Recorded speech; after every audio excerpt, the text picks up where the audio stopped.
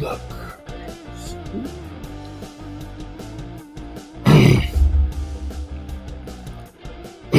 Oop.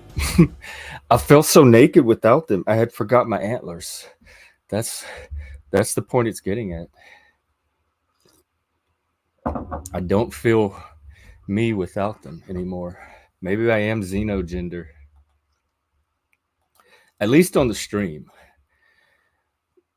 I'm so used to having them that when I notice I'm on the stream without them, I feel missing. It really does feel like the shot, the show, the whatever is not complete without them. Oh no. Okay, well, guess what? Happy Memorial Day. I hope you're doing something, first of all, fun. Second of all, maybe social or community oriented, like family, grass touchy. But if not, I'm going to try to hang out here and keep this going for a while. This is an open, it's going to be a drop in. So I'm going to be here. I'm going to try to be here all day. So I'm not on a schedule. I'm going to take my time. I'm not in a rush. Very leisurely day. I was up since like 3 or 4 in the morning, and like, there's no way I could wait till noon to stream. I was just sitting around for hours, just itching to get the stream started because it's a holiday and there's nothing else going on.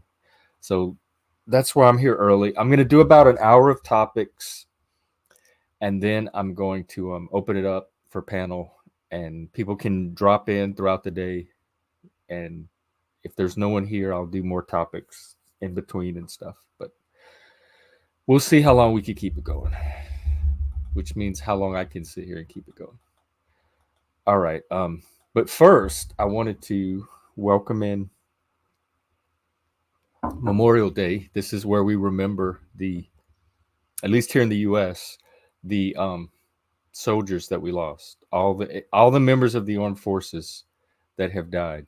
Hey, Moose. Yeah, I did open early. I woke up early, really early, and it's Memorial Day, and there's no way I can just sit around for hours and hours and hours waiting for noon to roll around. So I'm gonna get started early and just work on some more topics a little bit, and then open the panel probably at about an hour. And today's Memorial Day, and so it's when we remember the people that serve and protect us, the military. And they have these ceremonies called Avenue of Flags where they display veterans flags. And my town in Louisiana supposedly has the largest collection of veterans flags in the nation, and they do their Avenue of Flags is kind of a big deal. And so I'm gonna play a video of that and let that run for a while, and we'll start Memorial Day, and then I'll do a few topics, and then I'll open a panel. So let's take a moment to just remember, everybody in the military they join, they don't know what's going to happen. I'm sure all of them have that fear. I would have that fear for somebody. And wow, were your parents in the war? My grandfather was a World War II veteran, so I grew up like with that, like having a respect for the World War II veterans and the military and stuff. But not many of the adults around me were in Vietnam. Like my parents' generation, somehow they never did. It was never talked about. Not many people we knew went overseas. A Vietnam vet. Did you think it affected him, or like he? I mean, I know war does. I don't see how it could not. I mean, I think about just the stress here in the panel verse from hanging out in like these blood sport zones, and just the stress that it could have on people. So an actual war, a physical ground war, and yeah, there's PTSD. That's a real thing. Like you can have it from non-war, but war almost creates the conditions for it. or at least for a very high rate of it. And you can't prepare for that. Like, they can desensitize them and show them videos and movies and like dead bodies, autopsies and stuff. But when you're in the battle, and I'm not speaking from experience, just my imagination. When you're in the battle and you see it, and having seen death myself, there's no kind of training that can prepare you for the emotional impact of the real thing. So they're always vulnerable to trauma, I think. He was but all the brothers had to go. That was the last draft we had, right? Because we didn't draft for Iraq, I don't think. Yeah, I can understand the, like, from a anti-authoritarian freedom perspective, the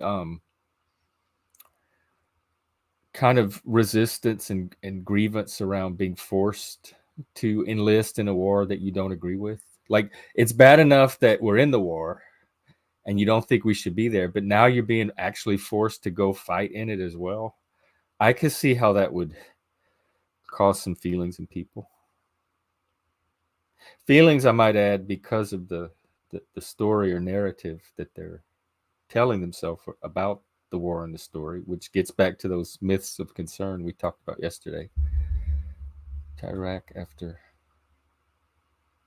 Oh my God! So you've even seen it, not even being in war, but being attached to people who were. You've even seen the effects of it.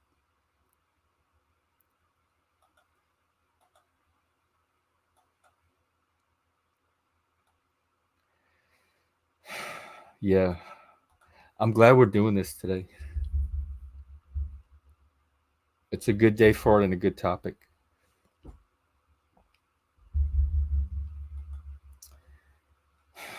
Wow.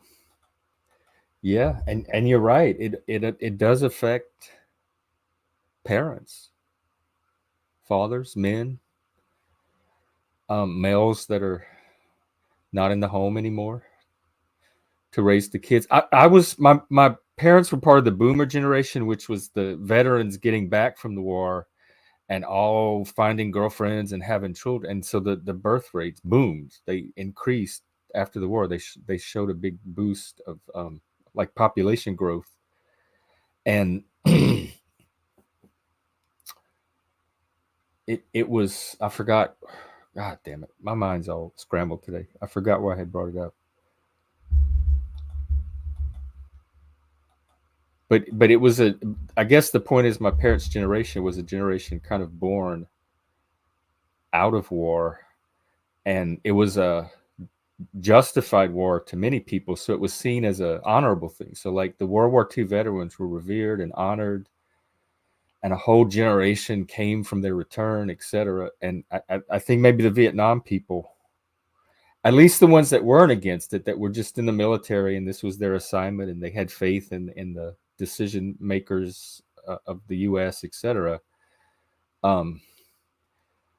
Like maybe they had that in mind as well, that they were doing something heroic and they would be seen as heroes, and they weren't, and the war wasn't. And so I think it affected the psychological effect of Vietnam. um, I tried to study the Vietnam War. Is very complex to me. Every time I try to study it, I just get lost in so many rabbit holes leading up to it, and so many different ways of seeing the issue. Like I said, J6 was a January 6th was like it's competing narratives with no way to resolve them because there's no authoritative source of truth to determine once and for all what J6 was. And the Vietnam War might have kind of been an early example of that. There were all these competing narratives about it, and there really wasn't an official way to determine. Is that, like, there was the legal justification, I guess, where the U.S. went through all the correct legal processes to send the troops over there. So ultimately, they determined the truth of the war and whether it was justified. But I think that maybe started to break down around the Vietnam War. And I was born right in the middle of it, like the first 4 or so years of my life. it was still going on. I had no clue as a kid, like as a 4-year-old. I didn't know who Nixon was. I had no clue there was a war going on. I was having this happy little childhood playing with my toys. If the adults were talking about it at all, my mind didn't pick up on it. And that'll tie into our topic today on monotropism. But so I found out after the fact, as I got older, that wow, there was this war going. Like I was alive during the Vietnam War. I thought it was this historical event. It was actually it intersected with my actual being and consciousness. Wow, I want to find out more about it now. But then every time I tried, I just got lost in it. And um, so that's really all. I'm just looking at it from like trying to put myself in the shoes of each of the different people that might have a reason to be involved and have strong feelings about it. And it's kind of that narrative. Like I can validate most of the perspectives in one respect or another. So and it's interesting because the I'm going to continue with that Northrop Frye essay today on the myth of concern, and we're going to kind of see some modern version, or at least the contours and outlines of where some of the modern versions show up. And the essay was published in 1970, so the stuff he's talking about, this essay, it was written right in the time of the Vietnam War, and it's describing things that we're seeing right now on social media, in the academies, etc.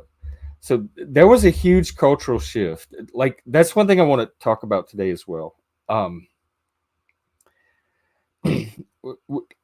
Society kind of starts out with oral tradition. They tell each other stories. They pass on stories and traditions from generation to generation. At some point, that gets written down and stabilized, and that stabilization, it turns into some form of scripture or sacred text or very important text for that culture, like Homer or the Bible, etc.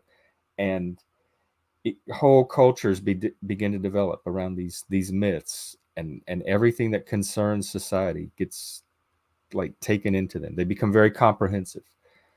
And then we saw in Greece at some point this alternative myth started to develop based on reason and logic and evidence and observation, and it created a whole different kind of set of stories about society and people and how we should organize ourselves.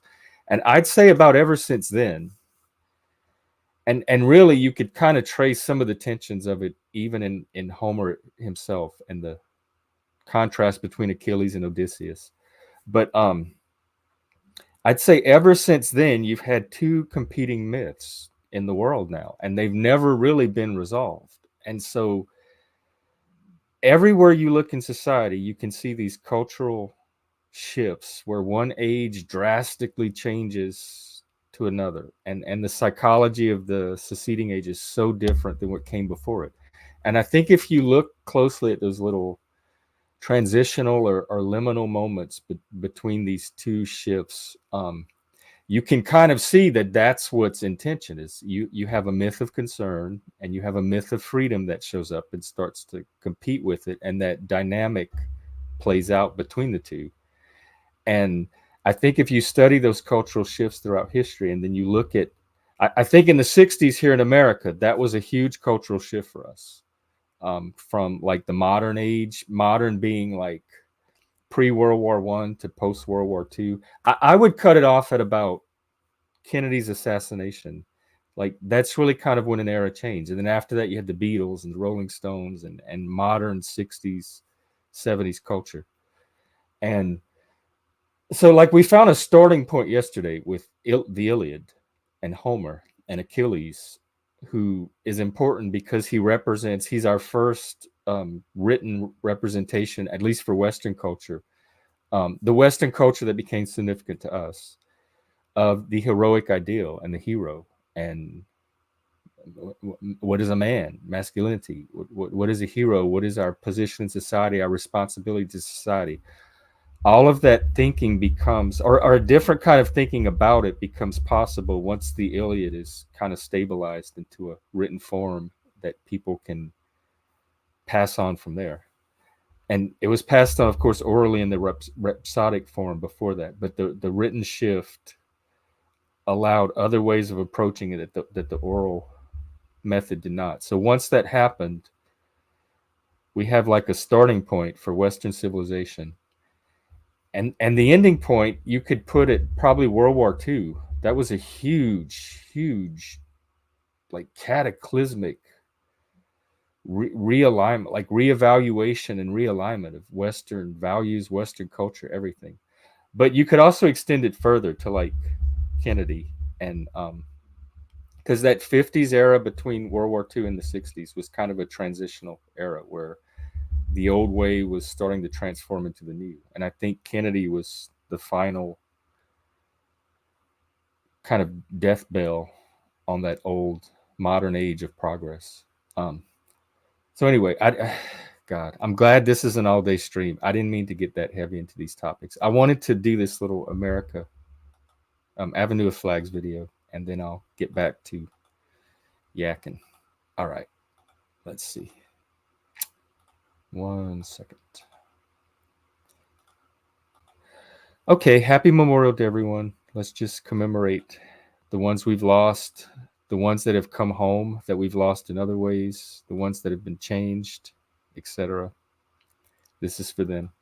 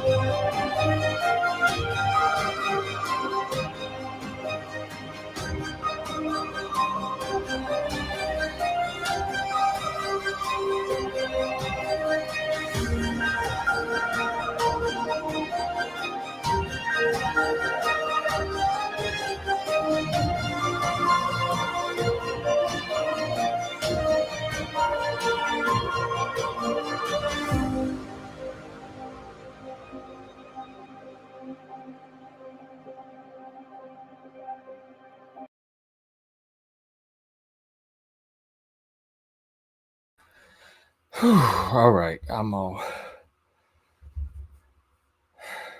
They had a when I went back to Louisiana last year. They have a like a memorial park they created for the veterans from that little town, and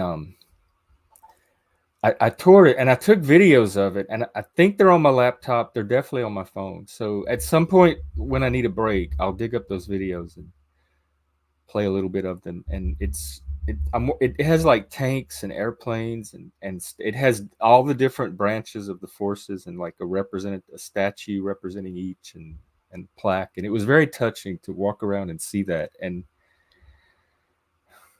I was kind of growing up, I was kind of indifferent to the military and cops. I didn't hate them, but I didn't have any feeling about them at all. Like I didn't have any kind of like reverence or admiration for them either. They were just kind of there. They were a bureaucracy that helped our country stay what it was and our societies and communities. Um But lately, especially after I've seen the people that do have that, um, I'm very like knee jerk defensive and protective of our military and our cops, and I think it's something valuable that I want to keep intact. And um, when people unfairly criticize it, because there are legitimate criticisms of specific cops or departments or specific military policies or personnel, etc. And the problem is when we talked about those explanatory styles the other day, when you universalize or generalize the local and the specific. I get this defensiveness rises up, and the defensiveness comes from this respect and admiration that I've developed for it. And I talked the other day about respect being such a rare, difficult emotion to for me to feel, like for anything to achieve. It really takes a lot to evoke that emotion in me. Very few actually living humans have been able to do it. And so if I've developed that for something like the military and law enforcement and the structures that keep our society and our values um, maintained, I'm proud of that. I don't apologize for it. I'm glad that I have that for our country, for America, and I want to have more of that. It just makes me that much more committed to the American experiment. Um, okay, I guess that's all I have to say about that. I was going to try to stretch topics out to an hour, and I'm sure I'll have no problem doing that. Why is my lighting so weird? Um, Let me see where I am. Oh, yeah. So we talked about yesterday. Hang on, I gotta find it. Let me pull up something real quick. We talked about this second myth of freedom. Sounds like such a clunky word, like the rationalistic worldview or logical worldview or scientific orientation or objectivity or something, whatever. That second kind of set of values that a new myth started to develop around. Is my internet going out? I think it is. Fuck. And let me make sure I have my connection. And we said that we said that it started with Homer and the Iliad, which is why we're using it as our starting point. And I'll read the line again. This is from Northrop Frye. Um,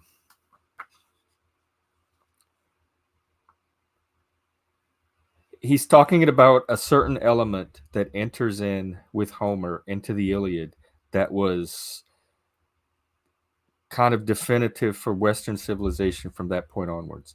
And he says that without this element, this quality that he's talking about, art and poetry become merely instrumental to various social aims like propaganda, entertainment, amusement, devotion, instruction, education, etc. But with it, when you bring in this element, it acquires the authority that since the Iliad, it has never lost. It's an authority based, like the authority of science, on the vision of nature as an impersonal order. And we got that from the Greeks, that nature was something that we could study and observe and learn from and notice the patterns of and use that to begin to affect nature in very specific ways. And so that element that started with Homer and the Iliad that eventually became philosophy and science and logic and reason and objectivity, et cetera, et cetera. You can trace it. You can trace its development through Greek culture, and in fact, give me 1 second.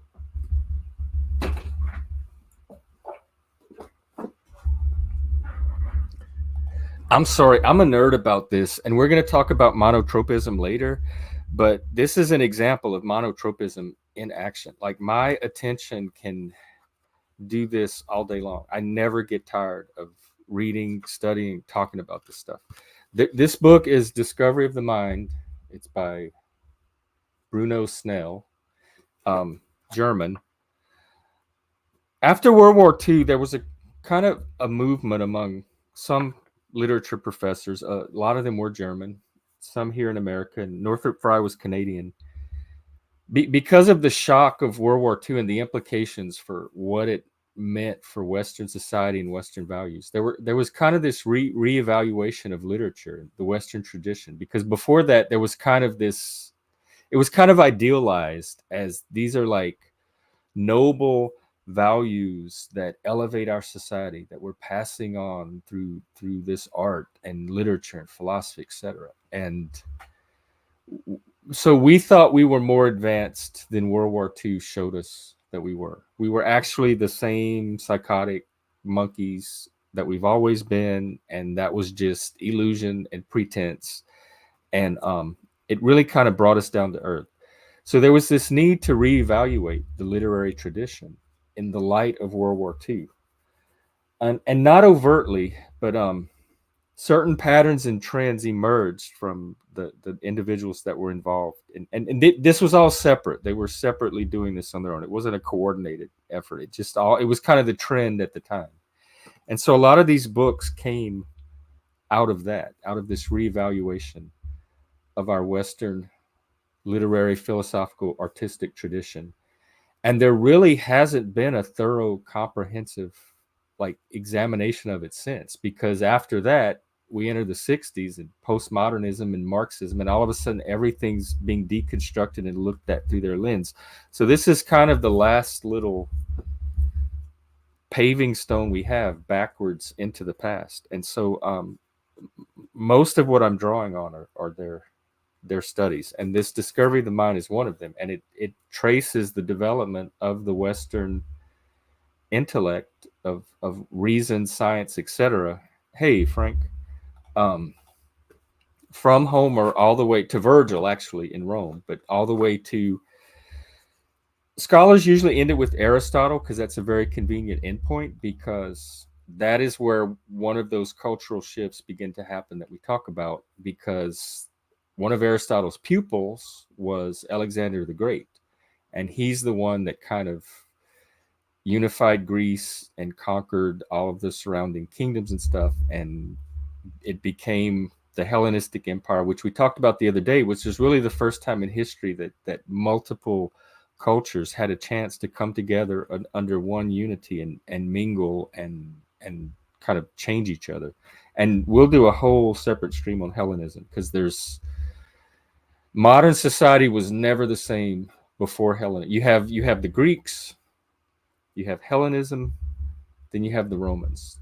Hellenism was so, in many ways, our world today, and I went over them on one of the streams in the past, is more like the Hellenistic world than it is like any world before or since. So several things came out of Hellenism: Christianity, Rome, Gnosticism, Neoplatonism. So a lot of things that became significant to our modern worldview originated in Hellenism, and a lot of our social institutions and structures too. So Aristotle is a good endpoint for the Greek, like the Greek trajectory of, because that's really where this rationality developed. It was a Greek contribution. Nothing like it had existed before the Greeks developed it. They took the roots and the seeds of it, and through their process of creating and thinking and making art and poetry and philosophy and looking at the world, etc., they developed it into something that could be transmitted to other cultures and actually became a tool that could be used and applied to other cultures with significant and interesting results. So this book traces the development of that mind, of that Western intellect that we still use today, from Homer to Aristotle. Frank, sorry. We lost you last night. Did you fall asleep? Like you were in the room and then you were stuffing a hamburger in your face, and you just popped out, and we're like, oh well, he'll be back. we'll just watch something until he comes back, and then we can do Survivor, etc. And we never saw you again. Like, we hope he's okay. I don't know how big the hamburger was or how carefully he was chewing, but we were worried. So it's good to see you back. No, no, Jello pudding pops, not Jello, and not really invented, but Bill Cosby popularized them. He did the commercials for them. I want a delicious Jello pudding pop, that from the 80s, those commercials. And so it got associated with. But they had white pudding pops too. They weren't all just brown. They had both colors. Good. Good. That would devastate me, honestly, if you weren't. And we'd probably never know. You would just never show up on a stream again. And that's kind of how it is in the panelverse, I guess. You just stop seeing people around. It reminds me of that Lou Reed song that he wrote about AIDS in New York City, the Halloween parade. And every year he'd show up at the Halloween parade, and certain people just weren't there that year that he expected to see. And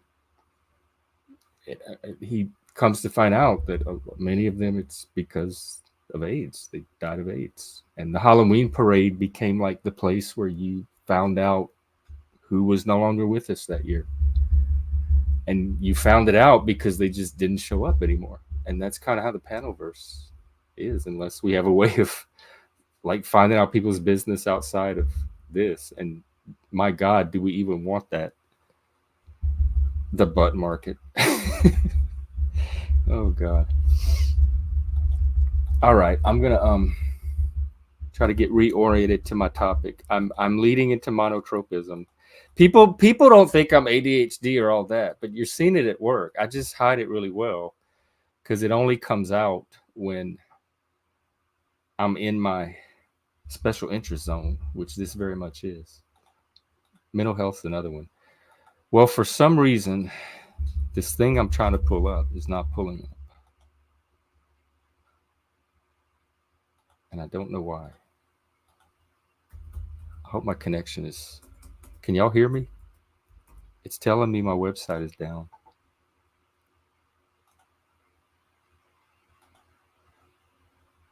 No? Okay, well, the website that I'm trying to get to continue with this topic is down. So maybe that's a sign from the universe, the demons, or the Illuminati, or the snake people, or whatever. It's a conspiracy to shut down this topic. People don't want you to hear it.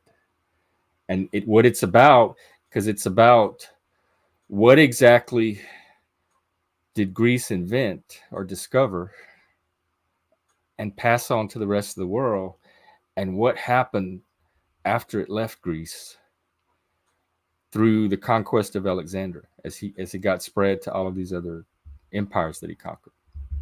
And so that's the point the website's shutting down. So that is the point the demons do not want you to know. Aha.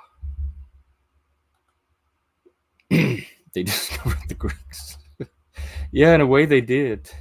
Like in many ways, we, like, culturally, intellectually, mythologically, we are all there's a big strain of Greek in us. Like if cultural intellectual evolution were like the Neanderthal chart, like the monkey chart that of man that shows how your family line developed, if intellectual history were that, the Greeks would be like the big Neanderthal or whatever species of monkey that modern Western man anyway. I don't know if that, Chuck, I think cavemen invented / discovered that one. I think probably even monkeys or animals before them did.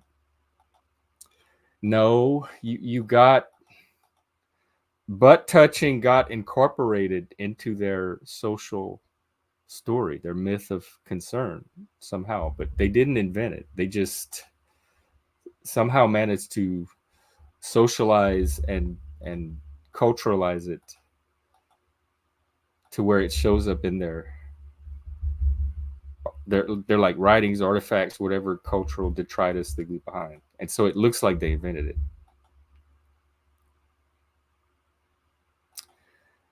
Don't you be worried about my butt, Frank. All right, I'm going to continue with my topic. So if I can't get into this website, then I'm going to bring us back to the modern world because I at least have that one pulled up. But first, I feel like I need a refill. Like when people do TED Talks and they have to drink the water, like they take a pause, or comedians, they have to stop their comedy and pause and drink water.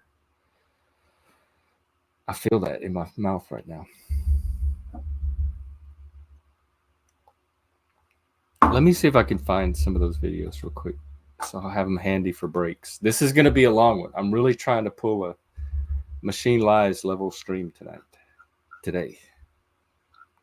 It's the least I can do for our fallen soldiers, fallen Americans, fallen one of us.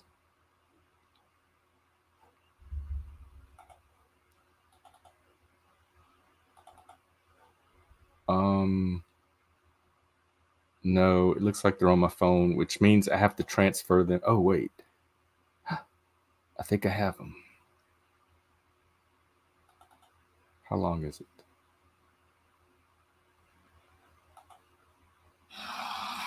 Okay, here's the, what do you call it? A water? Water park. All right, 1 second. I'm gonna why is it doing that? Oh fuck. I have to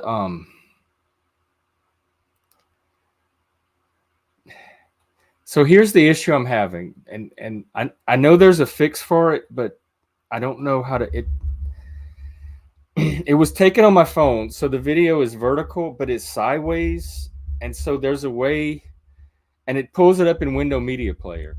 And so there's a way to do like to rotate it to where it's horizontal. And I don't remember how to do that because I don't play with Media Player a lot. So if I can figure out how to make it horizontal, then I have little videos of that memorial park I can show when I need to do stuff like take breaks and get refills. Well, y'all know what?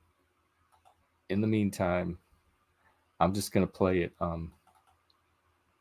vertical. Y'all can spin your head sideways to watch this or just listen. And I'm gonna be right back, and then I'll try to resume the topic. All right, 1 second.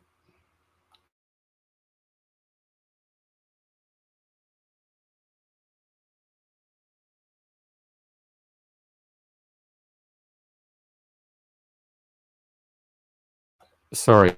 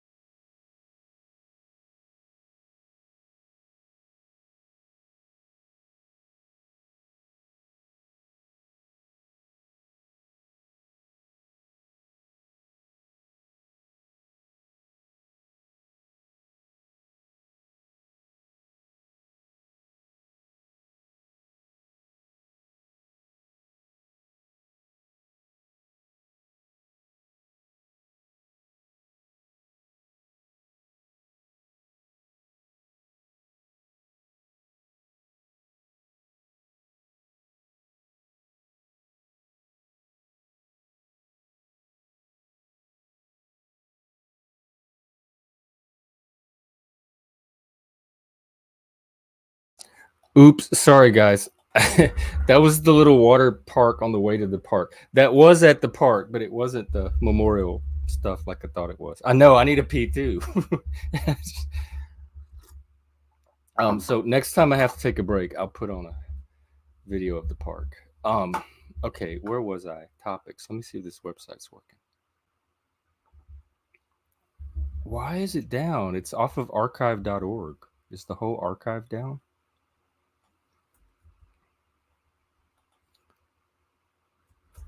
Hang on, yo. I'm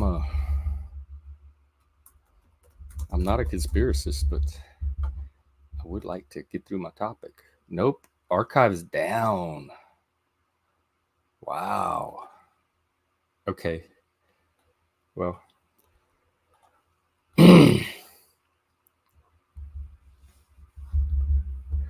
All right. Well, then let's get back to the modern world. And we're going to go back to the Northrop Frye essay and hear about today. So here we go. Remember, we have the myth of concern, which is the myth that the stories that keep societies and cultures together. And we have the myth of freedom, which is the set of social values that allow us to explore the world as it is and figure out what the truth of things are. So truth and meaning, let's just call it that. We have myths of meaning and we have myths of truth or reality. Stories that give us meaning and stories that tell us about reality. So the modern form of the conceptions of concern and freedom may be expressed somewhat as follows. Man lives in two worlds. There is the world that he's actually in, the world of nature or his objective environment, and there is the world that he wants to live in, the civilization he is trying to build or maintain out of his environment, a world rooted in the conception of art, as the environment is rooted in the conception of nature. Art as creative vision, like art as imagining what's possible. For the objective world, he develops a logical language of fact, reason, and verification. This is what Greece gave us. This logical language of fact, reason, and verification is our heritage from Greece. We could call it, I don't know, logic for now or logos. For the potentially created world, man develops a mythical language of hope, desire, belief, fantasy, and construction. Both languages are based on the arts, and the verbal arts are prominent in both, but the metaphorical language of poetry is essentially a mythical and not a logical language. It speaks the language of concern, of the beliefs and wishes that hold society together, not the language that describes the environment, however descriptive it may sometimes become as a technical tour de force. And we kind of see this with the Bible. To what extent does the Bible reflect actual reality and history, and to what extent is it a body of or like a language that talks about our hopes, desires, beliefs, fantasies, and the beliefs and wishes that hold society together. So we'll go on and then I'll comment. Naturally, the study of man's environment cannot be confined to non-human environments. So once you begin studying physical nature, which is how this started, eventually humans themselves become part of that physical nature, and you end up with psychology or biology, and then psychology, sociology, etc. Human society in the present, as in the past, is an objective fact too. Sooner or later, therefore, the scientific spirit and the search for the truth of correspondence are going to invade the structures of concern themselves, studying human mythology in the same spirit that they study nature. So at some point, this logos or myth of freedom can begin to turn and study its own myth of concern that it developed from.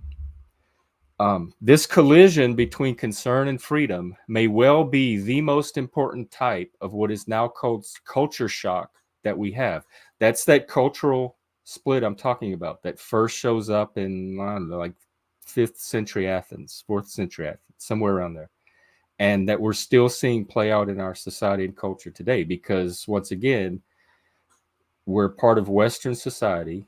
Western society is or can be seen or studied as a cultural unity, and that unity had historical origins that laid down certain parameters and possibilities for it that we still exist in today. So Western culture itself is one of these myths of concern, are stories that keep a society or culture together. All right, let's see. Culture shock. In weak or the collision between concern and freedom may well be the most important type of what we now call culture shock that we have. And I'm going to call these cultural shifts or cultural collisions or encounters. In weak or frightened minds, such a collision produces immediate panic, followed by elaborate defensive reactions. Efforts to bring the spirit of inquiry into the Christian religion have been met with such responses as, if you destroy our faith with irrational and analytical questions, what will you put in its place, etc., etc.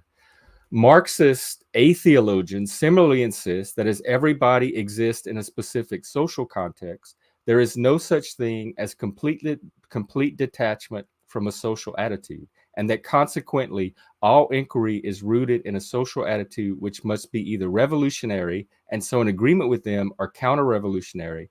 So here's that oppressed axis that exists with us today. But this is like the Christian reaction to logic is a concern that it would start to destroy and demystify some of the elements of their religion.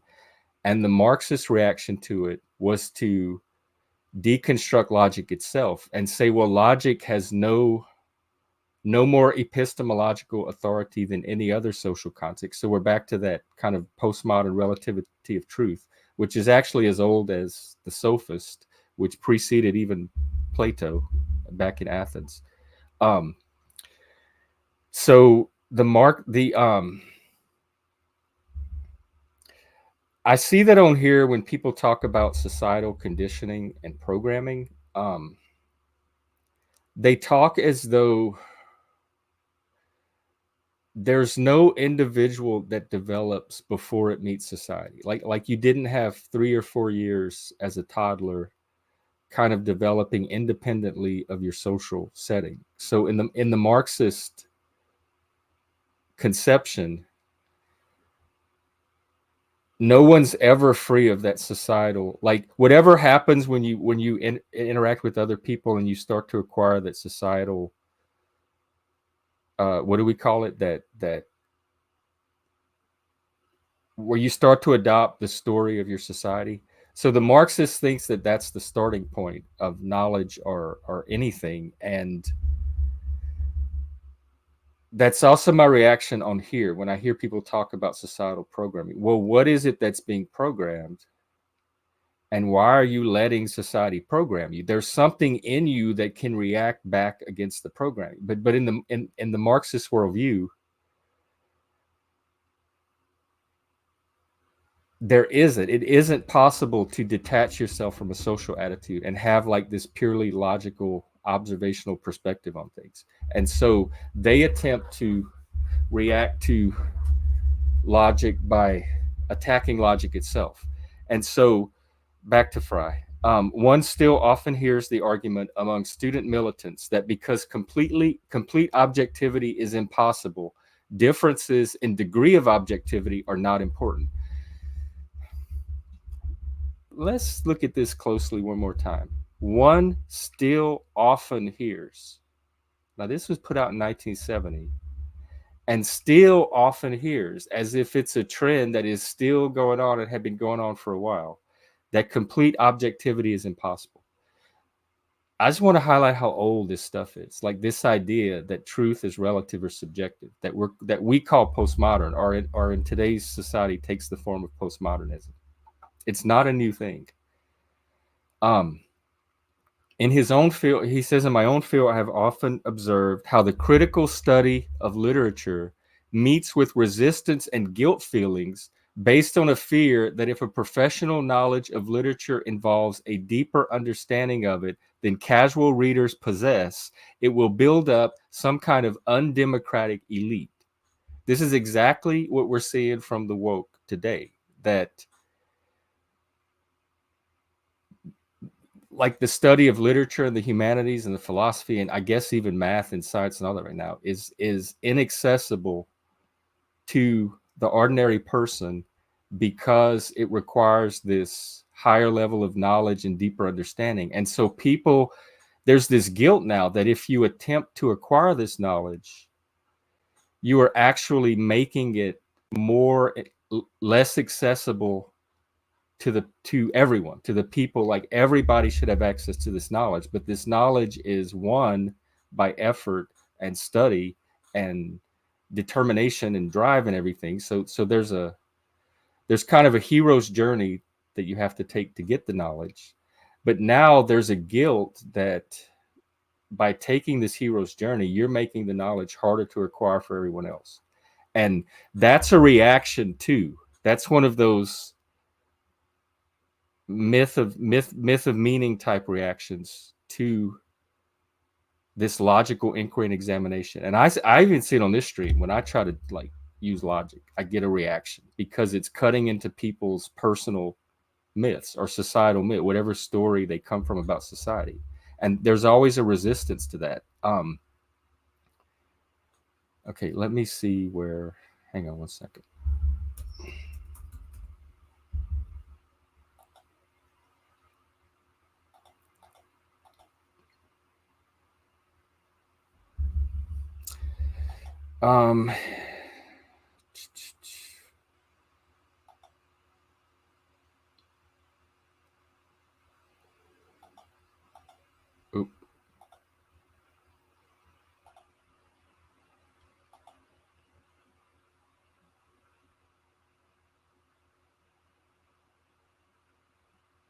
Sorry, I'm trying to find the passage I'm looking for.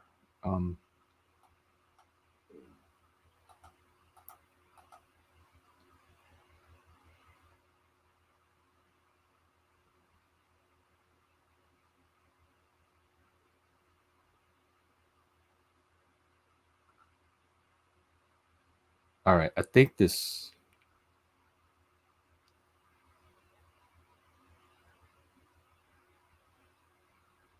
Oh, here we go. He's helping us out here. Give me 1 second.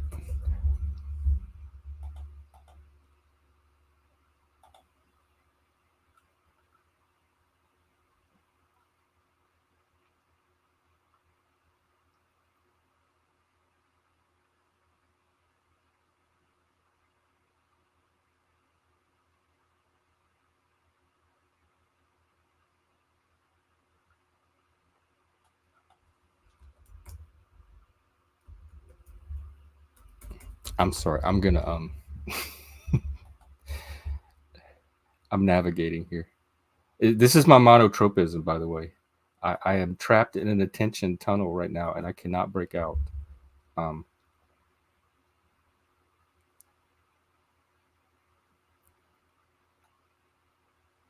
What do you do when you're trapped? How do you break out?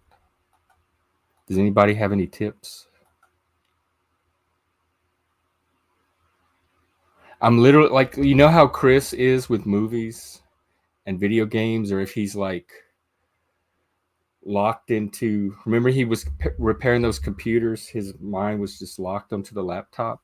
That's what my brain is. That's how my brain gets with books and text and writings and articles about Western culture and intelligence philosophy and all that. I cannot break away. I'm getting such a mental charge from this that it's like a video game where you can't break away from a video game. If you want to keep, wait till I get to the next level, wait till I beat this one thing, and you get locked in. It's that feeling of being in that mental zone, and anything outside of it does not exist. Your brain doesn't even process it. And so I think what I'm going to try to do is click away. I'm back with you on the stream now. I've broken the connection between my brain and that page of text that was giving it so much pleasure, and reset.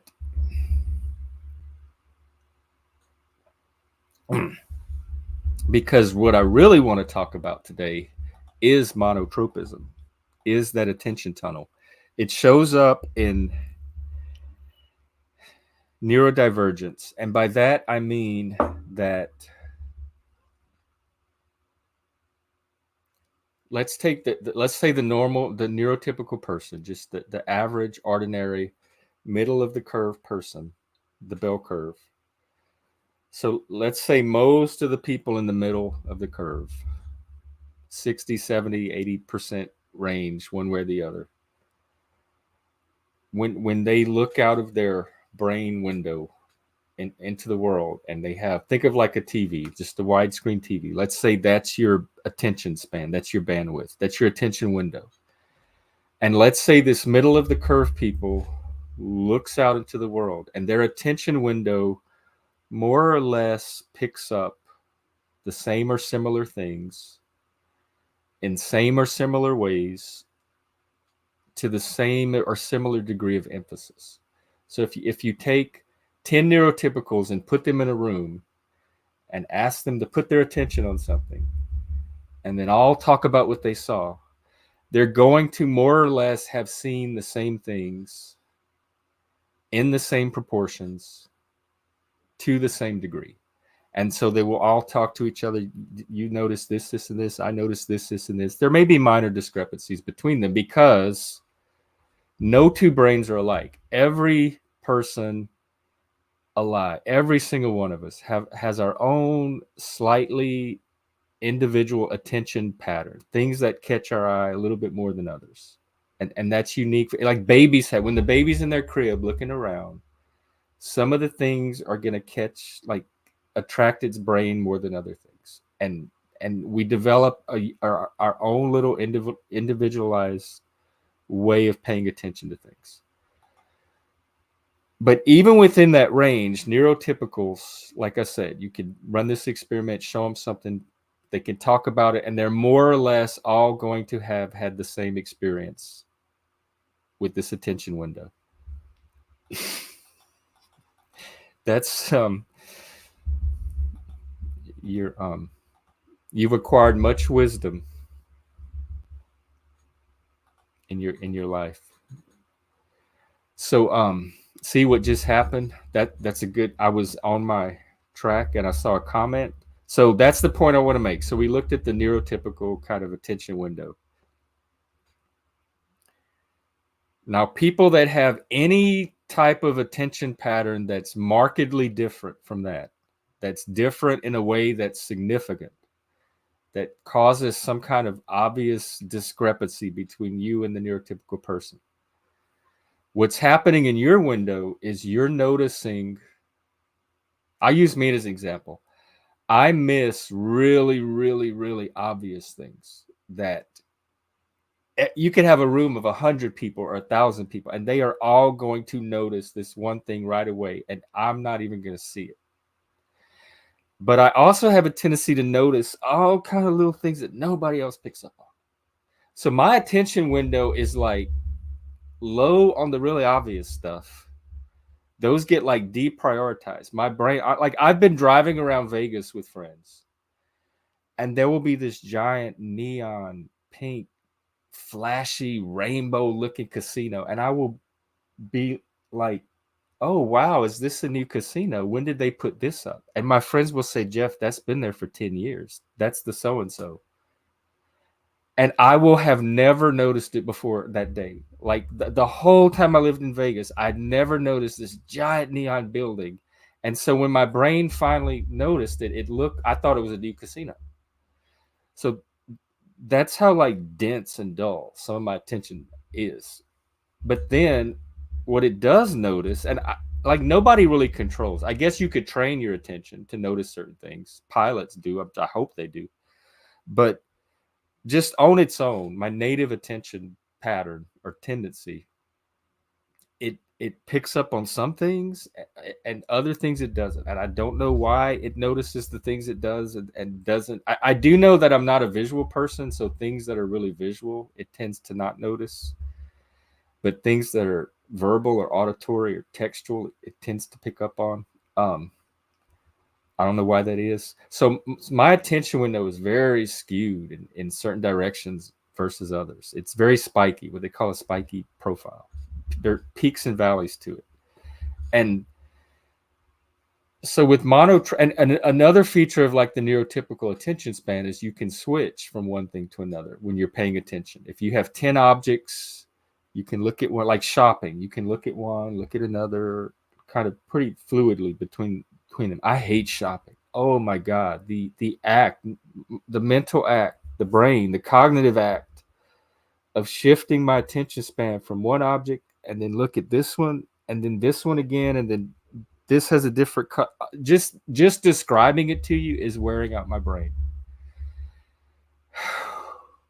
I feel like I just did like a whole Richard Simmons or Jane Fonda workout.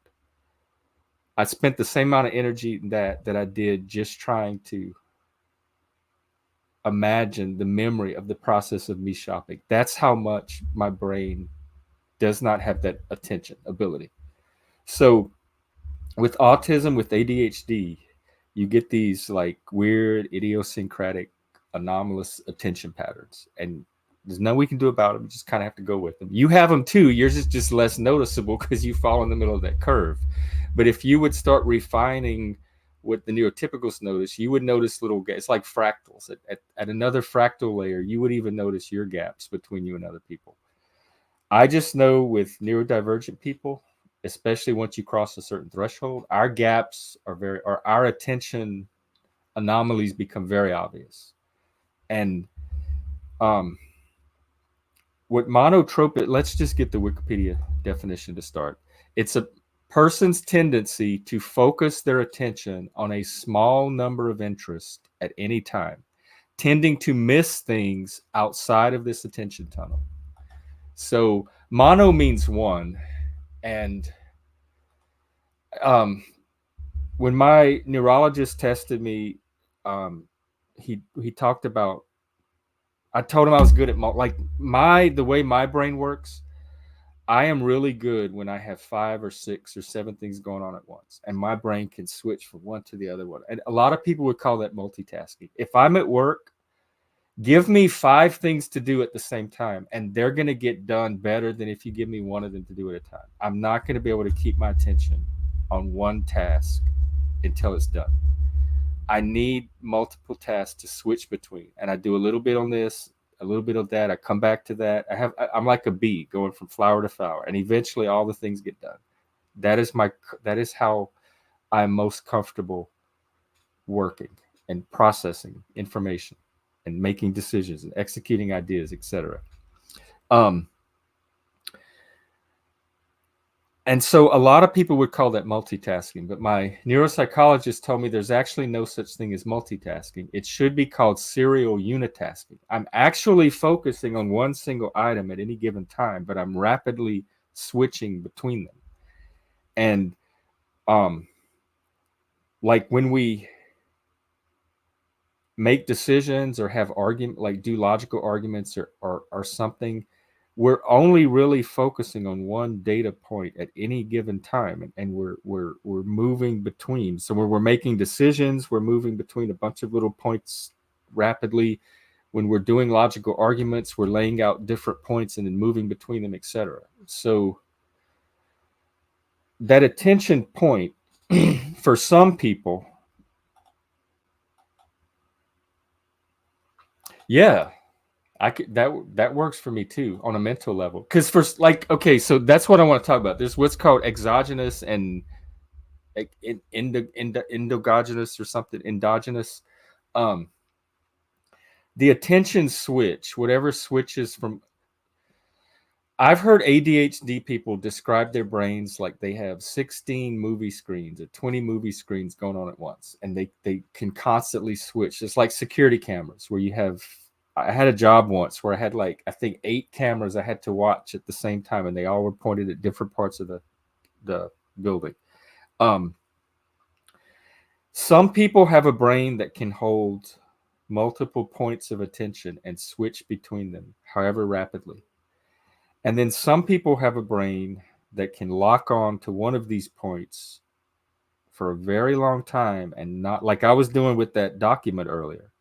I was locked into it and I couldn't switch it. It was inertia. It's sometimes you hear it called autistic inertia or cognitive inertia.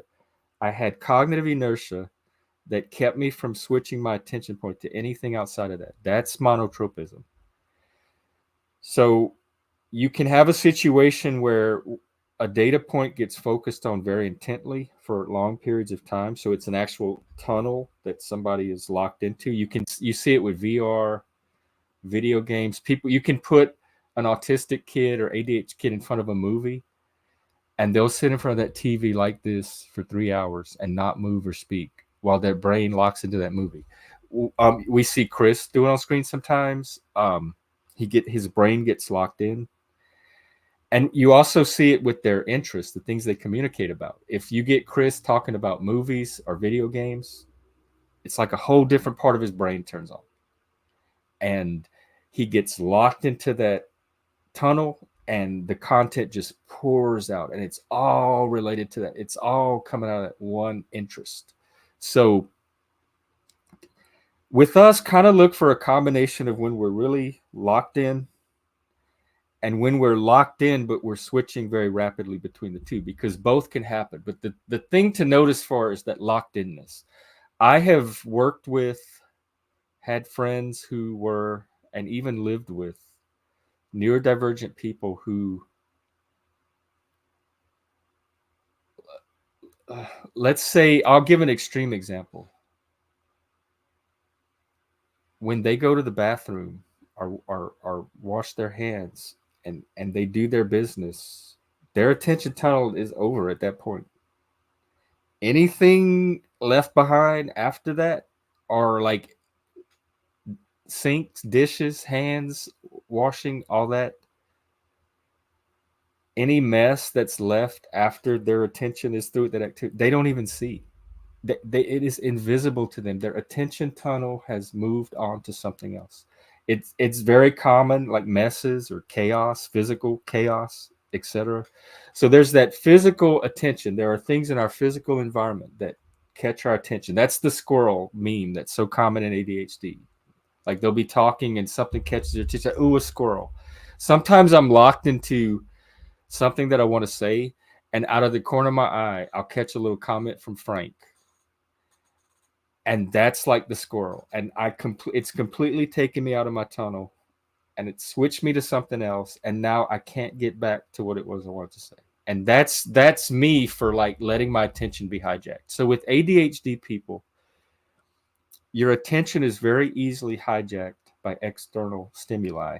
And what those stimuli are could be different for each person. Some stimuli could hijack it, whereas others don't. That's that attention pattern.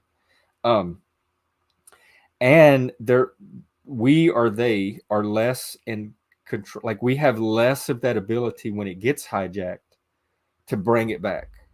So it's kind of like on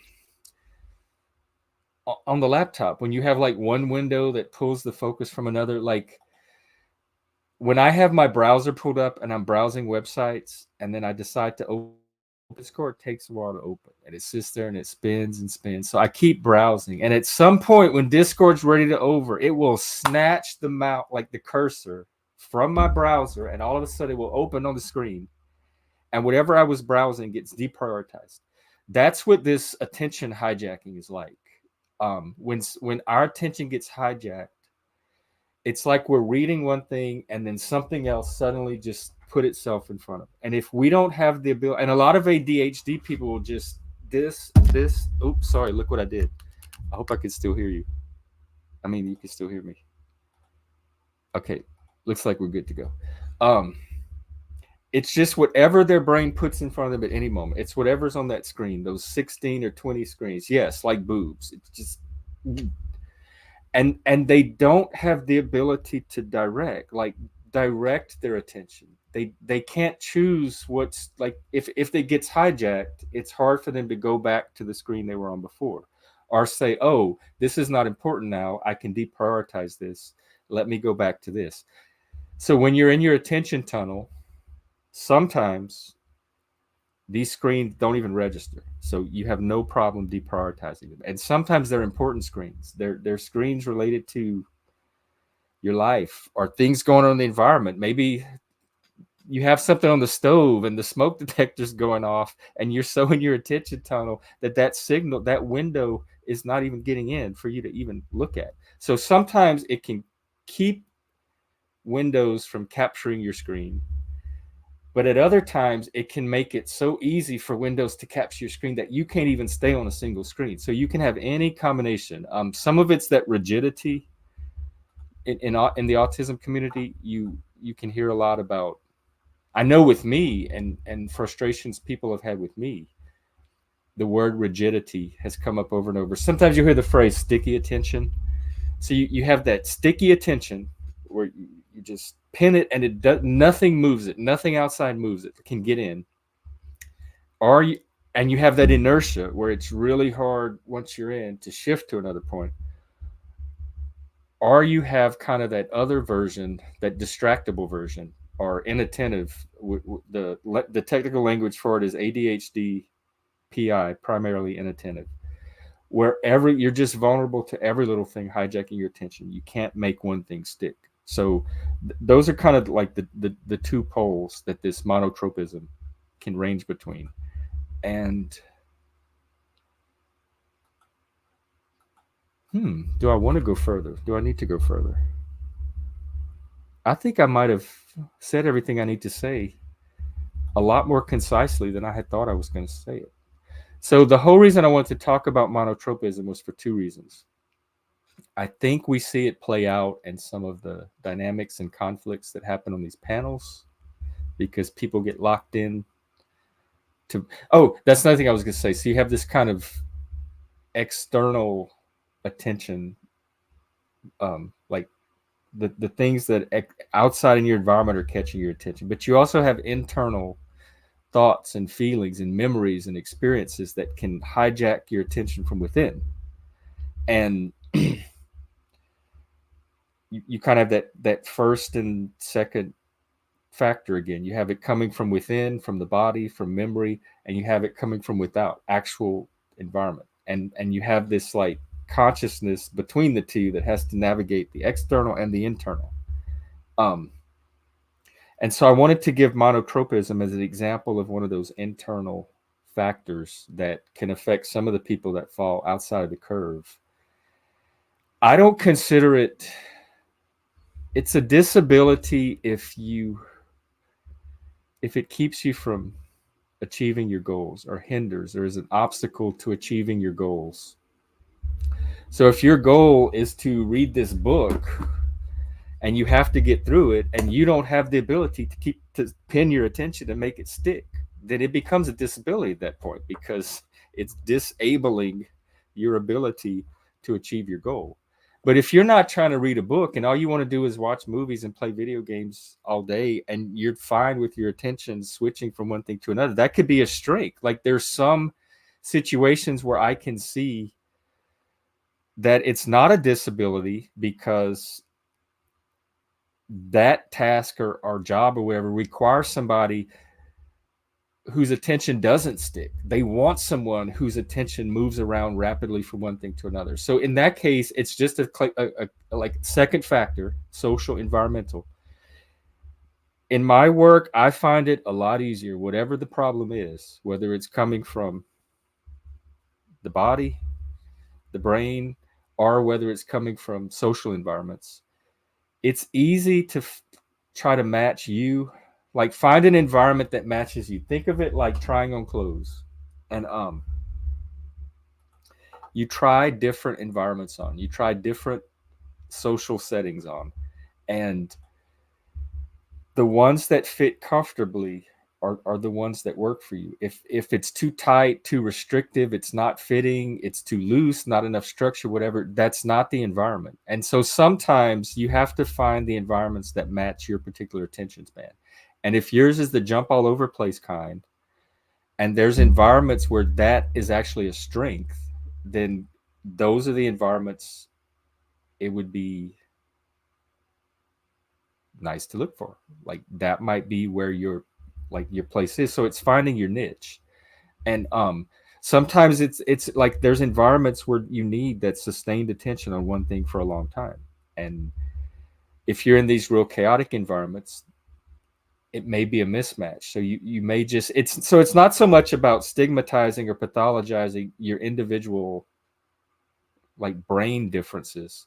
It's just finding environments where they're at least not liabilities, if not strengths. Yes. this this is actually quite profound, Frank, what you're saying. And it's you're one of my best pupils. Like you caught this lesson perfectly.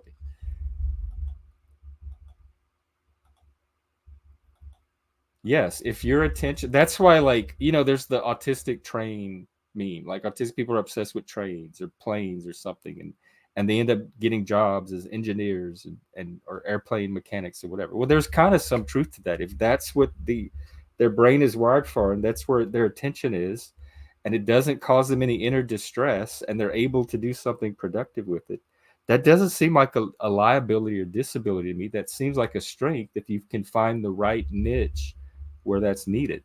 And so a lot of what I try to do is match people's strengths to the market for those strengths. And I'm still trying to find mine too. Like I haven't found where my strengths are. I found it in little pockets here and there, but I'm looking for more of that. And so there was one other thing I wanted to say about, see, I didn't stick it. It didn't stick. Um oh yeah, the reasons I was talking about this in the first place. One, because we see it on here a lot, and it affects things like self care. When I was an AOL chat addict for several years, and really hardcore. I'm talking 16 hours a day in front of this chat screen, watching that chat again, text, words, verbal, watching that chat. I was like a cat, like how the cats can just sit there all day and do this in the window, watching that screen scroll. I was glued to. I couldn't. I knew that I needed to pee. In the back of my mind, somewhere deep in the recesses of my body, I could feel a little tinge of I need to pee. It didn't rest. It didn't get prioritized. That window never got in front of my eyeballs. And I was locked into that computer until it became so painful that my body had no choice but to get out of that chair and get me to the bathroom to pee or eat or sleep. I was like this at that screen, and I had no desire to get up and even like my mind wasn't even thinking about headed toward that bed at all. No, I didn't pee my pants, but it it was not a healthy addiction. It wasn't. It was that monotropism, and I could not, like, my self care plummeted. And because what happens is your brain is prioritizing what's interesting to it. And I guarantee basic physical maintenance and environmental maintenance is not interesting at all. Brushing your teeth, cleaning, you dusting, whatever. None of that is interesting. So the minute the need comes up, it gets swatted away right away.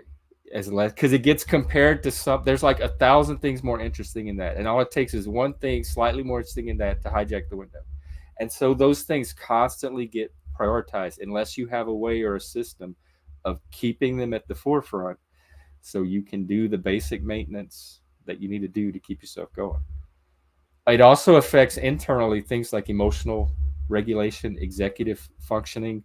Executive functioning, they're starting to get a little more granular with it, and they're kind of homing on different areas where executive functioning can affect people, and ability to be flexible, that rigidity we talked about. Sometimes that's from our inability to process like these like you can kind of start to see how monotropism becomes like a fundamental concept, explanatory concept for a lot of these things that they couldn't tie together at first. And Emotional regulation is another. Inhibition, the ability to inhibit your reactions or responses when you need to, like, and then working memory, organization, planning, being able to do long term planning, being able to organize priorities, etc. It can impact all of that. And we talk about social conditioning and second factor and all that. And every one of us, I assume, I hope, I pray, and if you not, don't let me know about it. Every one of us, I assume, were potty trained. Like, so at some point we were almost in a way Pavlovian conditioned to not piss and shit everywhere we go. And that was a form of socialization, of conditioning, of getting us to inhibit our primitive impulses so that we could go out into society and function. And so that social conditioning was there from the start, pre-conscious. There's things like attachment styles, which happen at the infant toddler level. There's how our parents treated us. So it's really hard to separate the biological from the social. But with something like monotropism, that seems so like hardwired into the brain and shows up in so many different of these neurological areas. It seems like something innate that's not acquired and independent of any kind of conditioning or socialization. Like no kind of potty training would have affected it, or style of feeding the baby, or letting the baby cry or not cry. It seems independent of all of that. And so for that reason, I wanted to look at something. I wanted to find a really good first factor that had relevance to what we see on the stream and was a really good example of something very specific and undeniably biological that was separate from social conditioning. Another reason I wanted to talk about it was it's one of the first concepts to come from or to emerge from within the autism community itself. And there's a trend now in the autism community, now that we're getting more researchers that are actually autistic, to move from the medical or clinical paradigm to what they're calling the neurodivergent paradigm. And so all of the clinical theories were based on like observations of studying us from without through this objective clinical paradigm. And the monotropism theory or concept is coming from autistic people themselves getting together, comparing notes, sharing their experiences kind of from the inside. So the clinical picture or the medical model that is currently used in all of the established institutions in science that try to help with autism is like coming from one side of the wall, but the people they're looking at on our side of it, we're all trying to figure out through this process of dialectic and dialogue that I talked about earlier that goes back to the Greeks. um, we're starting to notice this attention tunnel thing that keeps showing up over and over and over in so many different ways. And so the autistic people themselves are starting to do research to verify this monotropic concept. And that's another reason I wanted to bring it up, is because it comes from within neurodivergent people looking at themselves, like kind of turning that myth of logic on that. We're kind of seeing that's what happens. Oh yeah, that's one thing I want to talk about with Northrop Frye, and I was trying to find the passage for it. You know what? I think I'm going to break here. I'll either do more later if I don't have a panel, or I'll do it tomorrow as a part 2. Right now, I'm going to go get another refill, go pee, play another little video, do a little intermission, and then come back and open up the panel. In fact, I'm going to post the link now, and you're free to wait backstage until I come back.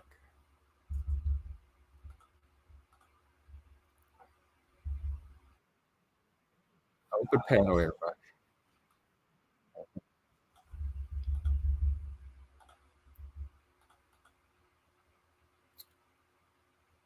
All right, let me get situated here. I want to find a good video of this little memorial park because it was really. I was so glad that they had it there. Let's see. Um,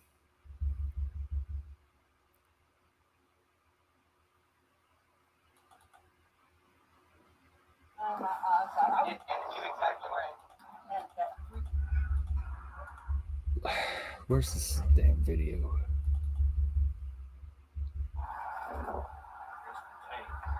All right, I think I found it. We'll watch a little bit of this. I'll do a short intermission, and I'll come back and we can do open panel and get this holiday started. One sec.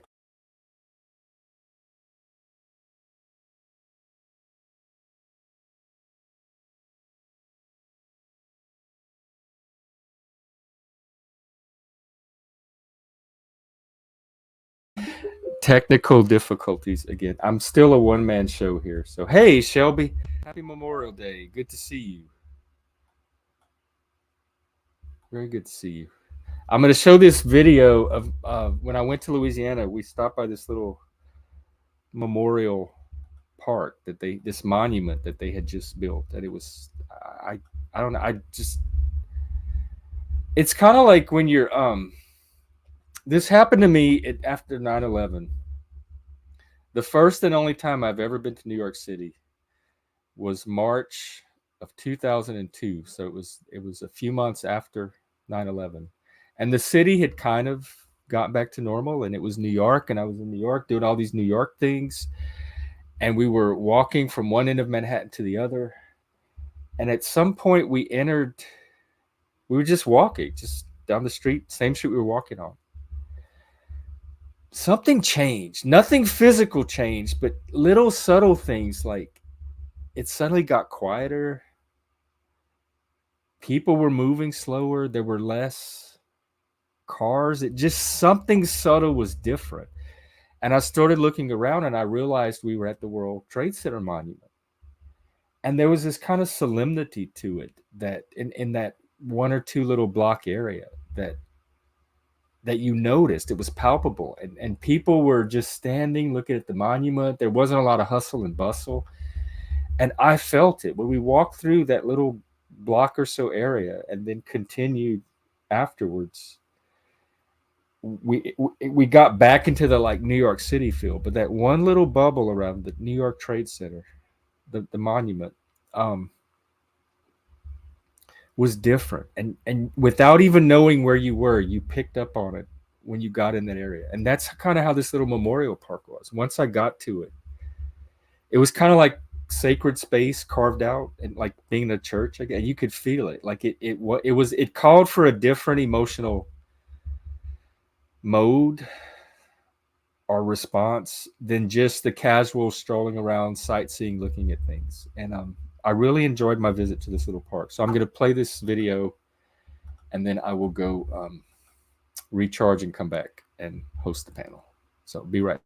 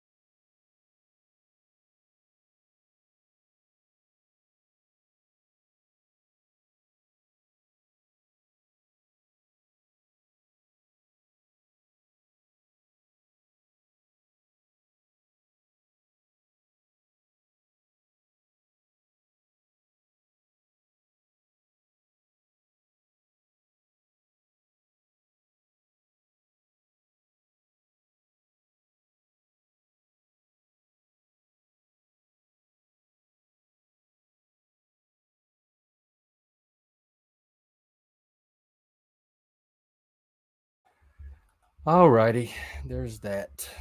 Come on up. Otherwise, I'm gonna keep talking. So I would love some. Hopefully, this is your backup. Like, definitely go hang out with your family and friends and all that. But if you don't have anything to do today, this is a little orphan holiday. Um, oh, I did have something else. Shelby, I don't know if you're still in there, but you're gonna. Well, I don't know if you'll appreciate this or not, but you'll at least understand what I'm talking about. Give me a second to pull this up. So we're talking about these myths of concern, myth of freedom, right? One is designed to keep society together and provide meaning, and one is designed to understand how the world works. And let me just show y'all. No need to prolong it.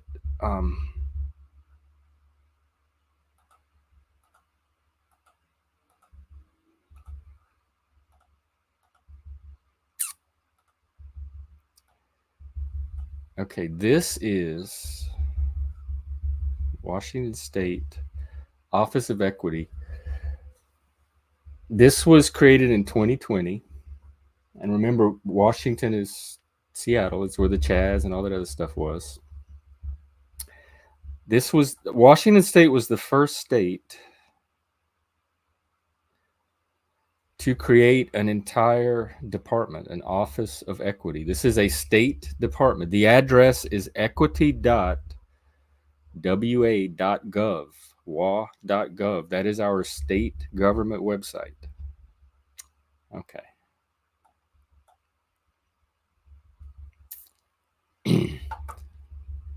Instead of our current model of transactional management, where government dictates to marginalized groups how they should interact with government services, relational partnerships includes the affected communities in every decision. I'm confused because we already have this. Like, people already have ways to give input into policy and how government works. So, but the government dictates it to marginalized groups, whoever these groups are, but not to other groups. So the government singling out some groups and telling them, this is how you have to interact with us.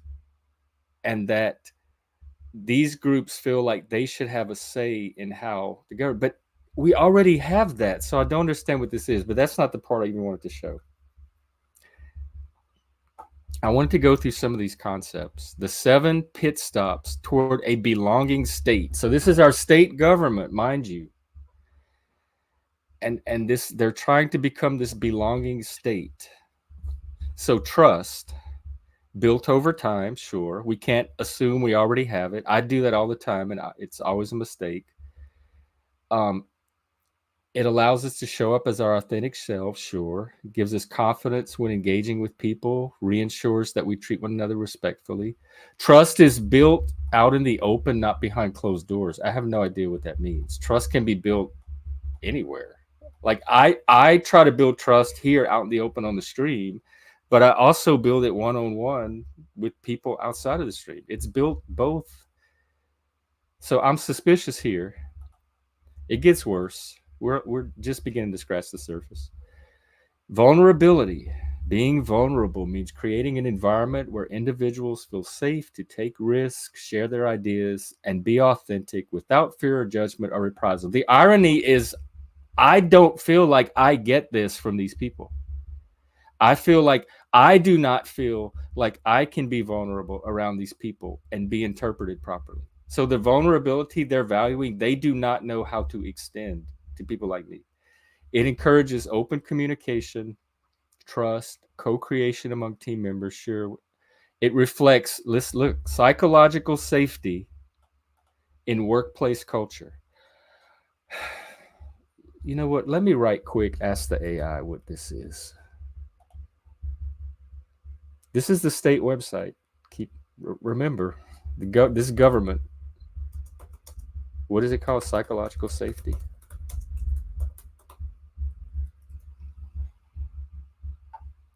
A feeling of security that you won't be punished or embarrassed for speaking up with ideas, questions, concerns, or admitting mistakes. How the fuck do you control that without some kind of social engineering?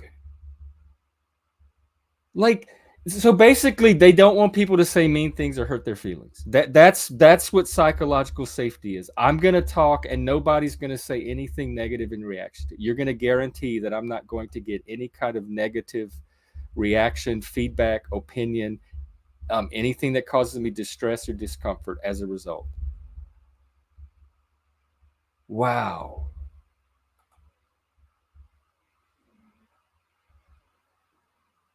Not to mention they're the ones doing all the punishing and making people embarrassed to speak up with ideas, questions, and concerns, etc. This is so much damn projection. Okay, healing. We must take ownership of the harms created and continue to put in the work to create a better environment for generations to come.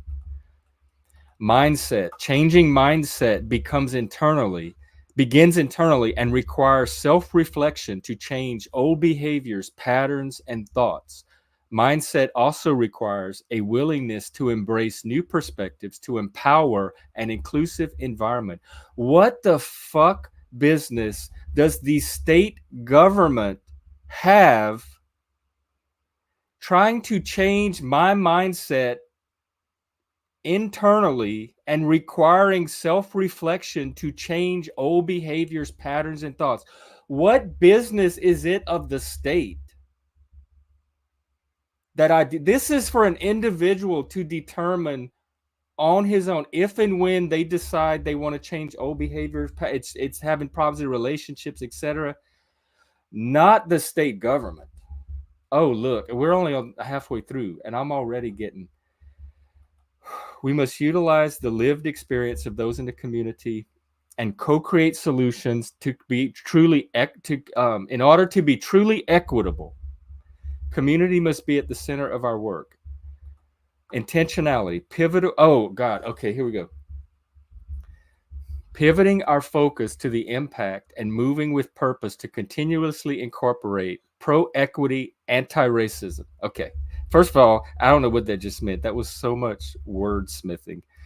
Pro-equity, anti-racism, and they call it PAIR values. In everything we do, PAIR values are justice, access, Ubuntu, which is the African concept that equity, love, dignity, and belonging. When did the state get in the love business? This is so worrisome. Okay, what is Ubuntu? I know it's an African concept, but a philosophical doctrine approach that emphasizes social unity and generosity of spirit, focuses on people's allegiances and relations with each other, and then reflection and accountability. Accountability is about doing the work of self. So why is the government worried about it? And organizational reflection to understand how we play a role in oppressive systems and realigning to create pathways for change and healing. When we reflect on our own biases and lived experiences that differs from others, we are able to serve our communities better.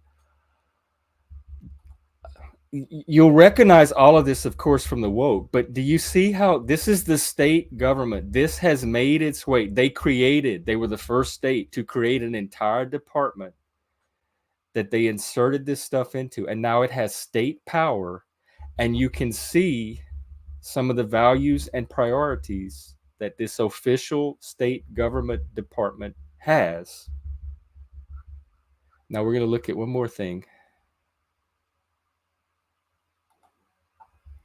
Their strategy. This is where it gets very technocratic. Foundation to transformation, phase 1. Y'all are worried about the WEF. I'm worried about fucking Washington State. The Office of Equity will provide resources and support to agencies in order to complete phase 1 by June of 2024. Whoa, that's what, in 3 days? I'm following this, y'all. We're going to follow it live on the stream. Agencies should enact plans to reach these goals. Goal 1, Cabinet and small cabinet agencies have fully established a pair team rooted in relational partnership. And remember, that was pro-equity, anti-racism teams. They have like anti-racism teams, what like military hit squads that get embedded in organizations now. All cabinet and small cabinet agencies have completed baseline equity impact assessment and submitted it for the Office of Equity's review. So what we're looking at is what happens when a myth of concern or a myth of one culture or group's myth of meaning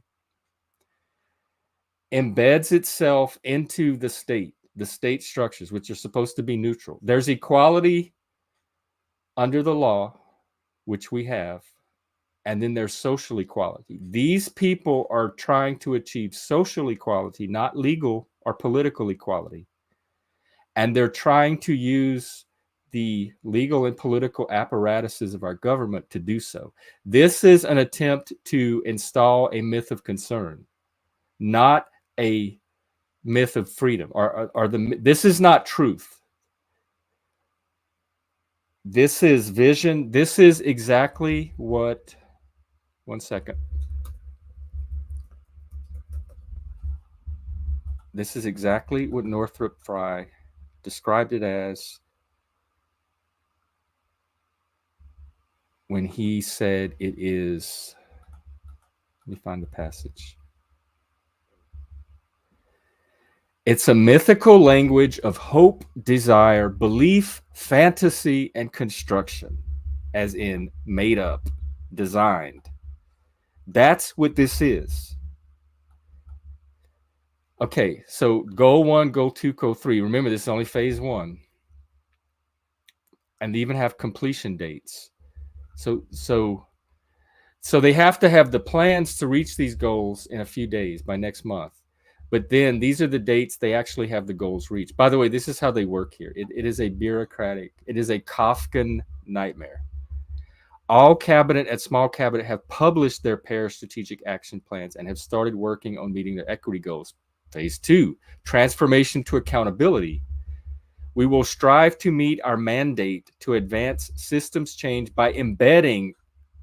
I use the word embedding like ironically to make a point. They're actually using it on the official state government site. An equity lens is that like a human camera throughout all agency decision making. So all agency decision making now has this. That's like that Elsbeth show where she's the lawyer.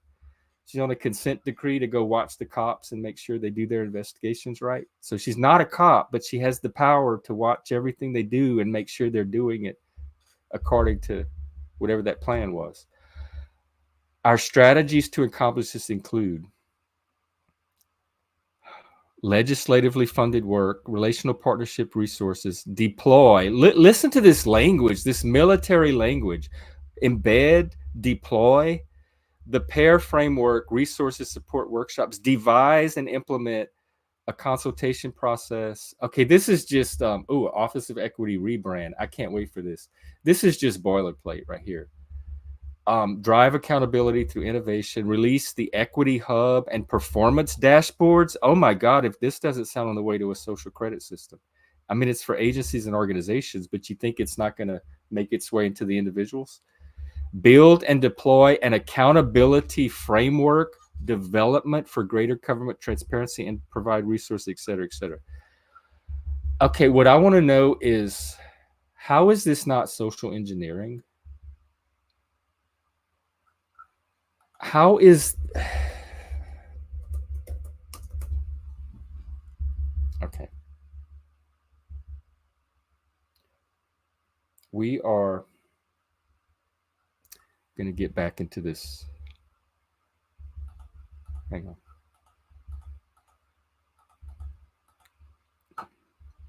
on. We're going to get back to this myth of freedom and concern because I want to make another point that ties into this. This is Frye. The myths of concern and of freedom are ultimately inseparable. And the genuine individual can exist only where they join. When a myth of concern has everything its own way, it becomes the most squalid of tyrannies, with no moral principles except those of its own tactics and a hatred of all human life that escapes from its particular obsessions. When a myth of freedom has everything its own way, it becomes a lazy and selfish parasite on a power structure. Satire shows us in 1984 the society that has destroyed its myth of freedom, and in Brave New World, the society that has forgotten its myth of concern. The emphasis on individuality makes it possible for the anarchism of our time to absorb more cultural elements than the Stalinism of the last generation seemed able to absorb. One of these is a middle-class disillusionment with the values of what is called an affluent society. I've seen this on here with most of the people that come on here that are anarchs and communists and Marxists are middle-class, affluent, rich kids.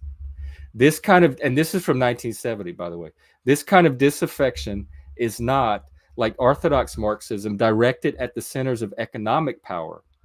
It's not class war. They're not trying to, they've given up on the working class. They are no longer trying to awaken the working class into class consciousness to overthrow the economic elite.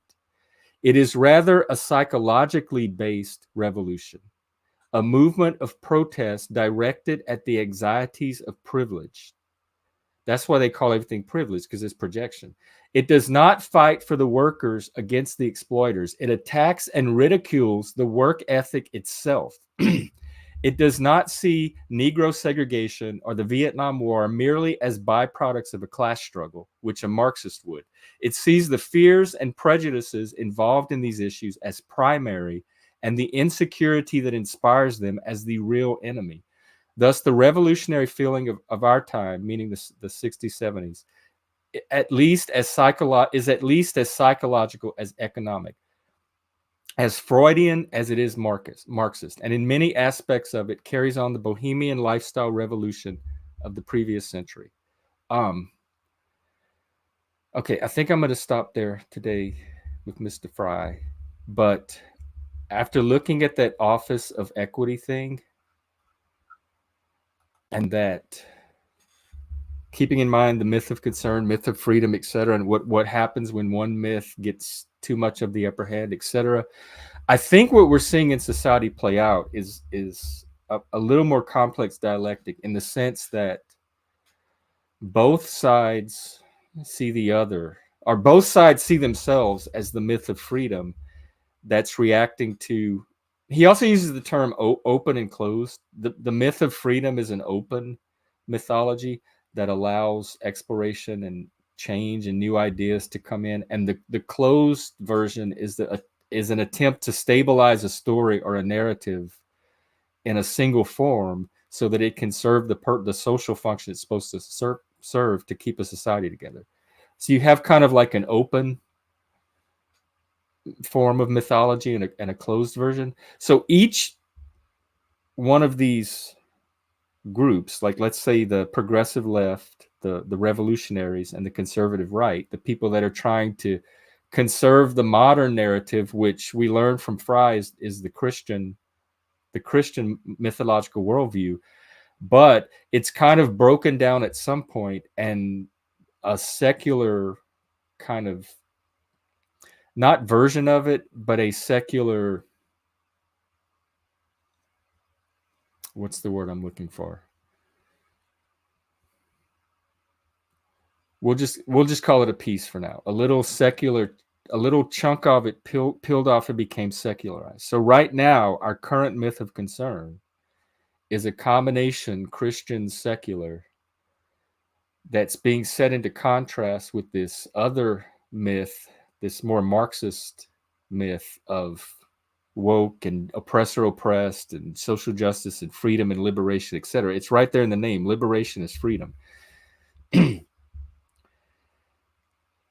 So where I'm going with the modern version of it, it seems to me, is that the left thinks that they are the one with truth and freedom on their side, and they're reacting against this closed, monolithic, dogmatic, ossified myth of concern that's religious and secular in the sense of liberal, white, rationality, logic, all of that is part of white secular culture. So their own, within their myth, the way our side gets mythologized, we'll get into projective identification another day, kind of causes our side to coalesce into this secular, religious, Christian matrix. And I think that's where the concept of cultural Christianity comes from. So let's say we have cultural Christianity on one end, and we have progressivism on the other, or wokeness. The woke think they are the myth of freedom and truth and logic and observation and learning about the world as it is, and they're discovering the world as it is and liberating other people into a world that's more reflective of reality. And on our side, the classical liberals and the people with Enlightenment values and scientific values, which is now part of this Christian amalgam, as it has been for centuries,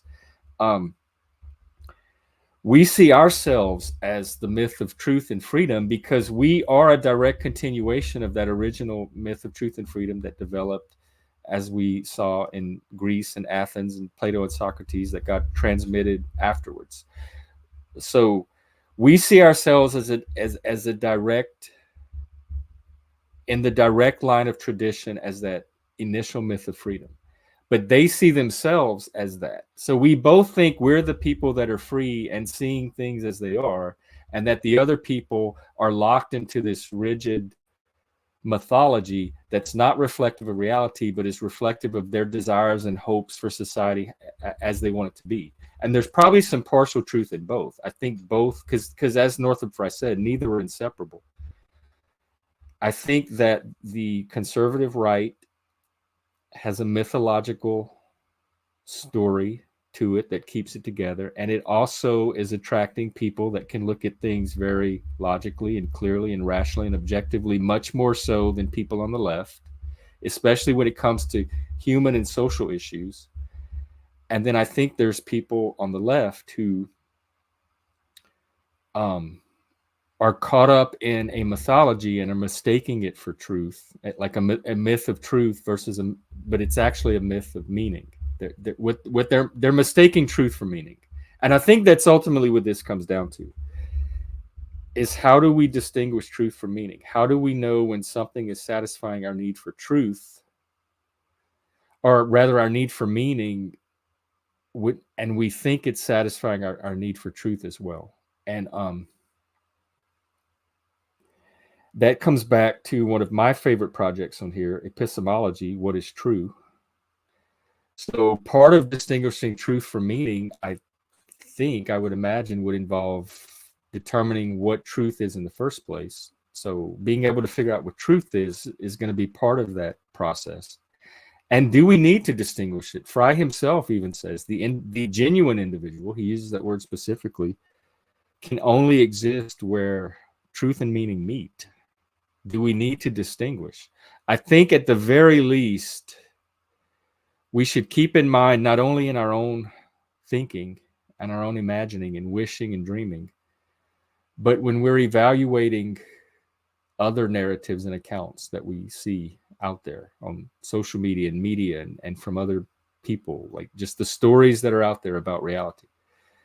Like I did today with the Washington State site, we should at least kind of start to develop a sense or ability to discern when we're looking at a myth of meaning or a story that's more emphasizing the meaning side over the truth, and when we're looking at something that's trying to emphasize more truth over meaning. And I think if we start developing an eye for the contrast between truth and meaning, or the interplay between them, and start learning to kind of identify when we're dealing more with one or the other, that could maybe be some little thread out of all of this.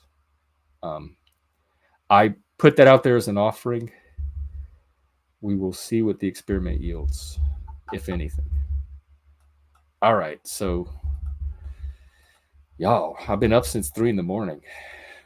I can't keep doing this alone all day. Let me catch up on comments. Strip clubs, attention span, boobs and pudding. I like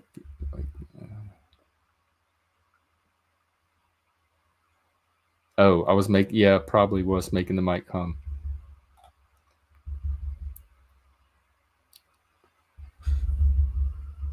Okay, this is in, okay. Hmm. Y'all, this is helpful. This is useful. I think if I'm interpreting this right, you're kind of steel manning the Department of Equity and why it might need to exist and why it's on a mission. And I have no problem. I don't share the mission and I don't even share the beliefs about reality that underlie their mission, but I don't share the Christian beliefs about reality either. And it doesn't stop me from like collaborating with Christians and having Christian friends. So it's not their goals. It's not their vision. A vision where everybody is free to speak and be heard and work together, and that's a very noble, inspiring vision.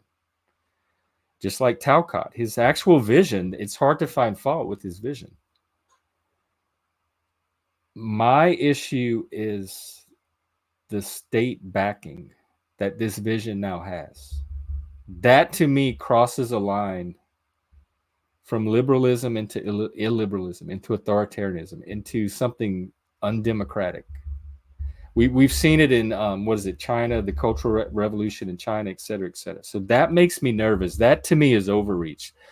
I support these people having their voice. I don't support the state for like engineering their voice being heard, because the problem, like there's a principle in technology, like the make sure that the problem that this new technology is trying to solve is not like the technology itself is not out of proportion to the problem. And to me, if the problem is only that, and it's two ways, it's not just we're trying to get our voice heard and these evil white people are not listening. It's there are things you can do on your end too to get your voice heard better too. It's not just you're a victim and they're the ones not listening. Communication is a dialectical interplay. It's a dialogue. So if the only problem is your voice is not getting heard, I can think of so many other solutions to try that are non-governmental. Before you run to the state and say this problem has gotten so bad, we now need the state to step in and ensure that our voice gets heard. I don't think it's at that level. But and because people lean into attack and control others, and I imagine this is like the social stuff, not the legal and political equality, but the social equality. So in some situations, we even seen on the panel, some people have a harder time talking over others or getting their voice heard, etc. I don't know that requires a state solution. So the state interest is in offering a verbalized pathway to push back.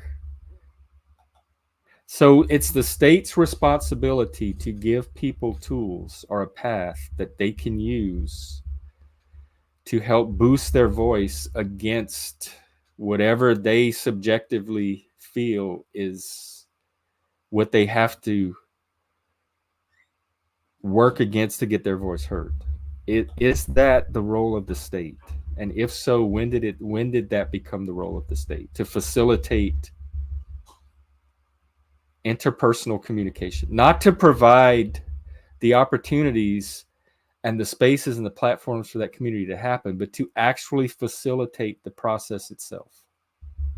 Those are questions I have. Oh, Lou, what side are you? I'm a centrist. I'm a based centrist, radically enlightened. So I'm not sure what side you're on, but um, hey, I'm honored to be on it. I guess you'll seem like cool people. Chuck, stop it. Yes. That also happens. Because remember that myth of freedom is not for everybody. He said that it only develops among an elite few that can actually do the reading and writing and processing and studying and learning to even develop that. So for the majority, it's that myth of concern that guides and organizes their life. So it doesn't take as many people to develop a myth of freedom as it does a myth of concern. And so if you have enough of people, like that's what happened in, oh yeah, that is another thing I wanted to look at. Sorry. That's what happened in the academies. And he talks about that too. That's the main thing I wanted to talk about today. And I completely forgot.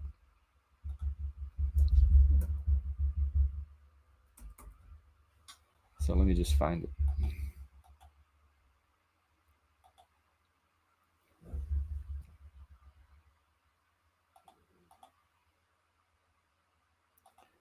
Um,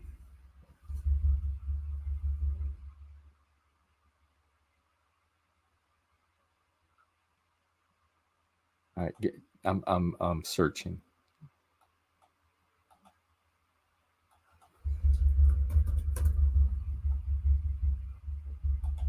Well, I tell you what, I'm just going to talk and chat and whatever and search while I do that. I'll try to serial unitask. And let me look at some more of these comments.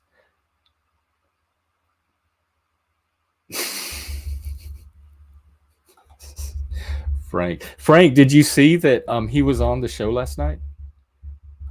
Jack Talcott stopped by, and until the rabble showed up, we were having a really good one-on-one conversation, and I think it's really worth taking a look at. And we've decided that we're gonna keep it going, so there might be some more Talcott chats.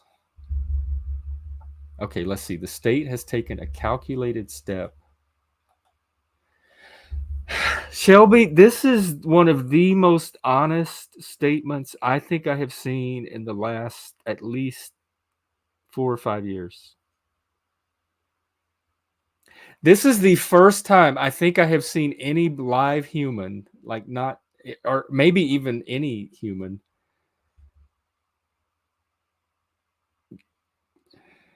not dig into this dogmatic stance about it and admit that, hey, we're trying this. We don't know if this is the ultimate solution. We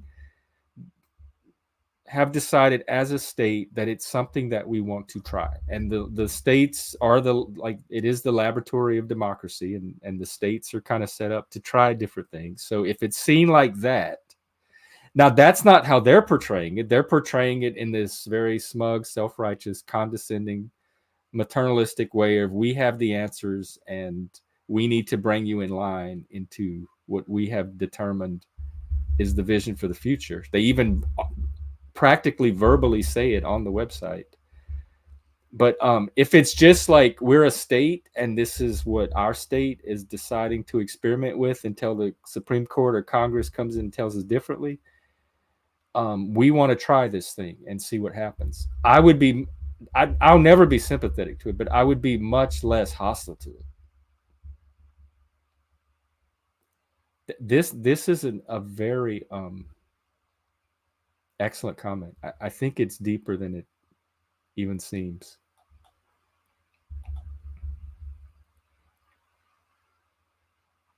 Yeah, it can be pretty much. So here's the question then, Daniel. In the middle of all of that, those of us that are actually interested in truth, how do we find that? How do we find what's right, what's true, but among all of this? Frank, you're going to end up isolating yourself. Oh Lord, I didn't mean to let the genie out of the bottle. Oh hey, greetings, Jack. Maybe so, maybe so. He could be part of an experiment too.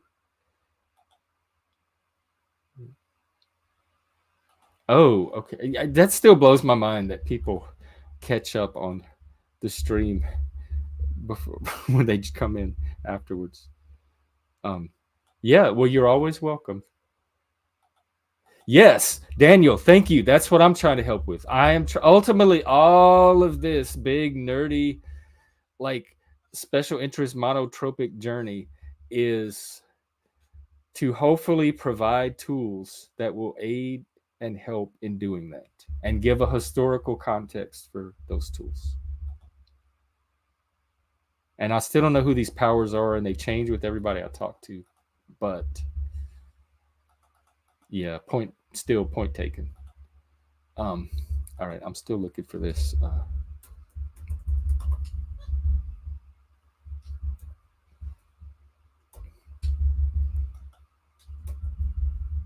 See, I have a certain amount of attention to give to one thing,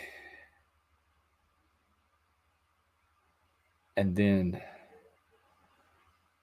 trying to find this thing in this essay is keeps hijacking it because it seems so important.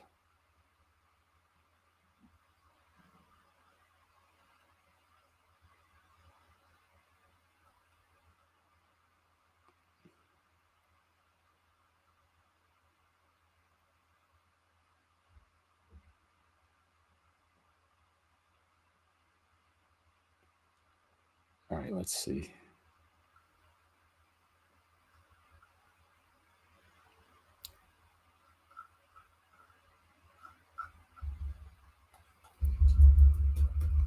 Thank y'all for being so patient while I search.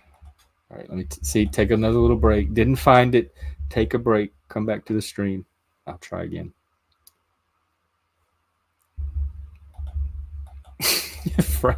Frank is doing what he's designed to do. He's working as designed.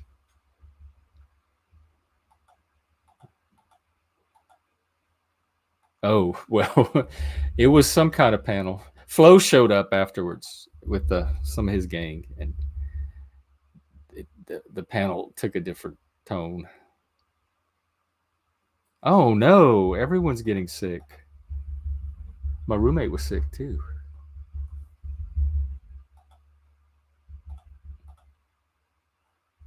Okay.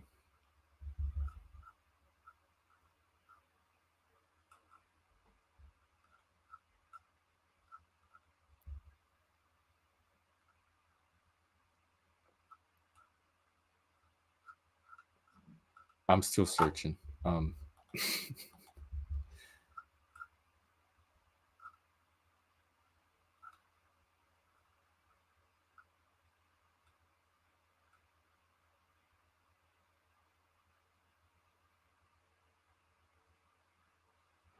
I feel like I should chirp every few seconds or something just so y'all know I'm here, like a little social ritual, um, so that it's not weird or awkward. But my mind is so locked in. I'm telling, like, if you want to see monotropism, you just put a book in front of me, and you will see it.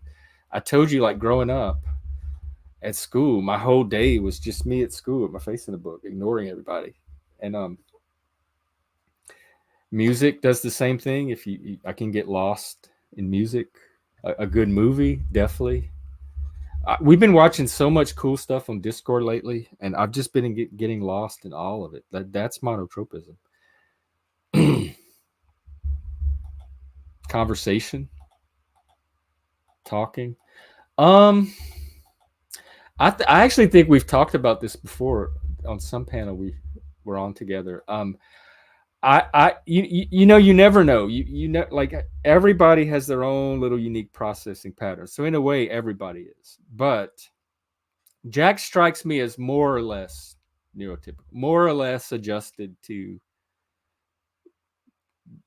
you know, the people around him, and more or less able to interface with and interpret most people without a lot of difficulty. So just by my subjective read, which is very rough, um, he seems more or less neurotypical. Now he could have all kind of little processing things going on in his head, because if you think about it, things like dyslexia, dyscalculia, dyspraxia, like I have with the physical coordination, those are all little brain processing differences. But they other like somebody could be dyslexic and process text differently than the norm, in the middle of the curve. But otherwise be like fit in with everything else. And so that's why I'm for a traits based system instead of a category based system. And once your traits become noticeable enough or different enough, then you just take it from there, do what you need to do. Just like people who are left-handed, once they realize they're left-handed and the world's mostly made for right hands, they accommodate. Like Busker learned to play the guitar accordion upside down so he could play it with his left hand. And they have tools and technology now for people that have different hands, and it's not a big deal now to be left-handed. You identified it, you accommodated it, and now your life you can move through life with a left hand.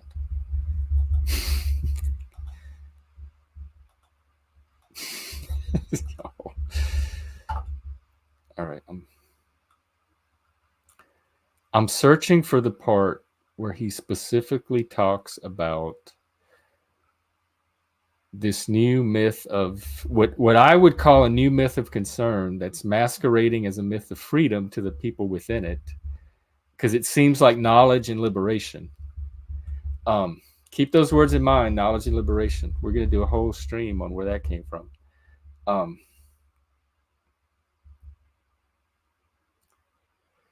But he talks specifically about how this new myth of concern kind of develops, because we already know like these myths of freedoms develops among the literate class, the class that can read and write and think, and think based on the reading and the writing, not that anyone else can't think. So it's kind of that intellectual class. So you in the modern world, you're looking at settings like universities and schools and academies, and he talks specifically about how this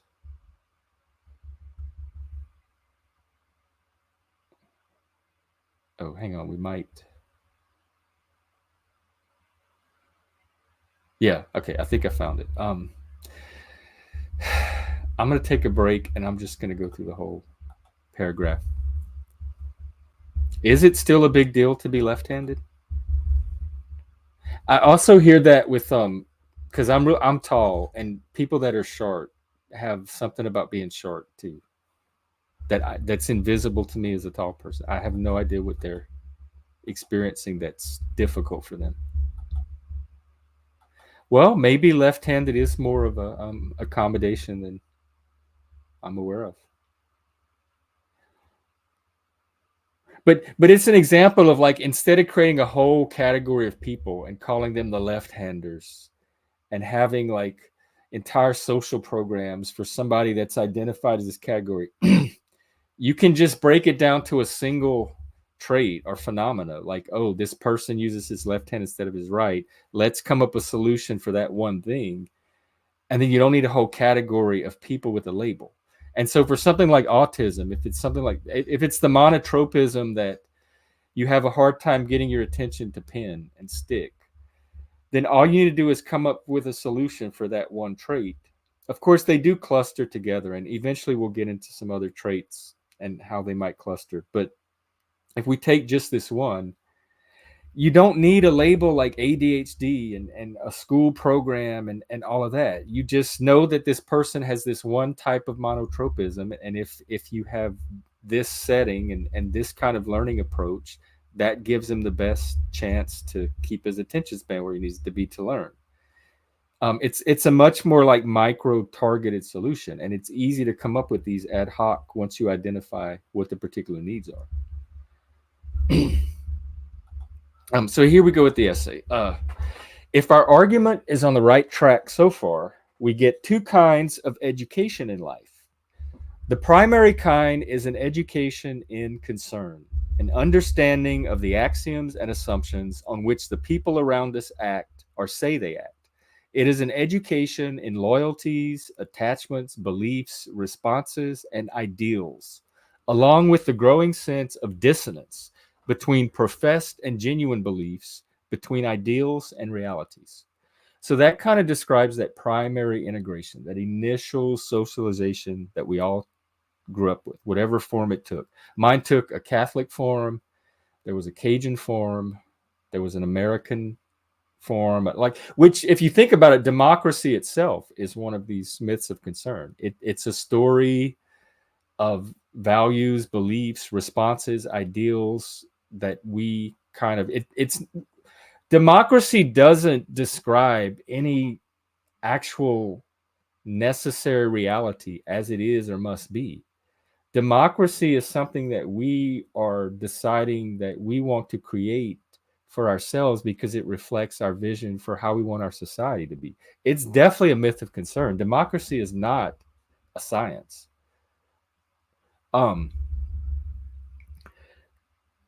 So, like, democracy itself, American democracy was one of those myths of concerns that I grew up in, that he's talking about, that we get like kind of inculcated in as children. We study relatively little of it, and we get most of it out of the air from our parents, teachers, and contemporaries. But every society has ways of ensuring that we learn it, and learn it thoroughly and early, even though some aspects of it, such as the teaching of religion in a democracy, may be left to private enterprise. This is followed by a secondary education. Let me back up on this, because with all the talk of programming and indoctrination and the horrible, horrible schooling that it sounds like some of you have had, I want to read this again. We study relatively little of it, and we get most of it out of the air from our parents, teachers, and contemporaries. That's that initial social programming that we hear about on here. But every society has ways of ensuring that we learn it. So if you don't get it from the air, we still have a way, and in our society, we have public education, to ensure that you do learn it, and learn it thoroughly and early. So there is something that we do want you to learn as thoroughly, that means completely, comprehensively, and early as possible, for several reasons. The earlier we get it into you, the more you can start making use of it, and that the brain learns better at certain ages than others, learns certain type of things better. So there's practical reasons to get it in early.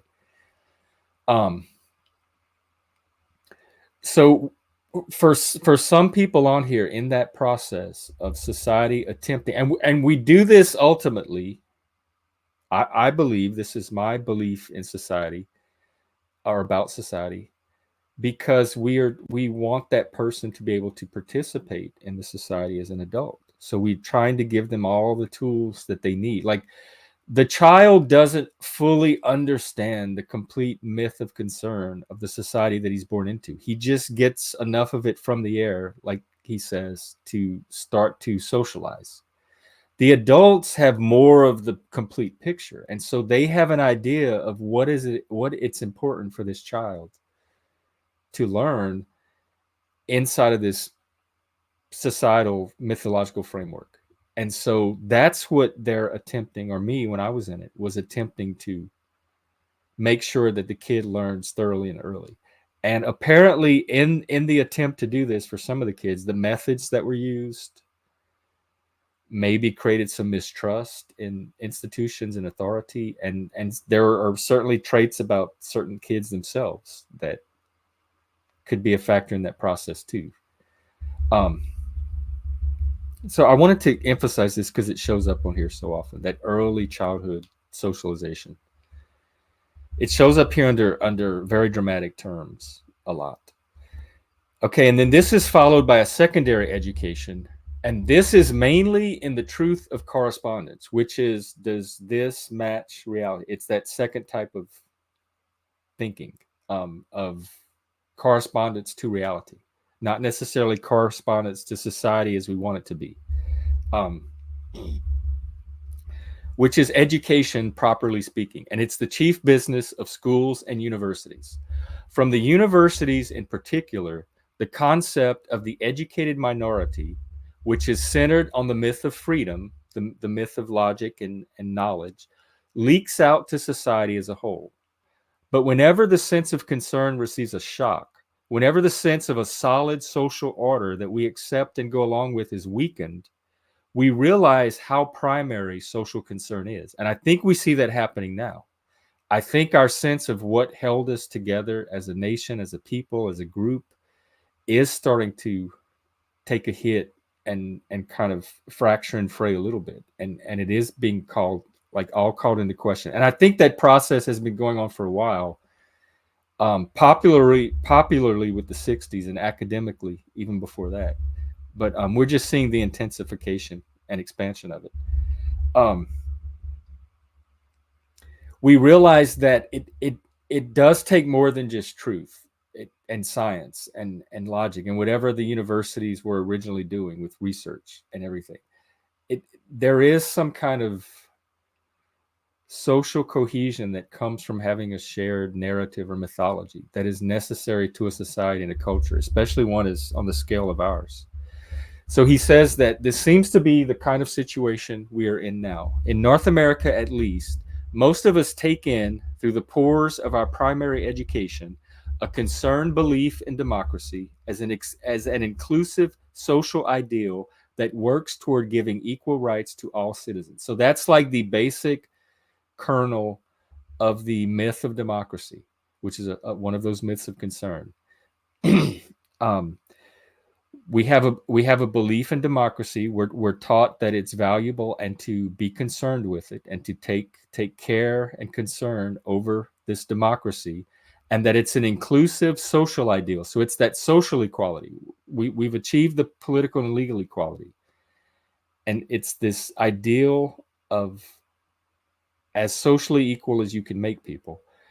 And the method for achieving that is giving equal rights to all citizens. So we're trying to make sure that all citizens have equal rights under the law, or political equality. Now, as we know with the progressives and the left, they add a social element on top of that. Like, legal equality is just a starting point. But for democracy, the goal is legal equality. This ideal, many now feel, was kidnapped at the beginning by a social movement that was really oligarchical in tendency, based on various forms of exploitation, including slavery and later racism, and hence exclusive, which built up a hysterically competitive economy on a thunderous cannonade of advertising and other forms of systematic lying, and finally began to spill over into imperialistic crusades like the Vietnam War. Honestly, reading that, I couldn't tell if he was describing how the left sees the America or North America, the modern society he's talking about here, or if it's how the right sees it, because this is the same thing I hear in here. This could be a perfect description of the New World Order or the WF or whoever, whatever group or organization people think have power and is consolidating their power. This is a perfect description of it. And I honestly can't even tell which side thinks this, because both sides have used these descriptions. So the American ideal, the democratic ideal, was hijacked or kidnapped at some point by some social movement, and the left thinks it was hijacked by the right and conservatives and the racists and the white supremacists, and the right is, to me, actually seeing it be hijacked by the left in front of our eyes as we speak. I've given galore evidence of it on this stream before, including from my own personal life and talking to other people. And so we see it as being captured and taken over by this kind of Marxist critical social justice oligarchy. And so this is his description of the left's version, I think, of how they see the conservative Christian right that they believe kind of hijacked or took over America at some point. Slavery, later racism, and it built up a hysterically competitive economy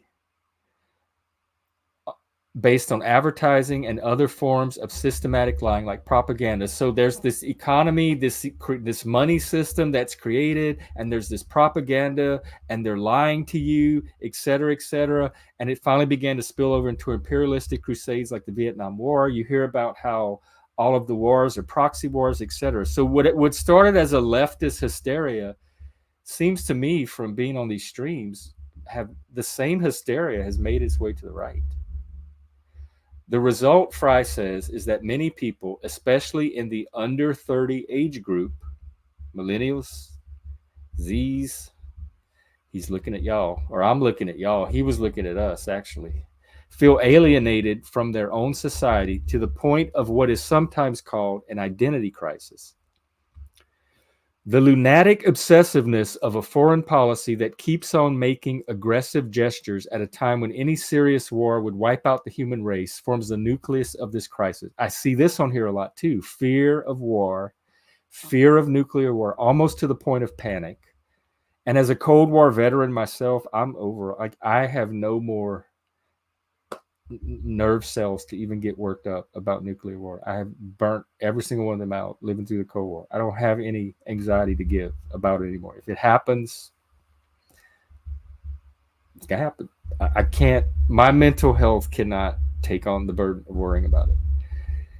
These are rationalizations of contemporary unrest. They cannot be causes. For causes, we'd probably have to look factors such as noise pollution and overcrowding. But in the area of our argument, rationalizations are extremely important. In fact, they're so important, I'm almost tempted to say that the difference between truth and meaning that we're looking for is the difference between reason and rationality and rationalization. Like, when are you reasoning and when are you rationalizing? How do you tell the difference between those two activities and when you're doing one or the other? I think that's what we need to find out. And I feel like I know when I'm doing it. I feel like I'm pretty good at catching. Like, when I'm telling myself a story about something that corresponds to something in myself, and when I'm telling someone a story about something that corresponds to actual facts or is faithful to reality. Because in each case, you're telling yourself a story. So when is that telling of the story reasoning, and when is it rationalizing? And as one little hint, I'll suggest that the tools we've developed, like dialectic, Socratic method, logic, scientific method, scholarship, research, etc., are tools that we can use to help us know what reasoning is, like when we're reasoning and then when we're not. Okay, he says, as a result, there has been a strongly revived sense of concern, which finds much of its focus in the universities. Does that sound familiar? This is 1970, remember. There has been a strongly revived sense of concern, which finds much of its focus in the universities. And now, after looking at that Washington State government website, I would say, because this was 1970, here in 2024, not even in the universities anymore. We see it in state governments. You see it in corporations.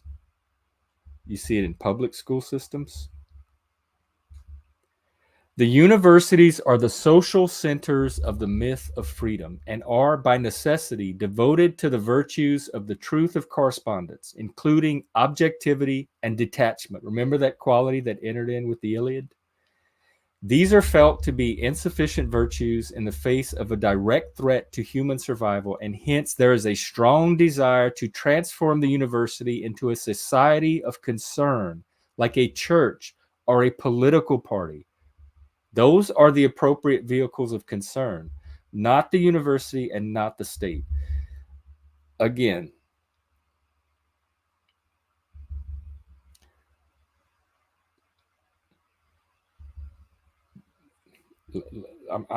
I think this is the core of it, so I want to be very careful with this. The universities, and remember, universities traditionally, there's actually three purposes. There's three missions or purposes of a university, at least historically.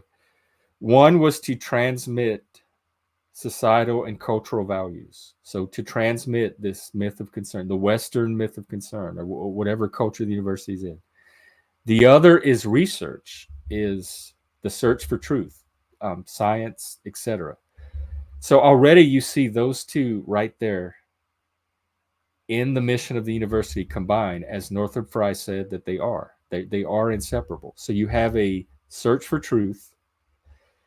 You have a means of transmitting the past to the present in the form of like collective narrative of and set of values, intellectual values, moral values, social values, etc. And the third purpose is to improve society. The improve society part, listen to what he says. The universities, because they're the center of the myth of freedom, they're by necessity devoted to the virtues of the truth of correspondence, including objectivity and detachment. That's the mission of the university that's devoted to research and finding truth. The part of it that's devoted to improving the world and helping others, he says these are felt, meaning objectivity, detachment, devotion to truth, etc. You see the chart where logic and reason and all that is white supremacy. These are felt to be insufficient virtues in the face of a direct threat to human survival. So in their mind, society has gotten so dire that there is a direct threat to certain groups, to their survival, at least their ability to continue to participate in the society as an equal, as a political and legal equal. That the threat is so severe that the virtues of objectivity and truth are no longer sufficient. That we're seeing a shift from truth to power. You have truth, justice, and beauty in the traditional Greeks, or truth, goodness, and justice, whatever. So you have the shift from truth to justice, truth to power. Truth is no longer sufficient. Power becomes the cardinal virtue at that point. The reason for this curious and confused situation, he says, is that education itself during the last century has taken on many of the features of a myth of concern. It's no longer purely a myth of freedom. Compulsory and universal schooling, combined with the attempt to instill concerned social attitudes as part of the educational process, he gives saluting the flag and the like, have turned the schools into a kind of secular church. Now, originally they were intended to be churches of democracy, which I have no problem with. I think we need something like that in a democratic society. At the university level, the distinction between the two types of education is more clearly understood. The attempt to make it a society of concern are resisted. And so the university itself, the part of it that's devoted to truth, let's say the science departments, the math departments, STEM, etc., those are departments initially that are going to resist this attempt to turn the university and the school into a society of concern instead of a society of truth. I'm going to skip that part. When society is functioning properly, its institutions are like a clothing that fits it and reveals its form. So society reveals its inner form through its institutions. So if we want to learn who are we really as a society, we can look at our institutions and see what society is revealing itself about itself through the individuals from society that make up and become part of these institutions. Because an institution at any given time is only the sum collection of the individuals that make it up. When society has outgrown its institutions and is due for a radical change, those institutions have become merely a disguise. The present mood of concern regards the university as part of the facade or outworn clothing of an establishment whose naked reality is a death wish. So the university as institution starts to become, I guess, actual, literal, where it's purported to be this one thing and it is, to something more ironic, where it's something other than what it pretends to be. It pretends to be one thing and is another. And irony, of course, is saying one thing and meaning another, or saying many things at once. And so our universities become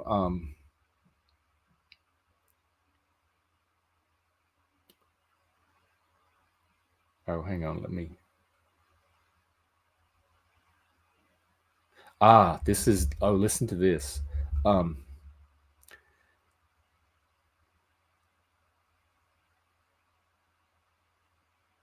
Okay, so in so you have this impetus, what he calls the impetus toward revealing nakedness. You have this impulse to unmask these institutions and show them for what they really are, show what's actually beneath them that's not being revealed. And that often takes very literal forms and goes in both directions. In one direction is the attempt to tear off the disguise of tolerance and goodwill. Like, you're only pretending to be inclusive, but we're going to show that you suck at it. You're not actually living up to this profession of inclusion and goodwill like you say. So there's an attempt to tear off the disguise of tolerance and goodwill and of the pretense to rationalization and liberal rhetoric from the establishment. And in the other direction, there's the popularity of encounter groups and similar devices for uncovering one's real emotions. So you try to discover your own inner who you are. The ultimate result is assumed to be a confrontation of innocent with guilty nakedness. It is an important element in root, like there's the feeling that sex should be concealed and subordinated because it is something equally accessible to the working classes. Hence the shock tactics of bad words and an explicit emphasis on sexuality among contemporary radicals. So this was in the 60s, where we saw people try to shock the establishment with very graphic sex, raw sex, inflammatory, colorful language, etc. And the shock tactics have already been largely accomplished. He says their original aim of changing the focus of, this is the part I want to get to, the celebrated four-letter words that used to shock people now raise few eyebrows today because the taboo on them never was based on much more than a reflex. The real obscenities of our time, it's not the words that you, the naughty words that you know you can't say, but you can sometimes get around with saying. Like, and on here, there's like obsessions with, am I allowed to say this? Can I say this on here, etc. He says the real obscenities of our time, the words that no self-respecting person would seriously use, are the words that express hatred or contempt for people of different religion or nationality or skin color. And disapproval of such words is based on a more solid idea of what is socially dangerous. So the real fear that society has is not from sex and sexual taboos. It's from these social and racial taboos. And that's what we see happening in the university, that the fear that words that express hatred or contempt for people of religions, nationalities, skin colors, etc., the sense that those are way more socially dangerous is what drives the current disapproval of and push against them. Let me see if there's anything more useful.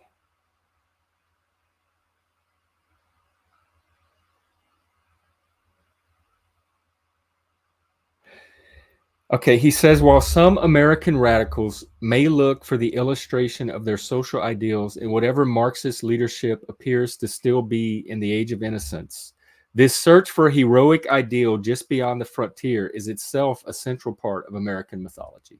And as with the pool of Narcissus, the real source of its attractiveness is not difficult to find. There is, of course, a right-wing myth that would like to make the American way of life a closed myth, but its prospects at the moment do not seem bright, which is also how I feel about the right. I'm not that threatened by the right because I think that their myth of concern is not as closed as people think it is. And I think even as a closed myth, it's still supple enough and has societal and social value to be a candidate for, or at least part of this narrative of cohesion that it seems like we need so much at this moment. Oh my God, I'm sorry. I got so in my attention hole that I forgot to look at the comments and the screen. I'm sorry. Hey, Mr. Jeff, I'm loving it, man. I'm spurging out hard here. I'm so glad you showed up. That broke me out of it. Wow. I'm coming back. Let me reset. That's why they have those little gongs, don't they? Like to open the meditation and close the meditation. It's transitioning that attention span. Yes. What's up? And that's the topic today, part of the topic today, right? The Whatever. monotropism. That's what I understood from you, is the focus, right? Yeah, and keeping it focused on everything I'm trying to present too. So you're seeing everything I'm trying to present as theory.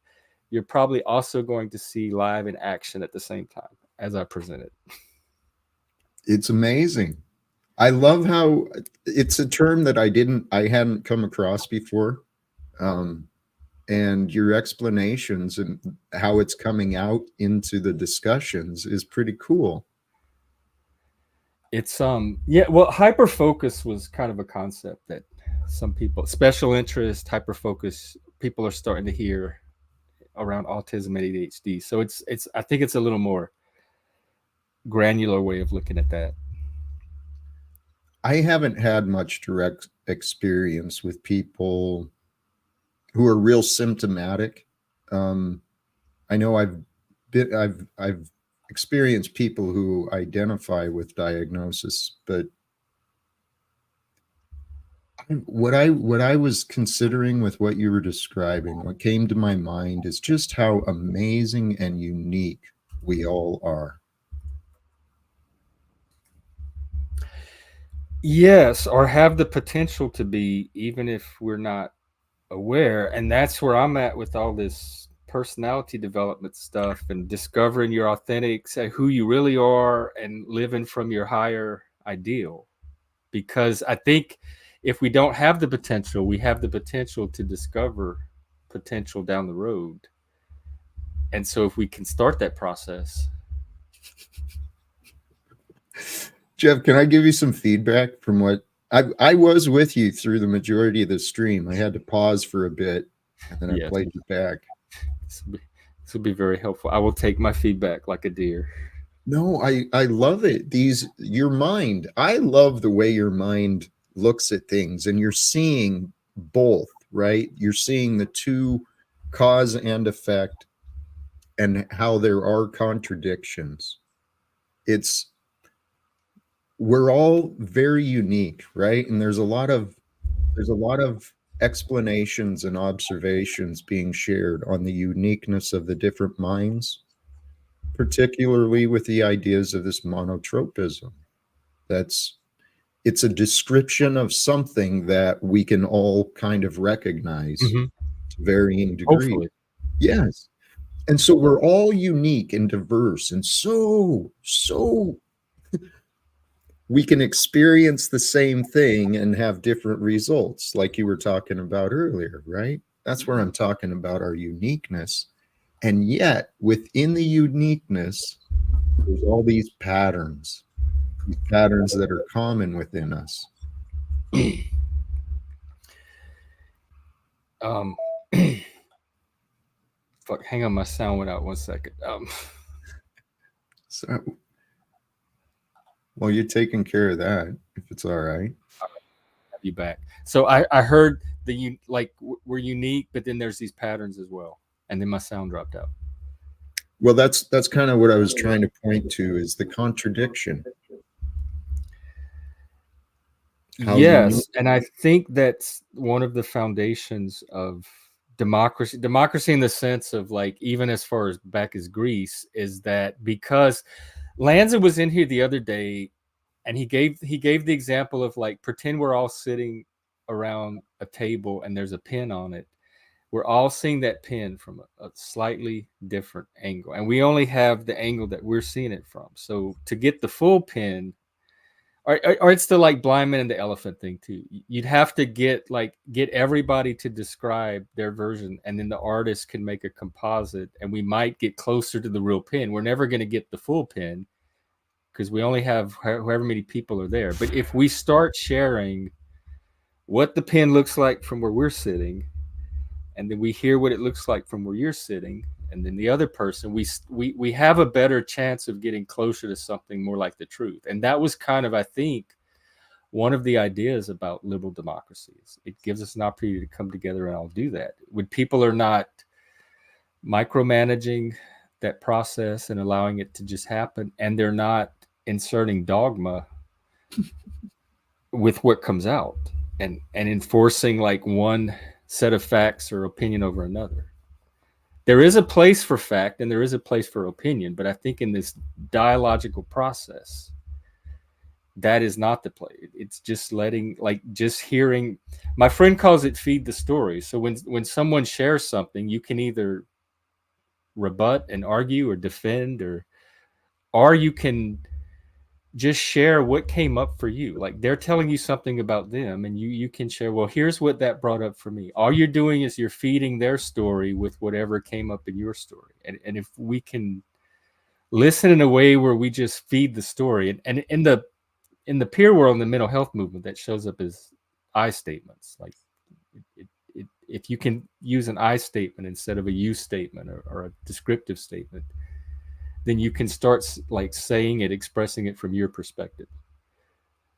So I think the more we can come together and do that, and I think these streams are a good way to do that. And I think, bless your heart, you try so hard to do that on your show. I think your intention is for that to happen.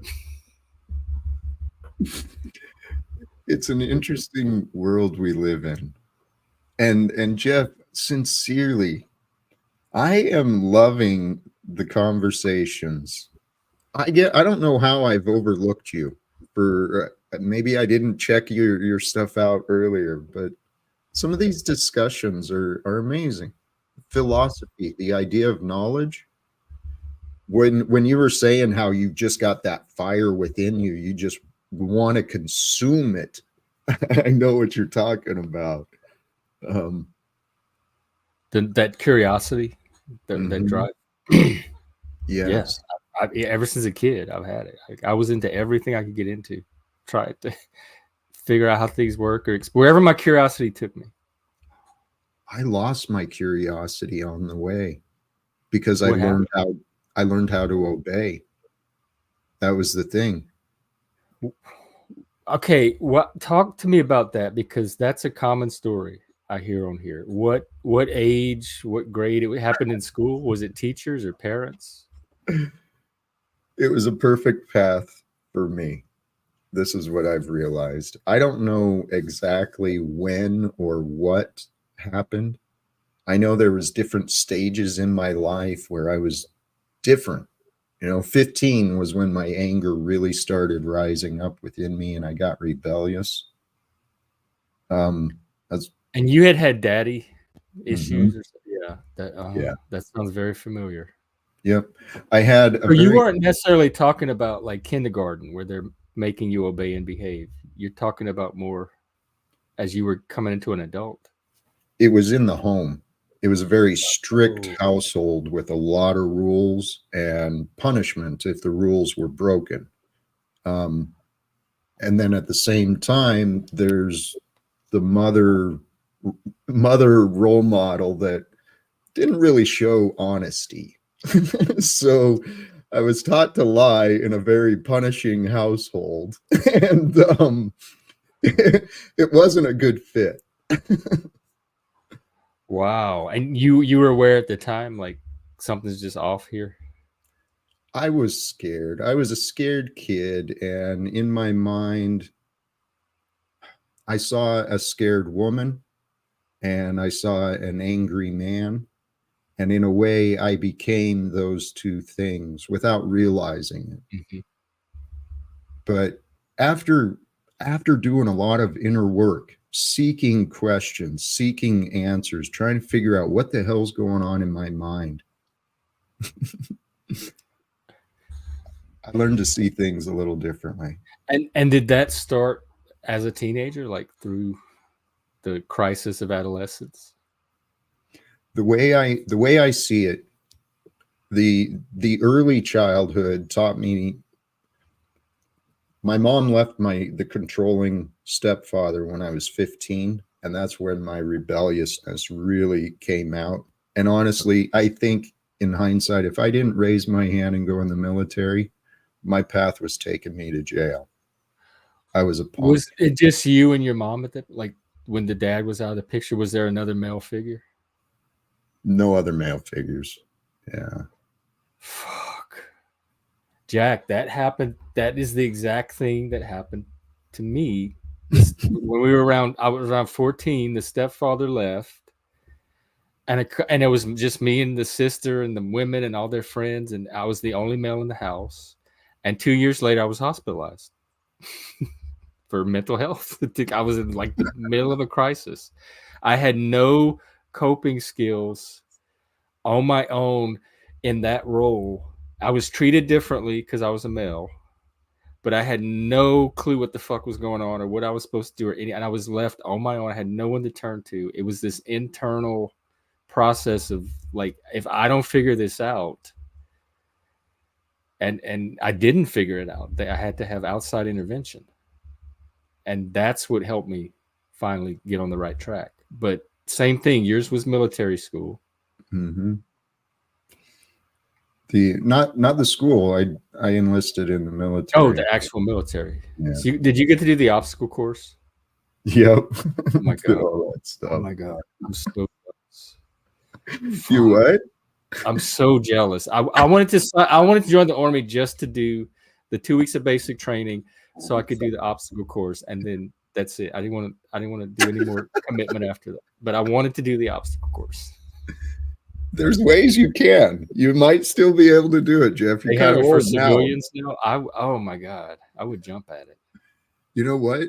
Like you pointed me to different things. I've come across these obstacle runs. They're kind of built like that, and I'll see if I come across anything. I know they have like the Warrior Dash and stuff that they do every year with along those lines. But for me, the military, I actually learned the value of discipline and order and the rules. And then my own path after the military, I ended up with the Postal Service, very bureaucratic, very punishing and rule-based organization. Oh, wow. But then I learned through the union, I learned how to use the rules. I mean, through the military and the union, I learned how to use the rules for the benefit of others. So through doing union work. You were a rep? Yes. I found myself as an elected officer and for about 14 years, I think. And then that's when that incident happened, like the lawyer guy or whatever, and it all fell apart. It all changed. Yep. But it was the best thing that could have happened for me because I woke up. I started awakening to the voluntary wage slavery that had been normalized in our society. It kind of ties to what you were talking with the myth of concern and the myth of freedom. And like capitalism could be a myth of concern. And that's what I see it as. Yes, honestly. I see it now. And you are on the myth of freedom side because you've been looking at things as they are and liberating yourself. Yeah, and I think everybody thinks they're on the myth of freedom with this insight and knowledge, and they're fighting to liberate themselves and others. And whatever myth it's aimed at becomes the ossified myth of concern. But if that's true for everybody, then we can't all. We're back in that situation of postmodern relativity, which I would call sophistry, like fifth century sophistry. And so we need a way to figure out who really is. Where is the myth of freedom and truth? Which one is the right myth of freedom and which one is the myth of concern? Because we all think ours is the myth of freedom. Yes. And that line you're offering, you've brought up so many things. I mentioned the way you're, not to distract from where we're at, but the way your mind works. You brought up the myth of concern, myth of freedom. And then there's a connection there, I agree, as well, somewhere with the meaning and the truth. Truth and meaning. And then if you continue, and this is where I hadn't thought this through completely yet, but thinking those ideas through, you come into the individual and the whole. So I'm not sure where does truth come from? Does it come from the whole? It's the objective ideas that can be shared and agreed with? Or is that where the meaning comes from? Those are excellent. I think in our mind, if we take science as like the most advanced method of truth finding that we've developed, and so if our current, what was you said, does the truth come from The group from the collective, or does it come from the individual? And then the other side would be meaning, trying to understand the relationship. I think it's both and both, but I don't know. we need a society like, let's just take America or maybe North America. We have Canadian friends, but we're the nation is the largest political unit that we have so far. So let's just take the nation of America. A nation needs some kind of truth, some kind of myth of freedom, some kind of narrative about what's true. And it also needs a story to hold it together that reflects its vision for where it wants to go as a nation. And those things sometimes are not always the same story. It's nice when they are. So we need some way to figure out what is true so we can build our truth story around it. And we then at the same time, our meaning might come from other sources. Like the truth story may not be where the meaning comes from. There may be other types of stories where we go to get our meaning, but we have to have at least one of those stories be a truth type of story, or I don't see how we continue as a society. We just have to figure out which one that is and how to make sure it is the truth. And so we're back in narrative. There's so many narratives and no way to know which one's true. I believe there is a path towards a solution, though, because the more I'm listening to you, what came up for me is the idea that there is an objective truth. Science leads us to, and it's contingent. It's true up to the point that we understand now, but it's subject to change. That, yes. And I realized that's where my thought went with meaning too. As we go through life, the facts may remain the same, but our perspectives and the level of knowledge may change. And so the same facts at one time in our life may have a different meaning.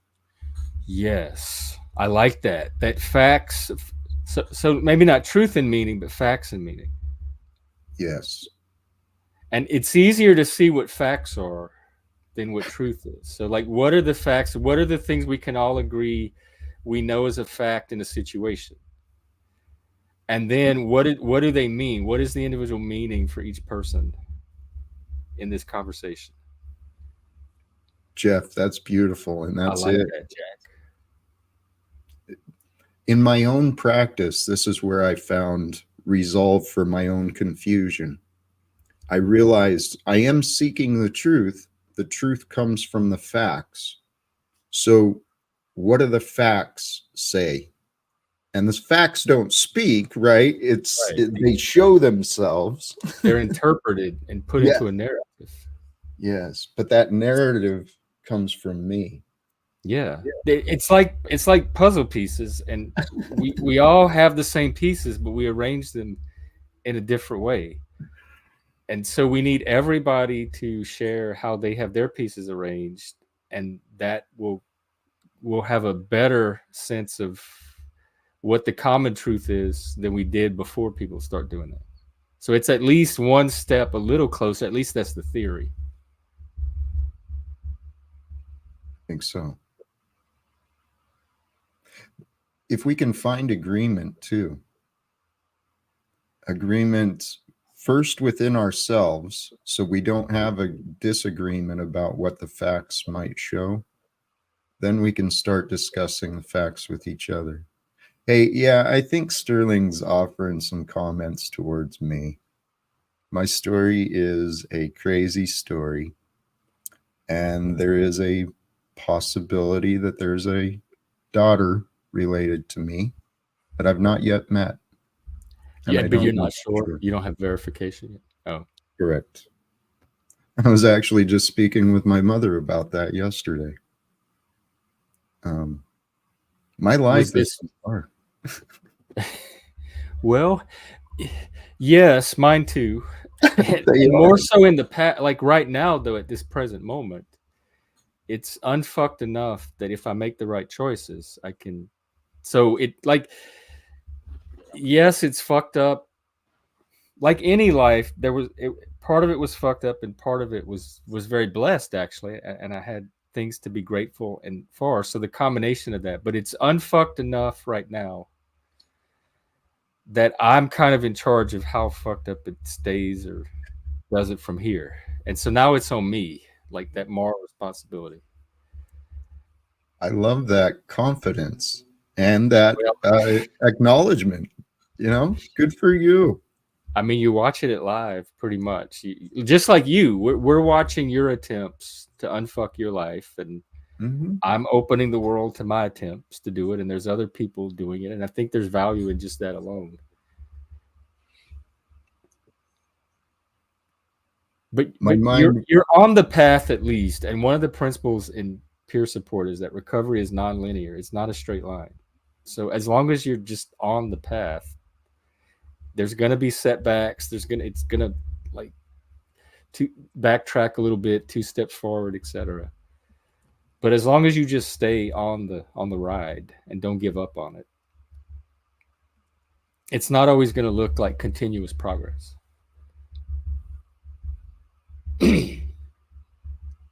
um, Sterling, why are you so invested in this Jack storyline that he doesn't even know the outcome of yet? Are you maybe playing out some things going on in your own life through Jack, like as a proxy? You can come up and talk if you want.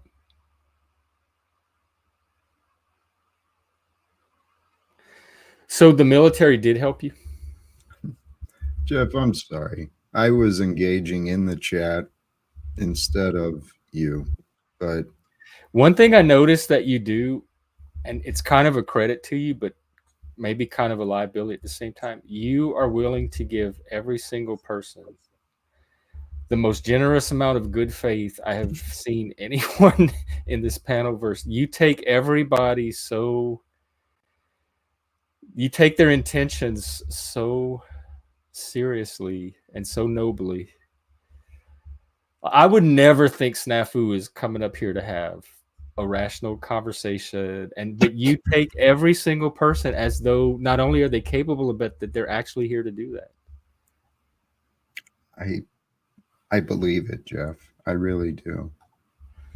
And I believe that, well, from what I've learned, I believe people do respond to how they're treated. And if we treat people as though they are capable, as though they are honest, I think they've got a better chance of showing it. Does that make sense?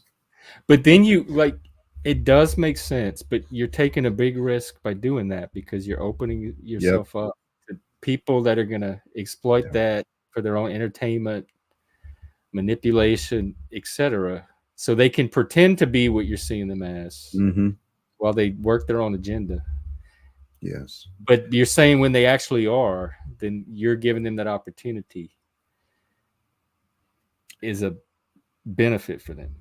And so you don't regret the times that like you're going to do it for everybody because the times when it is genuine, it's worth it for that person. I'd like to say that I've been viewing it. It's been a lesson for me. I mean, how much do I allow? And I've got to accept responsibility for who I bring up. So I'm reviewing it differently. But part of it, my naivete, my desperateness, whatever it is, I don't know. There's something within me that's been allowing a lot of nonsense.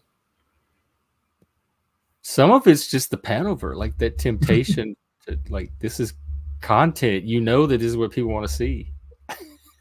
Well, but Jeff, I've identified the ego that's out of control within us, the victim perpetrator. Mm-hmm. It's an agent of chaos. And it's an agent of chaos that brings disruption so that peaceful conversations aren't had. We experienced a little bit of it yesterday, Jeff. We A had lot great of it. I'm conversations. glad you found it a little, because it got. Things change, and this is an interesting life. But Jeff, what I trust, hearing your story, and I'm still learning a lot about you. You faced a lot of challenges, a lot of confusion. You've taken it on yourself, and maybe through the support, through the experiences you had, but you're doing a lot of study and inner work, and you're sharing the results. I freaking love it, dude. We can't do more than that. No, that's most people in the peer movement that I know. That's what we do. That's all we know how to do. Go through shit, go through adversity, find some way through it, tell our story, and share it with other people, and find other people that have been through similar stuff. And it doesn't get more basic than that. But this is important. So, because I say this all the time, transparency definitely creates trust. But are you saying because Jack's not pouring out his soul about this daughter to you that it compromises your ability to trust him? I think he's being like, so far he's answered every question about it that I've asked him. It sounds like he doesn't have a lot of information. I don't know how new of a development this is, but it sounds like it's unfolding. And I don't hear anything from him that has me believing anything sinister or cynical about him. See, Jeff, it's because you've got a mind that is, I believe, objective, and you do have a genuine want to know. And others like to jump to conclusions. And it's because you don't mention her as much as you mention him. But if you're not even sure about her, then why would you mention your son? You're not even sure if you have a daughter. Why would they get equally mentioned?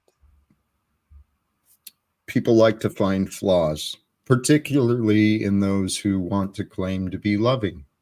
That's what I've seen. A lot of people will want to come up and prove I'm not loving and kind. And it's funny. That's not very loving of them. I agree. The loving police. Oh my goodness. We're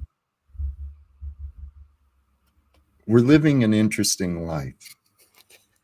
The past, Jeff, what you were talking about, the philosophy, the love of wisdom.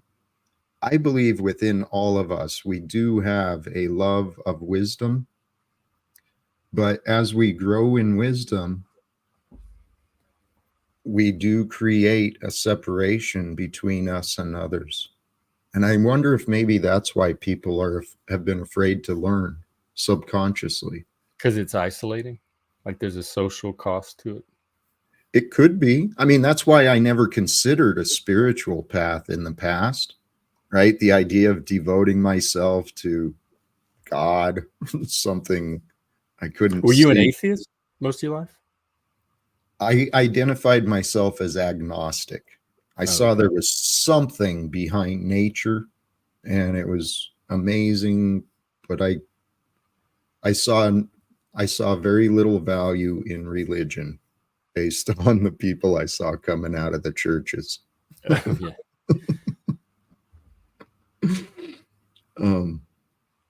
Did you grow up in a church? No. Okay. My life was actually perfect. Growing up, I had my stepfather was very brilliant. He was I don't know, nuclear physicist. He was into knowledge, and he also knew the corruption of our governments and stuff. And that's why I grew up in the woods. I didn't know it at the time. Did he work in the government? He was as I remember, he was a quality control engineer for nuclear power plants when they were booting up the reactor or shutting it down. He was there for oversight. And and support. And so But he lived out in the woods as a result of all the stuff he noticed about society.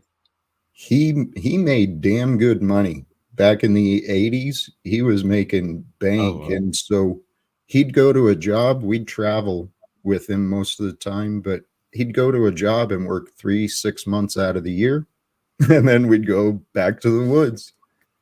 And you'd go with him on the jobs, not like they on the would, job, but but y'all would like relocate somewhere else for him. Oh, wow. that's when I graduated out of one town and moved there in the 10th grade. That was my 15th time changing schools.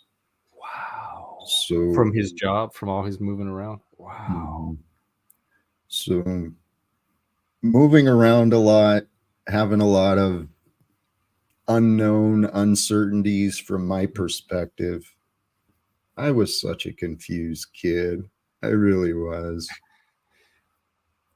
But what you mentioned when you had your crisis, the part of the biggest cause I see, and what I've heard from others too, is trauma. And this trauma comes from our lack of connection. In our time of crisis, our time of need, if we don't know how to express ourselves or we don't have someone to, I think that's where we start breaking ourselves up. Like people that have studied trauma, especially interpersonal trauma, like 90% of it, if not higher, there's some sense of betrayal. There's some sense of broken trust, betrayal that just is so shattering and damaging to the person in some way. And it damages our ability to carry that forward to others, much less with that person. Kind of swinging back to the topic with the day too, the servicemen and women, the moral injuries that they suffer because it's things the mind isn't designed to really deal with. Some of the and children, there's children that experience things that shouldn't be dealt with because we live in a world where for a long time confusion has been profitable for those in control. So you think some of it's intentional? I'm a man of faith, so I trust everything has a perfect design. And that includes, there's many people who have done horrible things believing their intentions were good. Mm-hmm. That's what our government. Even the woke, like I think a lot of the woke people and the progressives, I think they think they're good people. I don't think they're out there trying to do evil. I just think they're very misguided, dangerously misguided. I heard some of that, and I heard some of your views on the left and right, the conservative and the liberal ideas. I personally, I think they're both nuts. They're I'm a both centrist, absolutely centrist. Well, a I'm centrist of today is actually pretty much. We were the basic Democrat liberals, classical liberals of our day. Like we were the norm of America until the new generation, and now I don't know what they see us as. replaceable. Part of the system that we're like the patriarchal, oppressive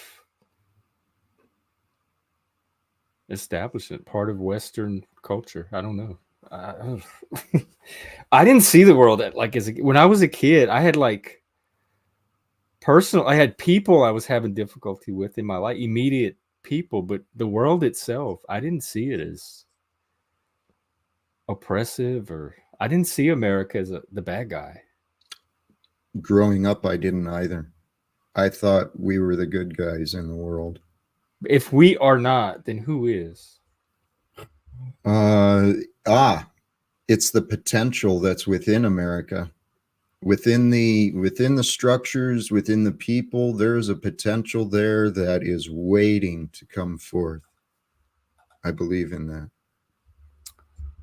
So you still have faith in America, even if it's not currently, because it's never really lived up to its ideals 100%. But at least we have those ideals, and we try to move toward them, and that creates policies that are different than if we didn't do that. Agreed. But I believe that through, I mean, some of our strengths as people have been used against us. So the idea of trust in the myth of concern, people have just abdicated.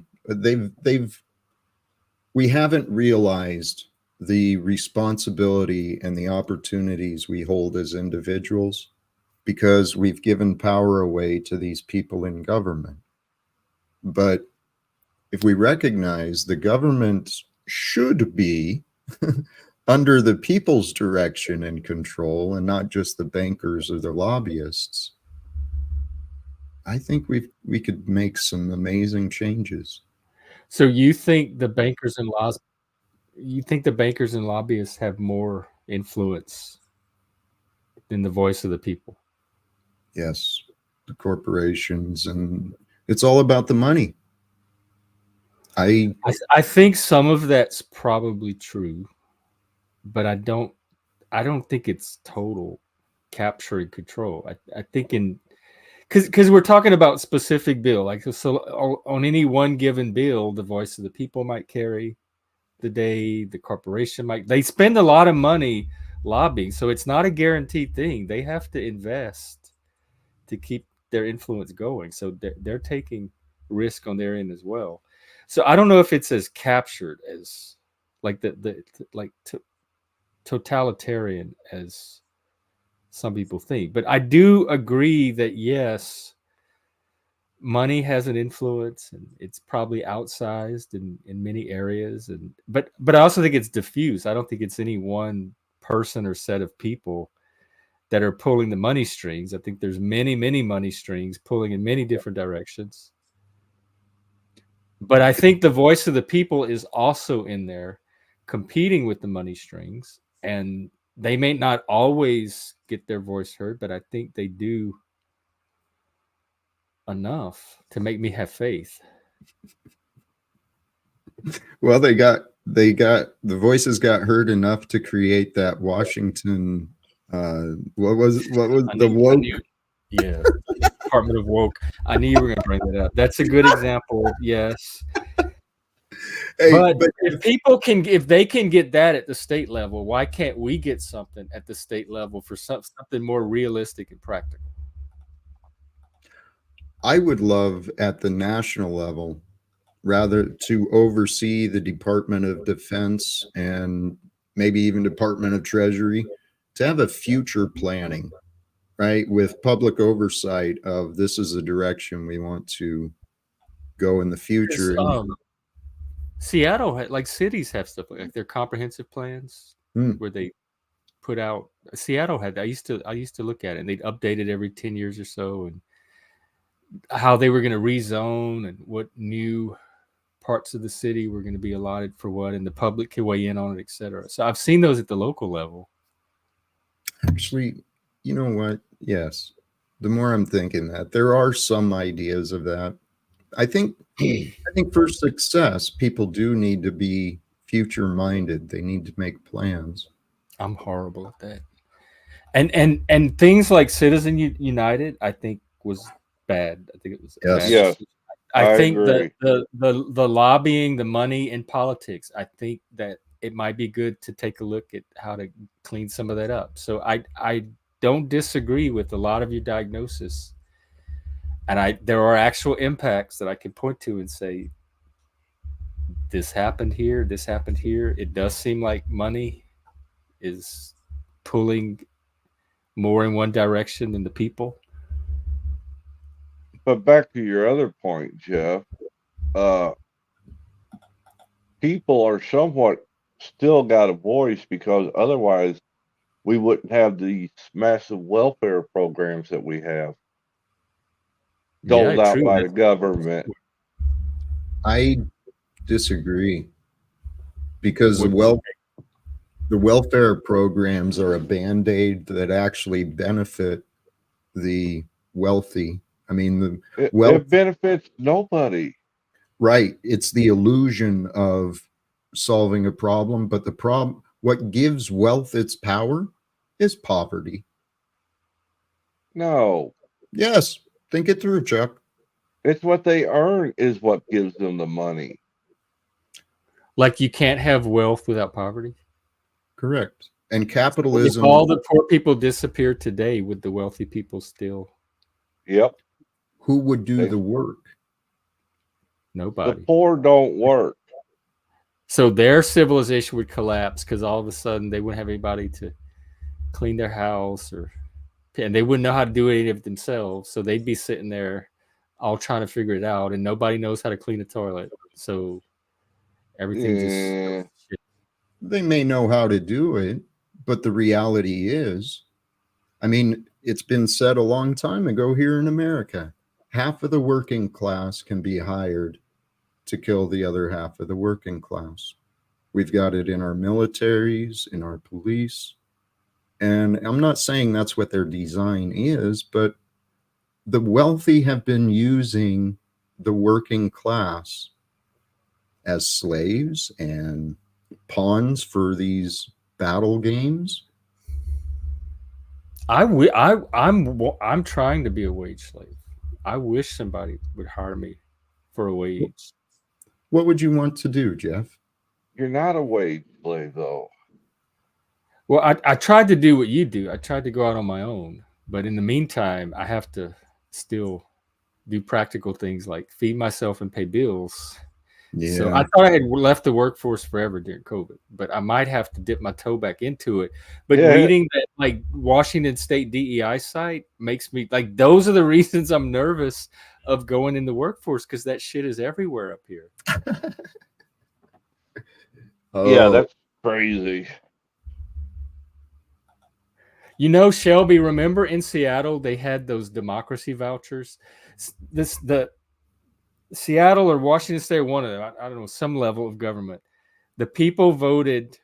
They had this fund, and they sent everybody free money. They were called democracy vouchers. It was like $100 or something, and it was fake money, and you could give it to different political candidates. And so everybody had $100 of free money that they could distribute to their candidates to support their campaign. It was a way to publicly finance candidates and nobody used those things. They I think they discontinued the program. I'm not sure. They sent them out to people, every citizen, and they got like a fraction of them back, and they tried it again next year, the year after, and they just weren't getting the return on it. So when they developed the program to try to help people, incentivize them to participate in their democracy, they didn't use it.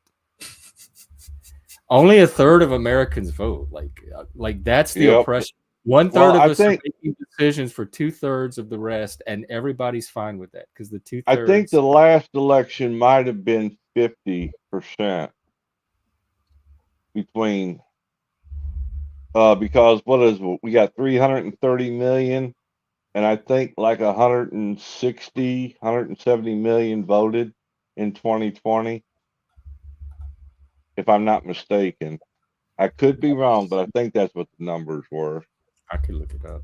I think I've heard that the participant rate was higher last time, but there was also a lot of accusations of false votes and false numbers, and who knows? I think that's probably a permanent thing from now on, especially with social media. This is why I think we have an opportunity. I would love, it is my prayer and dream that we find a way to interrupt this political show that's been happening before November. Because a lot of money is. Oh, yeah. You were talking about that last night. You had a plan to disrupt the election. Well, the idea is to make peace. And I'm a man. Let's see, May, June, July. Make peace. You got 7 months. It's May 27th right now. When's the election? November 7th. Early November. I know that. You got about half a year, let's say 6 months. Give That's you a enough. little window It's enough to time. make peace. Make peace where? The world. All over the world, but ideally, let's start. I see the nation is divided because we've got poor examples of leadership. The leadership is divided. They're not. If we end the conflicts within the leadership of the nation, well, together they can focus on how do we improve the peace within the rest of the nation. That's what leaders should be doing, and that's not what they've been doing. They've been fighting. The left is fighting against the right, and the right is fighting against the left, and they've lost sight of the people. Well, there are many still working together in Congress and in the Senate from both sides, working together on a common cause. Hang on real quick. We have Aaron in the back. Does anybody? Aaron, can you show yourself on camera and say who you are in the private chat? If it's Aaron G. Oh, Lord. Might be a friend. It's not that Aaron guy. It's AARON, just regular Aaron. Don't know. But no camera, and I don't know who they are. Well, it may be Aaron. And they're on there twice. It's like two. I don't know. Two connections of them. They're on twice. So, well, anyway, Aaron, you're welcome to come up as soon as I can figure out who you are. We've had some trolls lately. I did share the stream with Aaron Gauchi. Let him know that I was probably planning to. Yeah, but Aaron Gauchi's ARON, isn't it? That's what I thought. Yeah. That Aaron guy. Yeah, this is double A or double R, whatever Jeff said.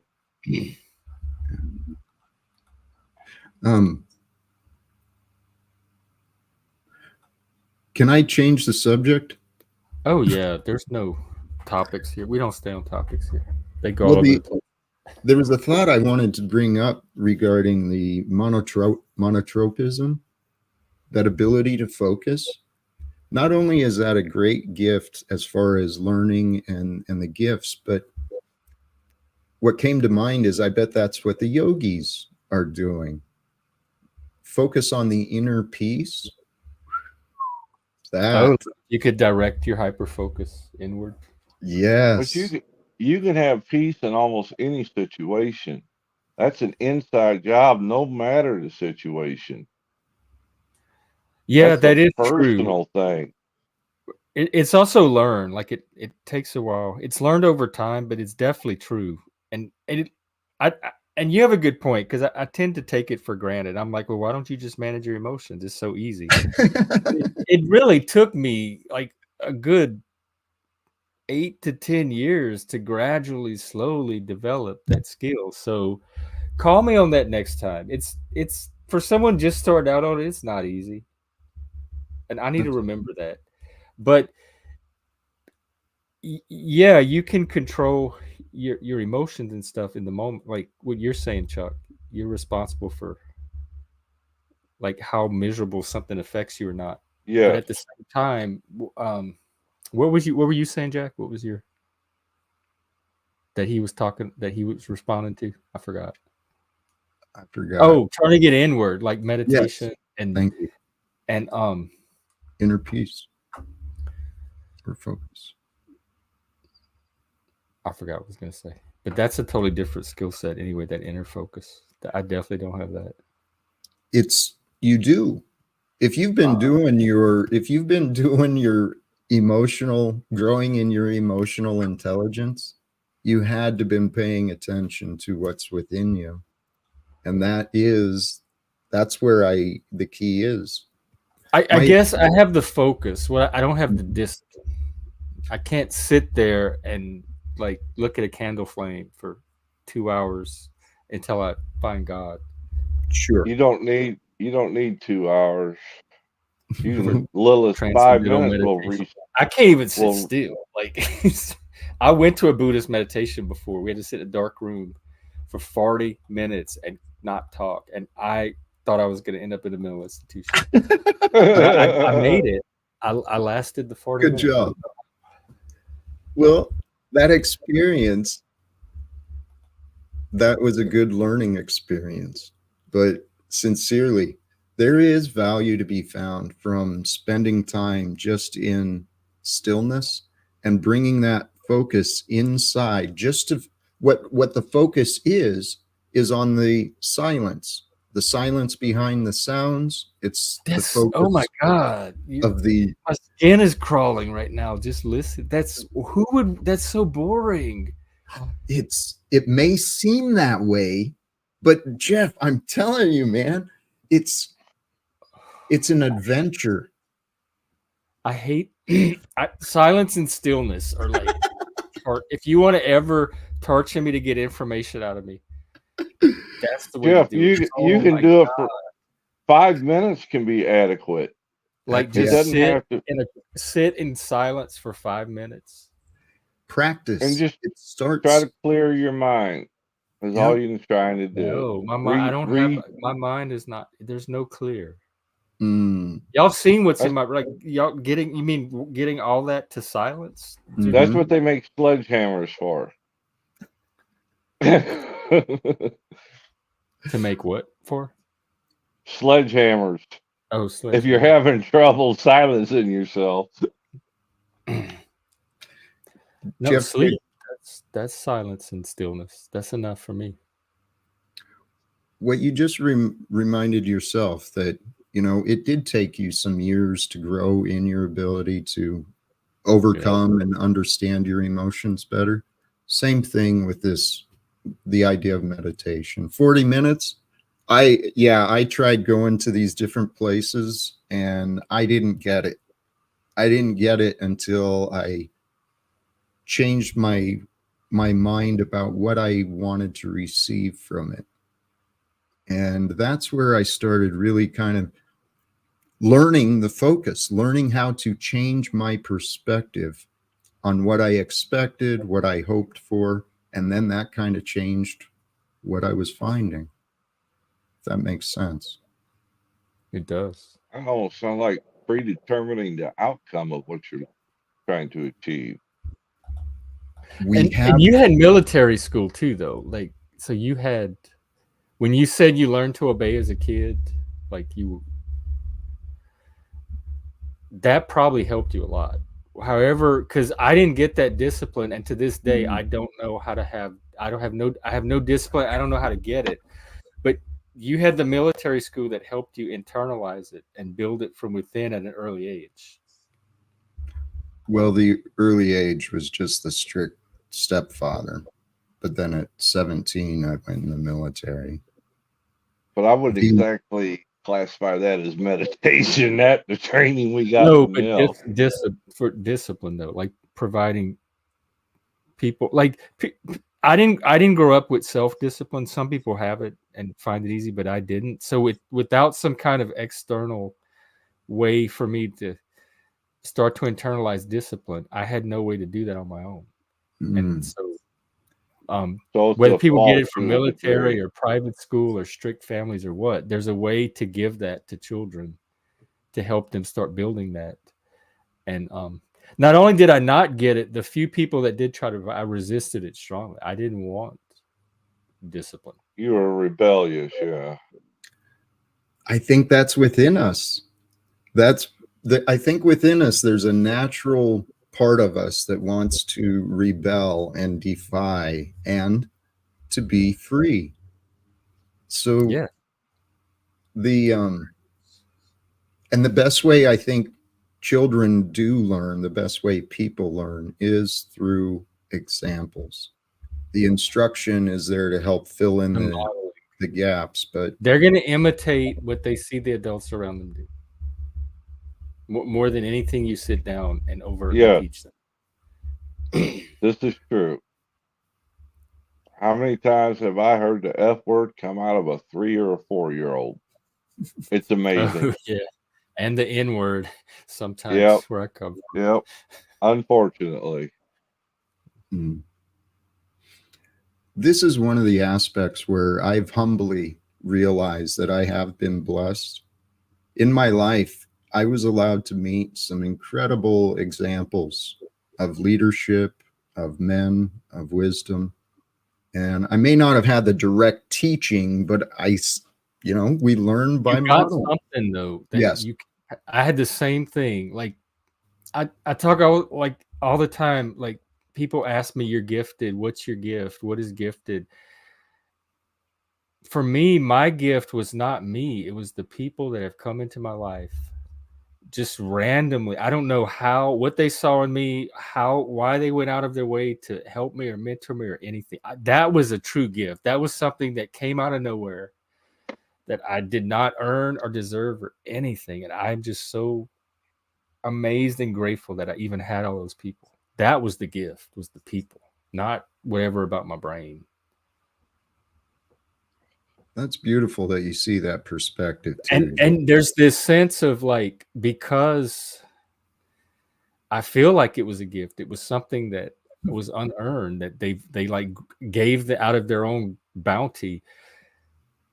I feel obligated to do something. Like, don't let it go to waste. If they gave me this gift, I feel like I have to live up to it somehow and do something. They weren't doing this for just wasting their time for no reason. So I feel like an obligation, but that's part of my story that I tell myself, but it's still in there. I love that story, Jeff. That's a testimony. And your experience is your testimony. And there's lessons and value in every one of them. I truly believe we're all stories. There's one author creating the time and space we experience. We're all stories who learn from stories, who tell stories to each other. Say that again. We're stories that learn from stories that tell stories to each other. Yes, sir. It's the story that we find the meaning, right? We take the facts, we tell a story. Into a story, and that's where the meaning comes, depending on how we arrange them. And if we arrange them one way, one meaning, another way, a different type of meaning. Exactly. I think you got it, Jack. And we can twist it though to our own.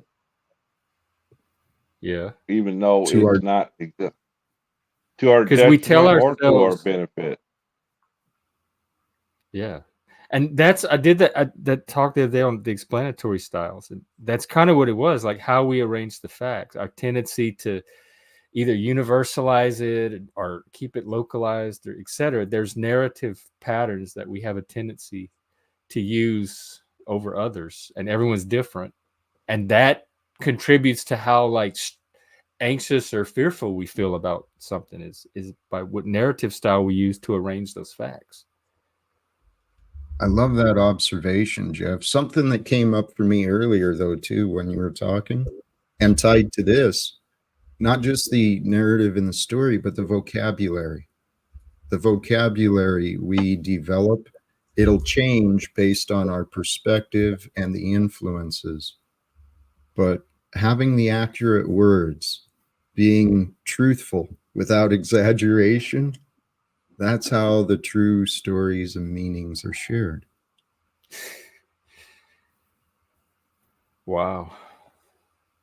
But vocabulary, I mean, that's what I heard this pointed out, like our sciences, they get into different fields and specializations, and what they do end up with a unique vocabulary. Yeah, like a professional jargon or something that the working language.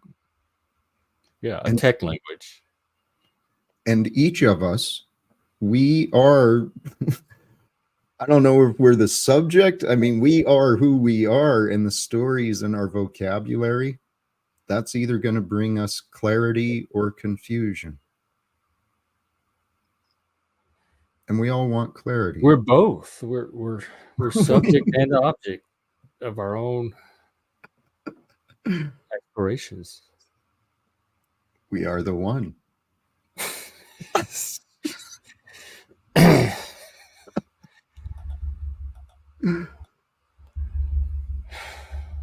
These concepts, man. I know. I feel challenged. I like that. I don't mean to do that, Jeff, but I love that. Because it's at the very edges of like my thinking, but it Mhm, arranges them in a slightly different way that mhm. makes me, oh, I don't know if I could have done that on my own. It helped to have another person present it. That Moose is really good at that. For some reason, Moose has this knack. Like 10 people on this stream could tear their hair out, try to explain something to me for hours. And Moose has this knack of just phrasing it a certain way, or like tying it to this really concrete example. Oh, when I was working at this job, this situation came up and it made me think this. And I'm like, oh, yeah, I get yeah. You know, Moose does have a gift of communication too. I don't think he's realized what He he really can do yet, but especially with someone like me that could be so for an ordinary people just seem to struggle so much trying to get through to me. Well, and I think it depends if he's under the influence or not. Like, is it better when is it one of the influence? I haven't noticed it. No, It's been pretty consistent to me, but like it's well, everyone's an adult. I find him much more based. Like when he's down in Mexico for those 6 months or 4 months, whatever it is, when he gives up everything, I find him much more based, grounded, for lack of better word. Oh, well, I find him grounded all the time, way more than me. So if that's even if it's the high version, it's more grounding than I've seen in a while. interesting. Hey, something that came up there though too, the fact that Moose has a gift of being able to communicate, for you to be able to receive it. I've noticed that a while ago, that the messenger, we can have a different messenger deliver the exact same thing, and we'll have rejected it for who knows, and then all of a sudden someone says it, it's like, oh yeah, that's perfect. Yeah. Mike used to get so frustrated with me because he was always trying to like explain things to me or tell me something for hours. And then I'd be like on the phone with my mom and she'd say 2 or 3 words and then I understood it. He's like, how come I could spend all these hours and your mom could just say this one thing and all of a sudden you get, I'm like, I don't know why one person makes it make sense and I don't get it from the other person. But you're right. It like who it comes from. Like technically it shouldn't matter, going back to logic and stuff, because that's a logical fallacy. Mhm. But we're not completely logic. We're a mixture of both types, and we need both. We need the truth and the meaning. And maybe it's on the meaning level that it matters who says it. Ooh.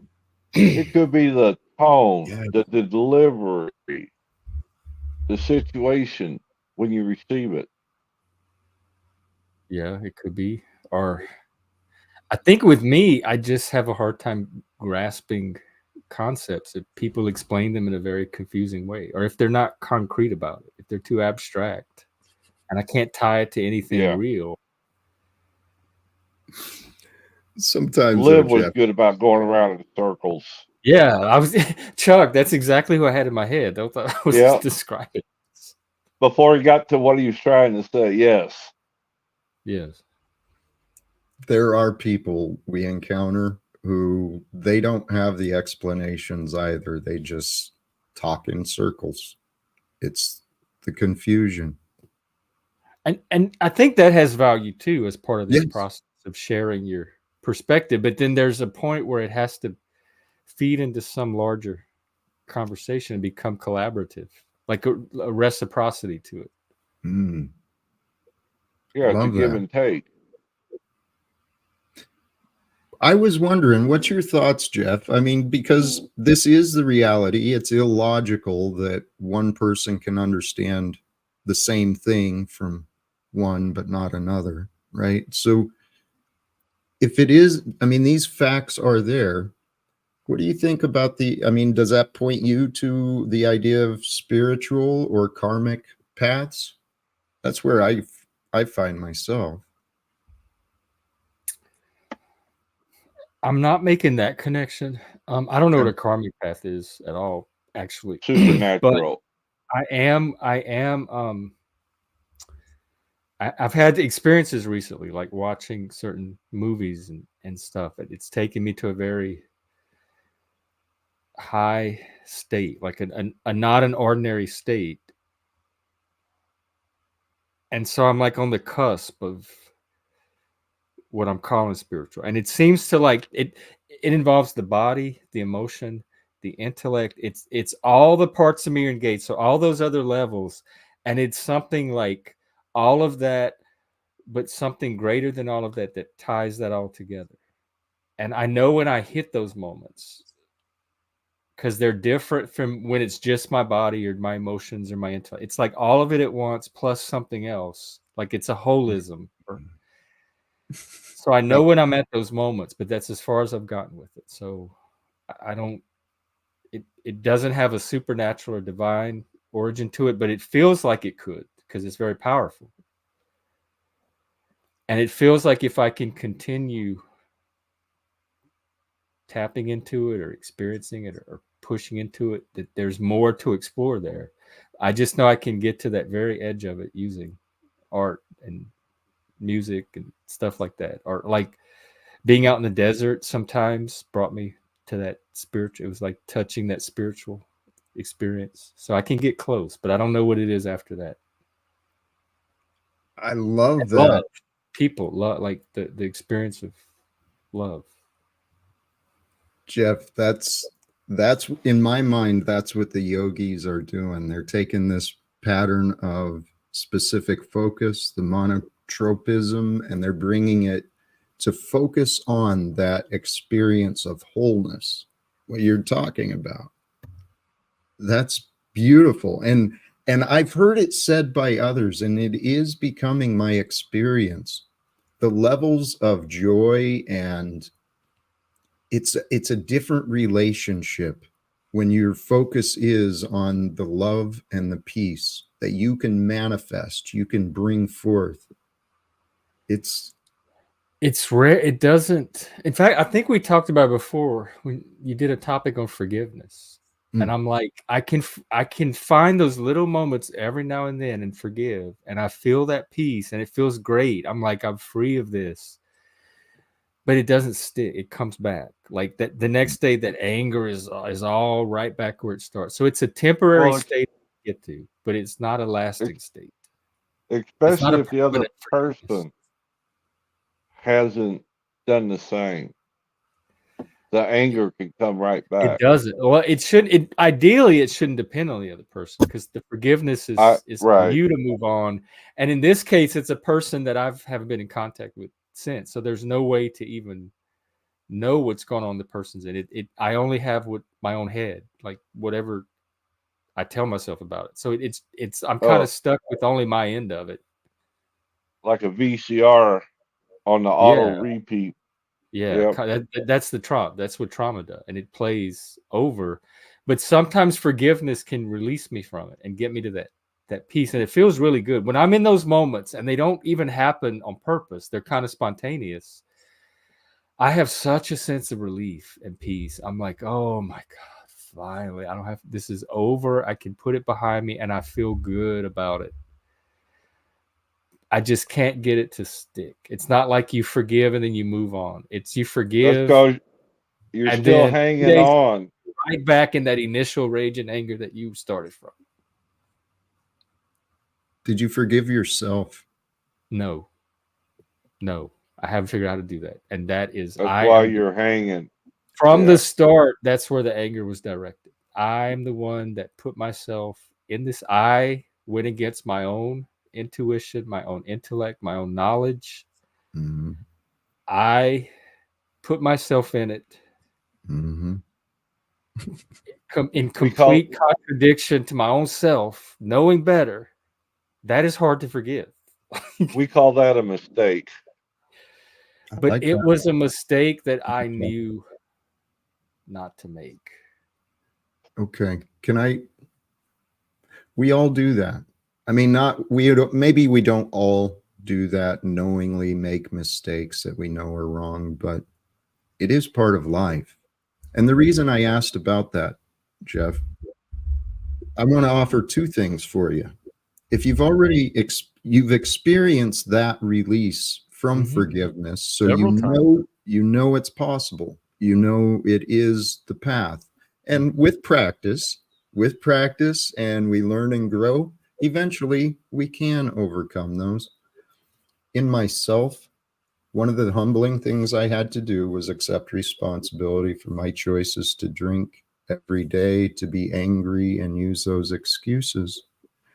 And I had to forgive myself for wasting a lot of time being upset over something that could not be changed. Was there a final moment where you were able to finally forgive yourself and then it like walk forward from there? I had a very profound experience in a guided meditation at the end of 2017. And in my meditation, I pictured myself, I was feeling the weight, and I had this big dark cloak on me, and I found a way to step out from under it. And all of a sudden I was free, and I felt love in my heart instead of the anger. I walked away from my past to allow myself to restart. It was really as simple as that. And it never came back, like the cloak. But did never you came try back. to clean up the past? Oh, Chuck, if you haven't heard, yes. My life fell apart, so I was also on a spiritual path. So I was really trying to figure out what the hell's going on. I mentioned this recently. I went through one night stands from years ago and reached out to them to offer forth, hey, I'm sorry for any disrespect. You know, I didn't offer appreciation.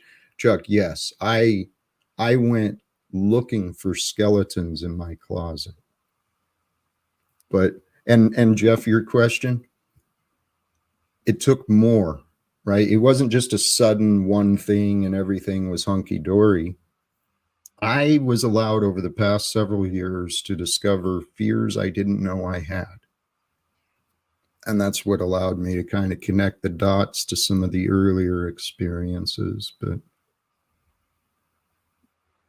Living without fear. Live without fear. it's Yeah. easy. It's easier than I thought it could be. I didn't think it was easy, but I think it actually might be. For me, it's live without anger. Those two are married. Really? Anger is a result of our inner fear. When we feel helpless, we get angry. And it's an insecurity that typically causes us to lash out.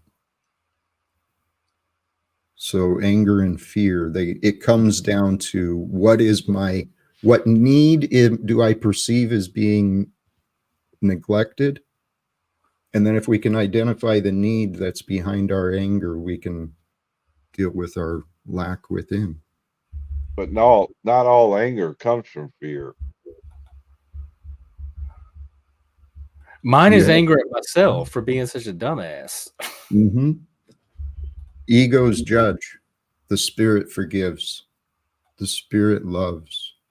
And our ego wants to judge us and punish us and blame everybody else. How do you? I know how to live from the ego. In fact, I don't even know how to get out of it. How do you switch to the spirit? Like when it's coming from the spirit versus when it's operating out of the ego? I don't know that it's a real sudden knowing. It's not like a door opens and shuts that I see, but for me, I escape the ego through surrender. Because when it's not my will, when it's not my desires, then all I have to do is just be. I have a lot of resistance to that. It's that silent stillness thing. I'm too active. Its simplicity causes us to react with confusion. And it kind of ties back, I think, to what we mentioned, Jeff, is, bringing the healing. And then when we go back and we find out, oh shit, I was wrong about that. And then we see the consequences of what we did. It can cause us to feel a little uneasy. But the reality is, once we push through our uncomfortable parts and we embrace the peace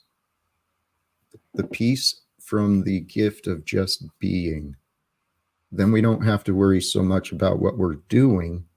We focus on what I am. I heard that from someone else recently, and I love that idea. Yeah. Because what we do becomes a extension of what we are. Like, so all we have to do is be. I want to show this chart real quick again, because they're talking about shame in the chat room. These are at the higher levels of development as it starts to break down and transition to that other level. And you see two of these powerful emotions right here, guilt and shame. So I just want to make the point that guilt and shame can be drivers of this higher development. So if you are feeling guilt and shame, there's a different perspective on it you can have. Like I know it's uncomfortable and we feel negative about it, but it could also be a sign of progress and an opportunity to move to something beyond that too. So I just wanted to offer that. But you have to take your accountability in whatever the actual item is. I just can't fluff it off. I have to be accountable for my part in whatever the situation is. Like to another person or in your own head, like when you're both. Because it's easier to do with the person, where you could actually go and resolve it with the person and come. But if you can't do it with the person, and you're just stuck with like going over it in your head and rewriting the story over and over, it's harder to have that accountability because it's just you and yourself without that. Well, if it's a situation where you can't interact with the other party because it may inflict further harm upon them, and me, what I do is I write a letter, a heartfelt letter, and then I'll take it out and burn it to release it. Yeah. Because I cannot go to another person and inflict more harm on them or more pain and suffering on them just to make myself feel better. That's not right. That's true. There's the idea of forgiveness. It is to make whole, to try and remedy what we may have done wrong. The real true benefit of forgiveness, though, it is for ourselves so that we can continue on. Mm-hmm. And if we're not able to reach people, I love what Chuck offered, get your words out of you. And so it's at least cleansed from within you, and then burn the paper. Or I know a lot of other people through recovery, particularly like where someone's life was involved, there's no way to repay or to fix something like that. Men and women will go serve others is a symbol of, the remedy. like atoning for someone else. Yeah, I could see that being useful. To me, it's whatever works. Like if that's what helps them move forward. I think it's Sterling. What is you are? This guy's obsessed with you. Who is this Sterling guy? It's a she. Oh, it's a she. Really? I had no idea. Quite vile, often, but not there. Well, that might be an exaggeration. But I think she's like many others, Jack. You give out breadcrumbs along your trail, and they don't have the complete story. They're just only getting breadcrumbs.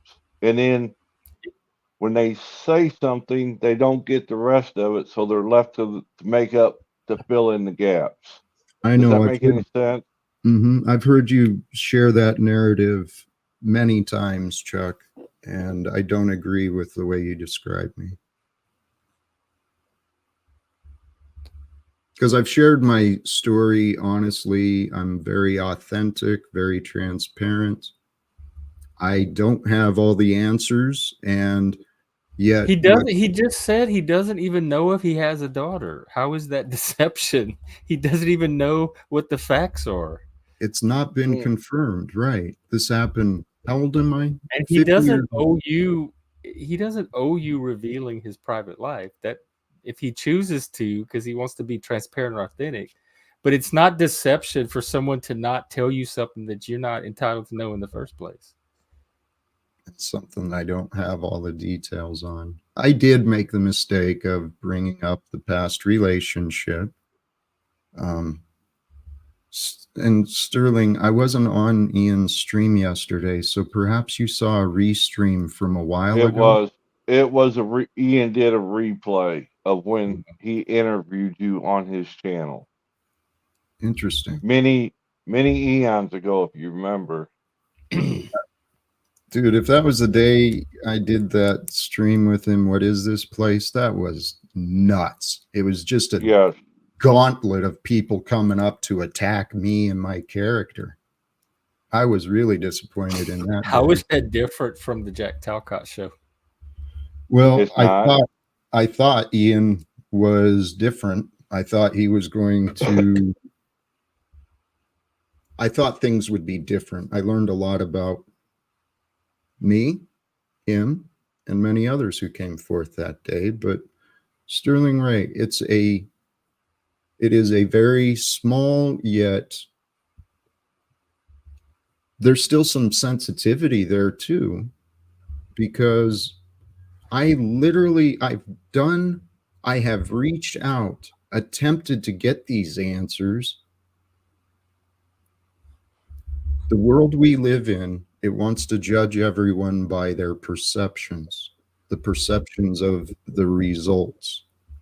God controls the results. I mean, the results are out of our control. We control our efforts. We control our actions. Mm-hmm. I look forward to the day when I do get to have a conversation with the woman who could be my daughter's mother. I look forward to that day. But it seems like Sterling's having difficulty reconciling the image of you as a loving person with somebody who would hide the fact that they had a daughter. And I'm not even sure that's what's happening here. So I think it's a sum of all the pieces put together, just like me. The sum of all the pieces that I've collected that doesn't jive. I'm almost sure that's what it is. But I'm not talking about you. I'm talking about Sterling. Okay. I haven't noticed the inconsistencies with Jack that other people have pointed out. He seems like he's been pretty open and consistent with me. Thank you. I tend to be, but the ego that jumps to conclusions, it fills in the gaps of things with assumptions. And so what I've been facing for the last year and a half on these streams, I'm facing people's doubts and disbeliefs and their disagreements, but they're not focused on the facts. We're talking about people's opinions. And Chuck, I'm bringing that up because the questions you've said I've not answered, I've answered many different ways.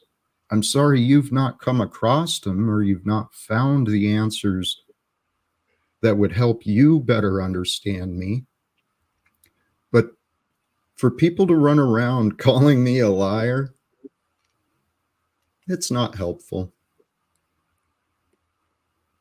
Does it bother you? Like, are you able to ignore it? It used to bother me. It used to bother me.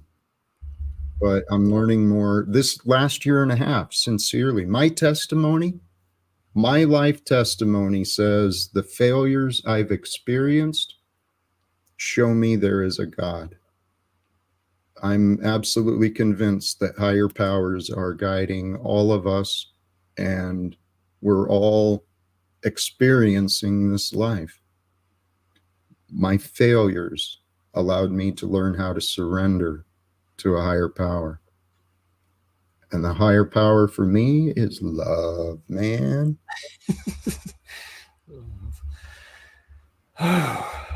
So much work. It can be.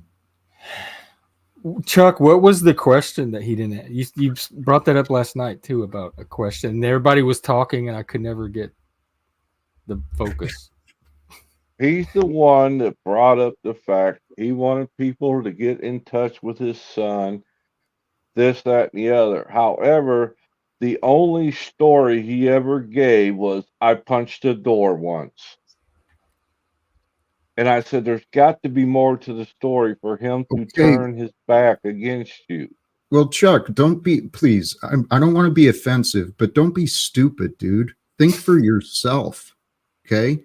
I've admitted, well, and yesterday on the stream, I talked about because of my self-hate, because of my depression, my suicidal thoughts, I was using alcohol as a numbing and survival mechanism. I was never violent with my son. But what I shared yesterday, if you think about it, Chuck, I could have done a lot better. Okay. I don't hide that. I've never lied about what I have or have not done. But there was 15 years of this child being split between two households, me and his mother, who's focused on money and the ways of the world. She's a real You're punishment. placing blame. Hey, Chuck, I'm offering facts. Are you hearing blame? Yes, I'm hearing blame. Why are you hearing blame as I just honestly describe my experience? Because you went straight from the mother straight into, she's greedy for money. She's turning him against me. Chuck, Something if else you that's said. true, if that is a true factor in my life, that my ex-wife's beliefs influenced our son, I'm not going to be stupid and ignore the facts, Chuck. This is my life. I'm not blaming anyone. You can move past your judgment of me to understand very easily. But you too had a piece in what your son understood. Right, Chuck, right. And what I'm suggesting is it's been 6 years. Rather than grilling me and blaming me, you admit earlier, you've admitted I've invited people, hey, I think I'm a decent guy and I'm trying and I'm open about the challenges I faced in my life over the past few years. And I've been inviting anyone willing to join. Help me get some answers so we don't have to continue this doubt and this disbelief. But by inviting every Tom, Dick, and Harry to get involved into your family life, could that have not pushed him further away? Hey, Chuck, I don't know. Once again, you're missing the point. You know, let's ask him if my efforts to invite anyone to help me pushed him away. I don't want to speak for him. He's 21 years old. He's fully competent of speaking for himself, I'm sure. And Chuck, I'm going to continue inviting people to help me as a man until my problems are solved. And, once I can accomplish this with just me and God, well, then I won't ask anyone again, Chuck. So the question seems to be about what happened with his son. That's the question he's not answering, but we need the son to give his version of what happened too. That's not a question Jack can even fully answer. He can just tell you what happened on his end of it, and he has done that. I have. It's an interest, my situation, it's not unique. There's lots of families that get broke apart. There's lots of people who lose their job.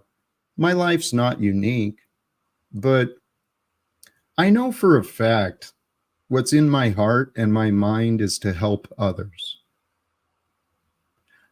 In Spokane, I haven't even been able to find people who will help me help others in the way that I know I can. Well, see, therein lies the problem. I know you got a problem with everything I say, Chuck. No, you think you got the solution as opposed to just going out and being of service to somebody else. I'll take your partners in peace. Chuck, I didn't catch what.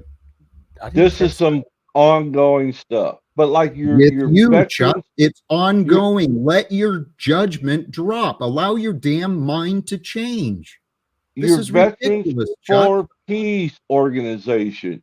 You've said you went there, and because they did not want to do it your way, therefore you guys had a disagreement, a problem. Chuck, that's a misrepresentation of what I said. That's exactly what you said. It's not exactly what I said. I relate to that. That happens to me all the time. If I go try to volunteer and help people and they don't know what they're doing and they don't want to do it the way that I know is going to work, I don't think that's a bad thing. Thank you. As opposed to just joining in and offering to help whatever their cause is. Hey, Chuck, you are so convinced your thoughts are more real than my life experience. Do you not see your foolishness? No, that's the ego that says, I know better than you, even though it's your organization. Chuck, you're the one doing that to me. I never heard Jack say that he thinks he knows better than anybody. No. At least today, like in the last 2 minutes. Not today. I never heard him say anything like that. I'm talking about on previous programs on his channel. Chuck, you are not accurate in the facts. I have asked you. How do I convince you that you're wrong? We can clear this up right now. Jack, do you think you're better than everybody else? No. Do you think you have the answer and the one way to help everybody, and you have it all figured out? Whatever partially, and my answer is exactly what Jesus spoke. He is the answer. The way we are, if we live that way, all of our fears, all of our disagreements and our conflicts, they can fade away. I haven't found many people who want to live that way, though. They just claim they are, Chuck. So then you have the same answer that Christians have, and Jesus is the answer. So when you pretend like you have the answer, you're not doing anything that other Christians aren't doing. That's just part of. Actually, I am doing it different, because I'm not pointing to a church. I'm not pointing to the religion. What I'm suggesting is love is the way, and love leads us to the truth. The truth, it'll affect what we love. It'll affect how we love. But love is what people are saying, like, is the know-it-all. My confidence causes people to see arrogance. Oh, well, they're really going to hate me. I think the only time I even noticed that, and I don't have a negative reaction to it, is like the vision of, like, the perfect vision of society when we're all not working and loving each other and nobody's lying, and it's going to be a spiritual awakening and it's going to happen. Like, that part seems a little, but it doesn't make me think that you're arrogant or know-it-all. It just seems like a little, I don't know, it's a little far-fetched or a little, unrealistic to expect based on what I've observed of humans on this planet. But I also understand that it's an ideal. But that's the only little point where, to me, you even start to get into the range of not something relatable. Thank you, Jeff. I mean, the big scale, I understand people have a hard time contemplating that, but I have been taking actions in my town to try and have conversations.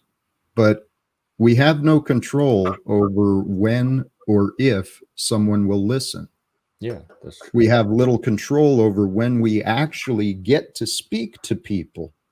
So, Chuck, you haven't experienced what I've experienced, but you're gaslighting me and continuing to tell me I'm I wrong am about not me. gaslighting you. Okay, another example. Oh my God. The youth group. I was all for that. You said there's a youth group that needs volunteers, Mhm. but then you put on a condition to it. I went to that youth Did I? group to volunteer, hoping that the leaders of that church would put me in touch with the city council. So what, Chuck? So I'm thinking ahead. It doesn't negate my intentions of helping the youth. Only in your mind do you see all these problems with me. It's not problems, it's dishonesty. I You have know, you Chuck, have Chuck, ulterior motives. it's your dishonesty when you're falsely accusing an innocent man. And you've continued over and over and over to loop on these accusations to what? Diminish me? To make me look No, You know, wrong? to try to get you to see reality. Chuck, that's your job. You should be humbling yourself to figure out what is real instead of constantly arguing with me about my real life. I can answer questions for those who want to know. The answers are available, but those who want to argue, you get to keep arguing, Chuck. but it sounds like you just don't trust it. It's not even about any one thing. You just think has some ulterior motive. Ulterior motive, yes. Maybe Because that's he has stated them before. He said he's like, I'm pretending to try to do this thing, but I'm really not pretending. He says, once I get a name to myself, once I start making millions off of Live Without Fear, my friends and family and job will come back to me. He said so millions. what? I've said a ton of things, Chuck. You are playing the absolute role of the agent of chaos, the opposer, the accuser. Yes, and I don't understand why. These are only words that you have said. Chuck, you're ignoring the other things I've said. You're so focused on trying to prove me wrong. You're blind. No, I'm trying to get you to understand reality. People do not sit in their houses for a year waiting for God to do for them what they could be out doing for themselves. Chuck, who are you talking about? I'm grateful he's gone because he's lying. Oh, did he leave? I didn't bump him. This is yeah, I think that both of you, me and Chris, go through this where I read some of my situation into Chris, so it's hard for me to see him completely objectively because I see parts of myself that get mixed in with that as well. And I think there's some like projection going on here where you're seeing some things that have to do with you. Or you're like seeing some of your situation in Jack. Yep. No, I'm seeing what I used to live like. See how that's what I'm talking about. It's at least a version of yourself. There's some how I used to be. Mm-hmm. Now you're so much better than me, aren't you, Chuck? No, that's the story you want to paint. It's a purpose of reaching out to help one individual one Who individual do at you a think you're time. helping, Chuck? I'm trying to What? bring you back down to earth so that you can help No, yourself. Chuck. Hey, Chuck, you're trying to get me to think like you, which No, you want me to think less of me. And I don't agree with no. you because you're wrong, Chuck. Hey, Jeff, I'm going to I'll bounce out. leave. I'll leave. You stay, Jack. I'll leave. No, you've This runs deep, way deeper than it seemed on the surface. it's egoic delusions. I am not delusional about who I am. I mean, all of these accusations.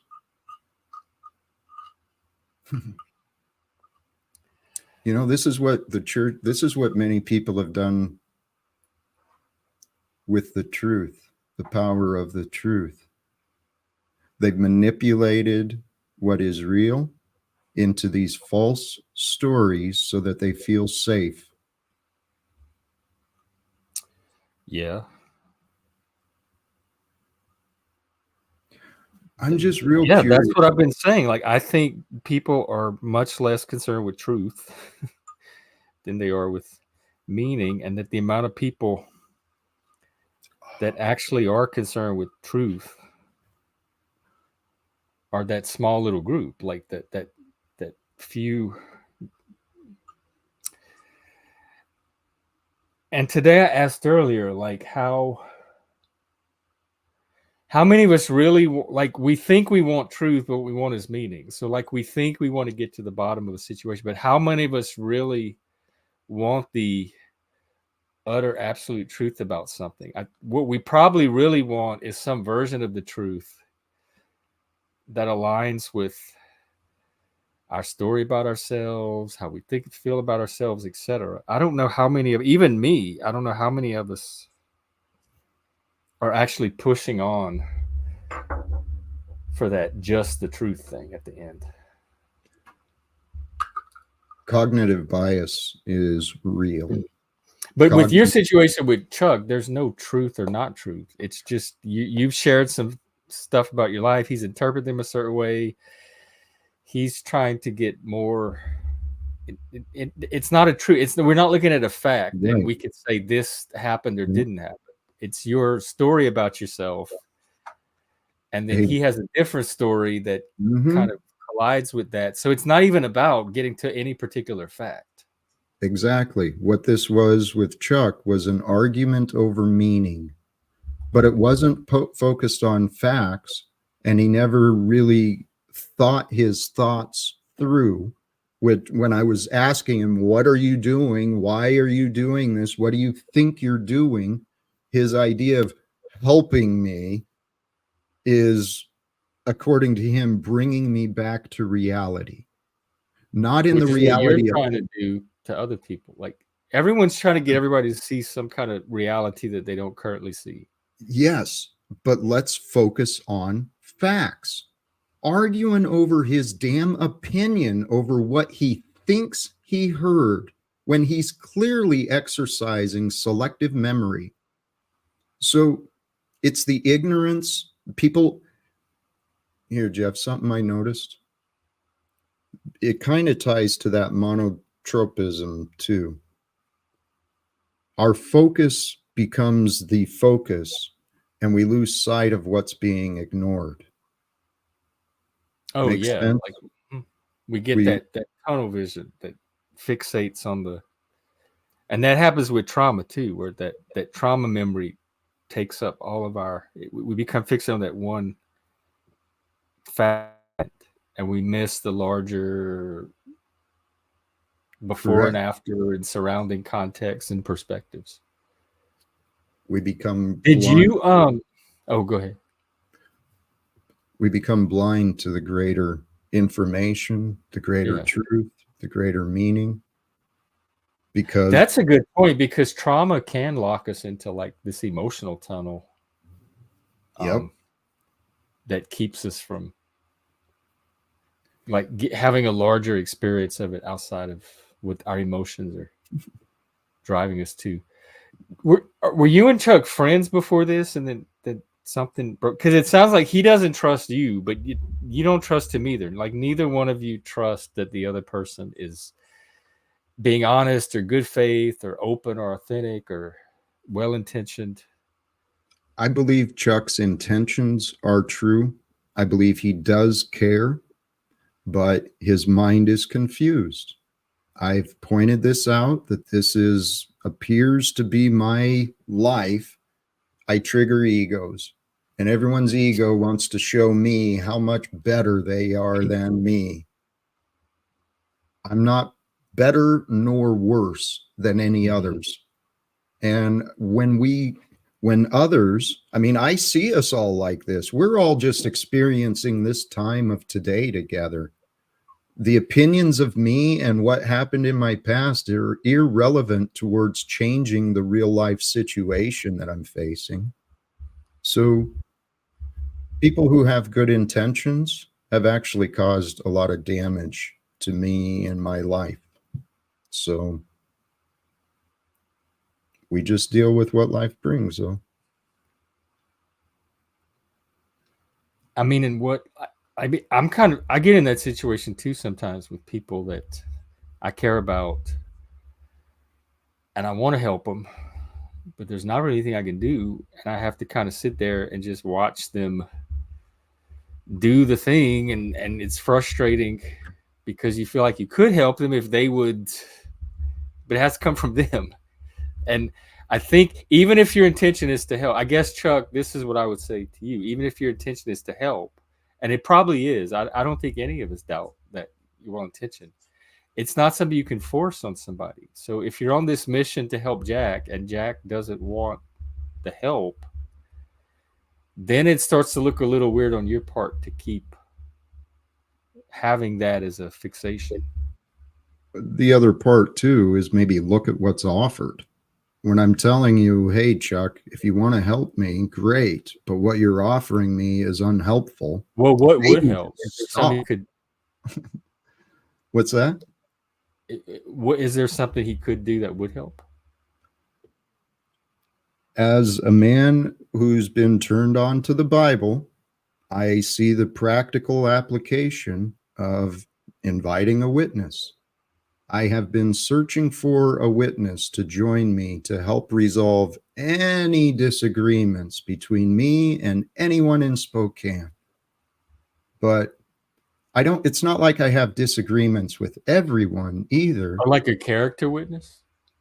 A witness for the truth so that we can have a conversation. I mean, I've been studying communication. My past gave me experience in negotiations, in mediation.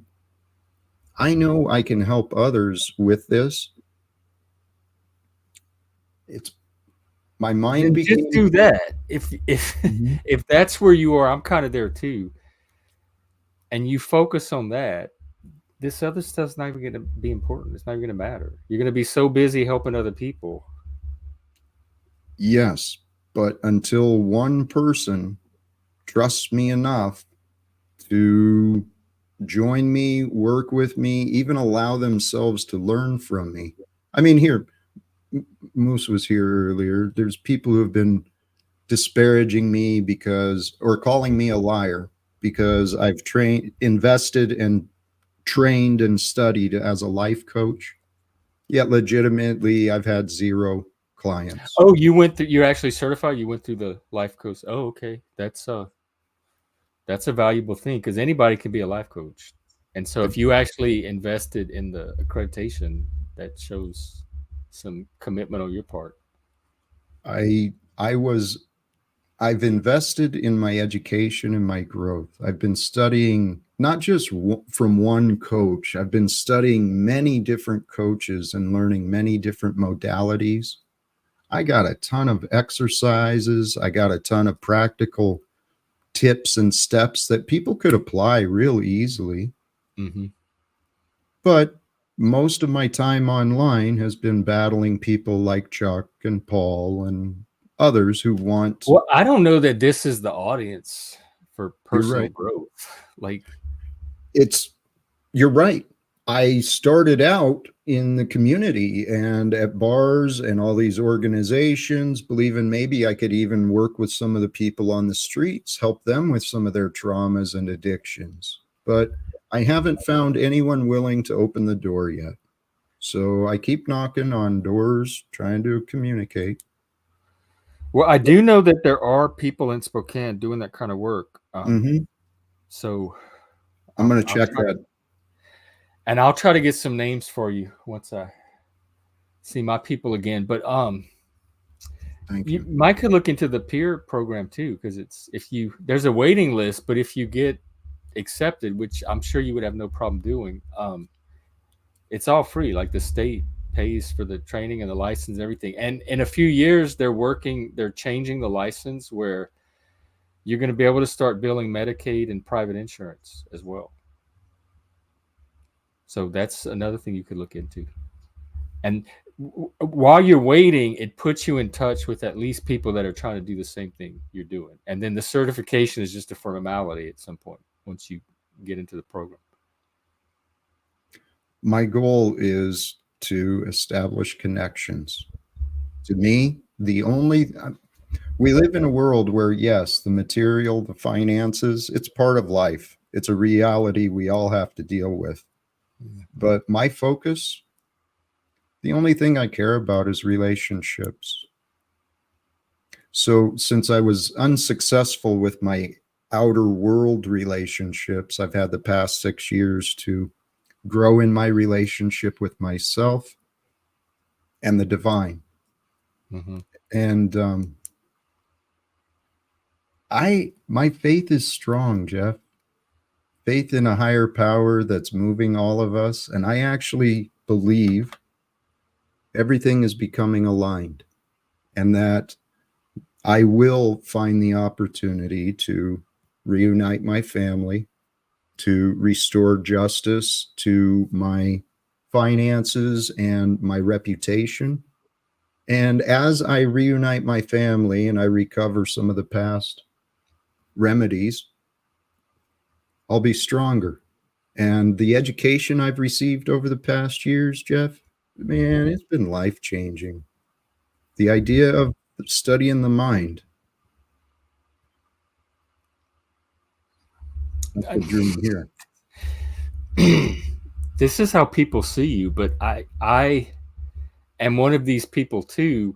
And Daniel, I don't know if you know this, but that's kind of what peer support does. It's people who have made a mess, found themselves in a mess, but somehow overcome and gotten through a mess. And because of that, it gives us the toolkit and the skill set to help other people do. So being a mess is not necessarily negative in this field. Sometimes it can actually establish trust. But Jack to me is not the impression of somebody that's pretending to be one thing and offering one thing while secretly being able to deliver something else. Like, plus I know life coaches. I know the program he went through. If he's put in the work, it's like I'm confident that he took enough out of the life coaching to take him, like to give him a fair shot with it. Like I don't think so. I don't know. People don't have a good impression of you. They think you're up to something. They don't trust you. They think you're arrogant know-it-all, and they think that you're pretending to be able to help with something that you obviously can't even use in your own life to get your own life together. So that's the maybe it's the marketing. I have marketed myself poorly. I realize that. Me too. And that's my weakness too. And growing on the YouTube, I found myself in chaos and a very dysfunctional community, but met a lot of good people, and I've learned and grown in myself. But the ironic thing here is, Jeff, it's my own spiritual path, what I've learned for myself and see in others. Guilt and shame. Guilt and shame keep us away from the inner peace, keep us away from the love of life and the love of Creator. Well, guilt and shame keep people from trusting. I trust. I trust myself so much that I continue to allow disrespectful people to join me because I believe that I can. Oh, you like, I got, every time you're like, I got this. I can let snafu on. I believe I can handle it. But And so every stream you're challenged with the contrary to that. Like, I think I can do this and crash. I think I can do this, crash. But you're learning in the process. yes, but the ironic thing is the goal, the message I'm trying to share with live without fear, grow in your love, grow in your trust, grow in your confidence. So the people that come to me have no trust. They don't have confidence in me. They offer me tons of disrespect. Yeah. And all I'm suggesting, if they get past their distrust, but see, that's where we go again. The cause and effect are intertwined. They go together in so many different ways. The point is I believe that when people get past their opinions of me, I'm rough around the edges sometimes. I get a little boisterous and profane on occasion, but my heart, my intentions are clear. The only thing I care about is helping others, helping make a better world for everyone. I think so. You said you didn't have any clients? None yet. So, well, maybe that's the thing to do. Figure out how to get, because I'm in the same boat. Maybe we put our heads together and figure out what's worked, what doesn't work, find other people that are successful at it. And I keep getting those little ads like, grow your practice. We'll fill your practice with 30 clients a month. Trust us, money back guarantee. So people know that people like us are struggling. Like, this is something that we have a need for. Yes, there is. Hey, Jeff, and if you would, I'd love to brainstorm with you. Yeah. This Are is you on where, Discord? yes. Yeah. We'll connect there too. I'm gonna Please. because we hang out in Discord all the time and do that kind of stuff. Here, I'm gonna give you the invitation to our stream, Thank and you. I'm Gen X Jeff on there, and then yeah, I think it would be good to put our heads together. Thank you. I appreciate that. I mean, this is what I realized. A caring perspective, someone who's able to be on the same page and use another mind connected to one mind, man, that's where we change each other's lives. Because we all have blindness. Oh, I have heard this before. That's like your no money, no job, no work thing. That could be working against you too, because that's a little French. But if people can separate your life coach skill, which I've seen you demonstrate many times on here, from all the other stuff, like, I'm a Satanist sitting here with antlers. People could say the same thing about me. Like, how am I going to use him as a life coach? He's crazy. The crazy ones have the keys. Maybe that's the way. Maybe when I started my business, everybody was telling me to, like,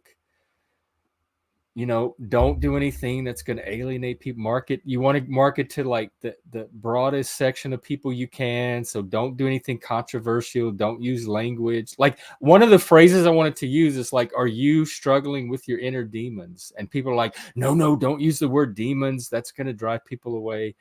And I said, what I want to do, I think might be the way to go, is, what if I branded myself as like satanic life coach and market to Satanists and people, and they're like, no, you'll never have a business.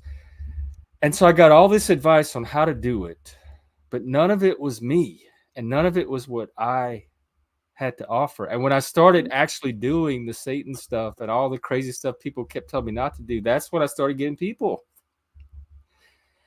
And so I'm inclined to ignore the experts And maybe the thing is to brand us as like the crazy life coach, like the maybe that is the way to go. Like try a different tact and be wild and quirky and extreme and do something different than all of these other life coaches are trying to do when they're trying to reach the mainstream. But oh, look, Shelby and I know each other from the peer movement, so she knows me as a peer. And if she gave me the thumb up, then I know I'm on the right track. there is a calling for this. There's a need in the world, in the society, for mentorship, for coaching, for guidance, especially in the male community. Absolutely. And it's that's just hooking up what you have to your particular skill set and the type of people you're suited to help, because you're going to have a population that you're going to be able to reach better than anyone else. It's hooking what you offer up with the people that need that. And that's my issue too. Like, I know there's people out there that need this. I just don't know where they are or where to find them. It's us.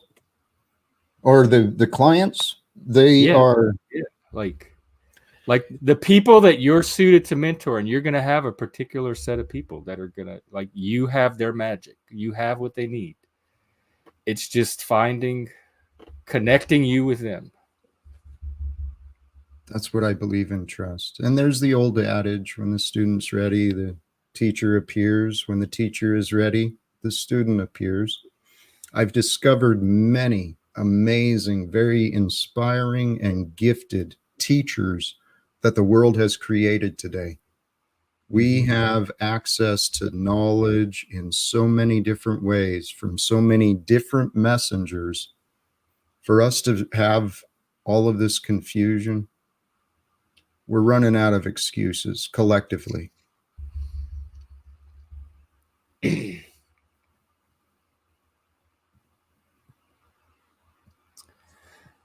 Oh my God. I'm reading these comments. It's fascinating. See, these people just want to present the case. They want me to be wrong. They want me to be at fault. They want, I don't know, they want me to give up. Why? That seems. But they have you othered because you're like on the out. Like you're like, this is not happening from within the community. You're not like, we're all a part of a community and they're reacting to things from within. They have you outside and they're sitting way over here looking at you from afar. Yeah, it's the world we live in. It's the patterns of the ego, the condition. And you have a persecution complex and a Messiah complex, which that's what we talked about earlier, that like that imposter syndrome, like low sense of self, let's say. It's not really image or worth, it's more sense of self, and then that ego complex. So yeah, Daniel, we've acknowledged that too. I have it too. That's one of the things Jack and I talked about that we found out that we could relate to. Part of it isn't. So again, that's a perfect example. You described it to me. I related to it. I knew exactly what you were talking about because I have the same inner experience. But to the outside, it looks like persecution complex and Messiah complex. So you and I know what we're talking about, but the people that don't understand it and can't relate to it are seeing it a completely different way.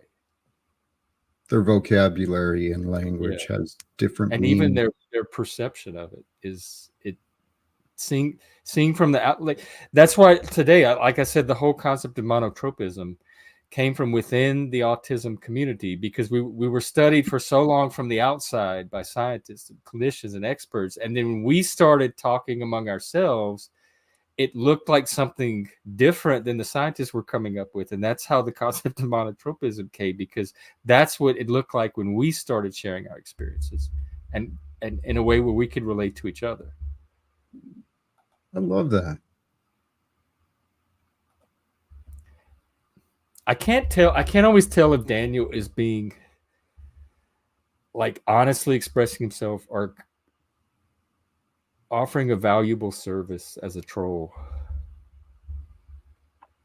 Here, regarding the previous comment, though, about victim complex, well,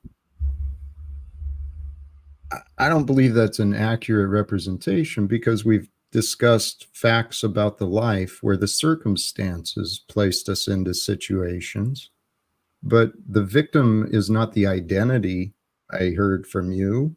It's not the identity I carry either.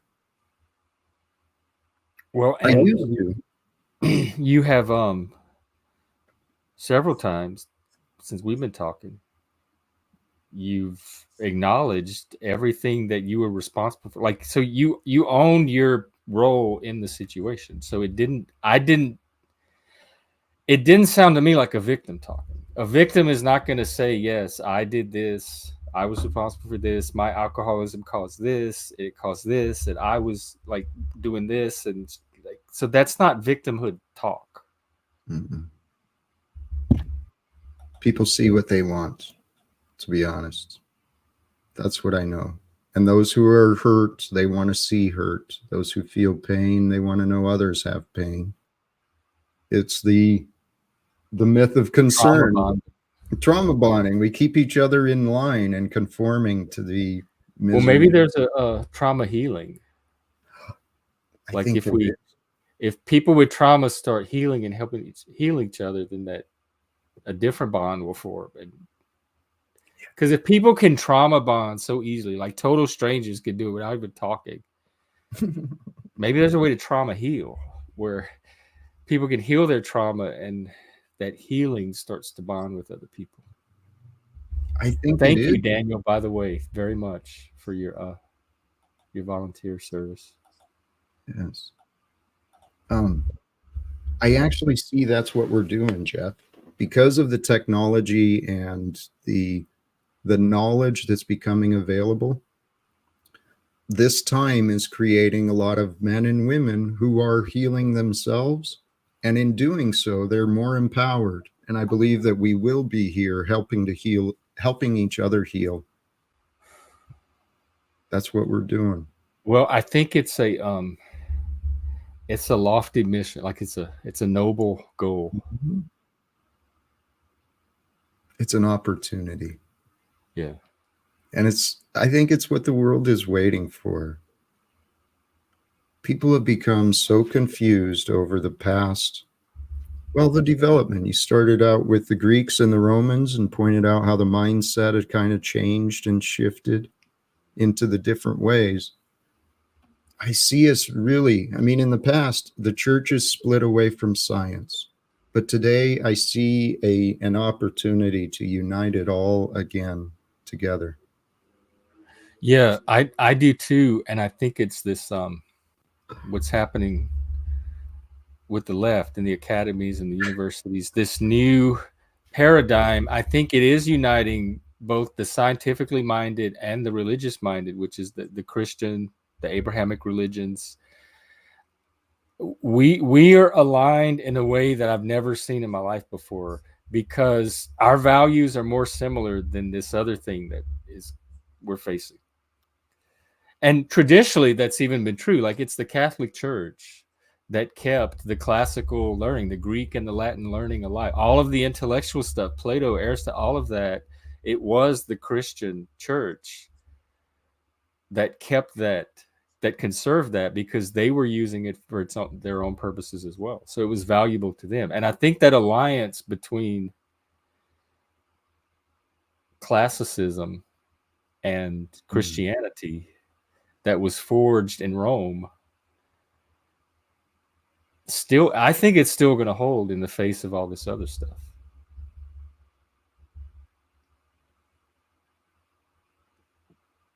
We're participating in experiencing the collapse of what we used to know. That's what I see happening.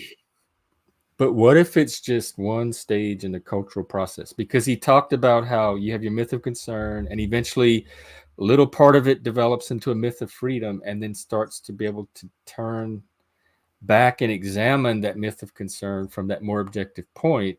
And so we saw that the Greeks did it, and then Christianity came along and did it to the Greeks, and then science came along and did it to Christianity, and now this new thing is coming along. It's still developing from within this our Western myth, but it's aiming its critical eye on now democracy and liberalism and the scientific worldview. So some kind of critique is going to come out of that, and we're kind of getting an idea of what that is, but now that it's done that, we still need a myth of concern to hold. It hasn't provided a myth of concern that meets the needs of the people that are in the current myth, which is democracy, liberalism, classical liberalism, cultural Christianity, whatever. So until it can offer its own version of a myth of concern that relates to us, it definitely relates to their people, but it's not relating to the myth they're critiquing. So we're in that transitional phase now. We're in another one of those cultural split, and they can take centuries sometimes. They're not little quick things.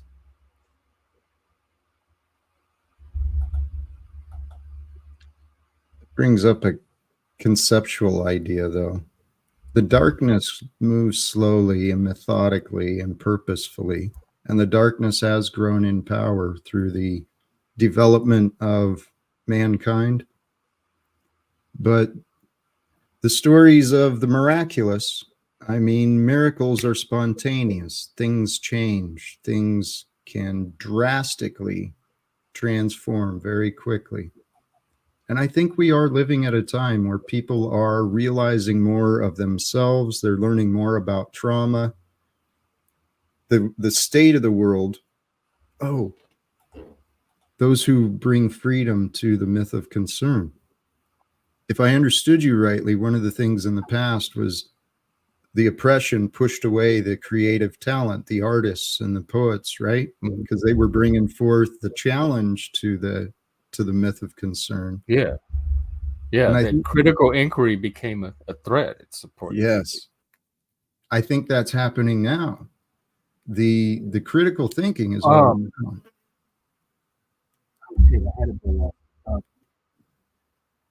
what were you saying just before that?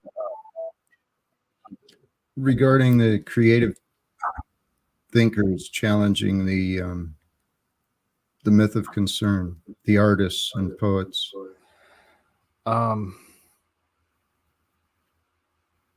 Just before that, but I forgot. It'll come back around. It was something about, I think it was about Christianity. Oh well, it evaporated. I may have changed this topic because you were pointing out the myth of concern and how it may apply to certain parts. Well, I think if we're going to move forward as a society, I think we need one as a nation. Like at some point, like earlier, it seemed like we had much more of a unified what holds the country together than we do now. And now there's like 2 or 3 competing stories of America. So I think we need some kind of larger unifying story that we can all kind of relate to and experience as Americans together.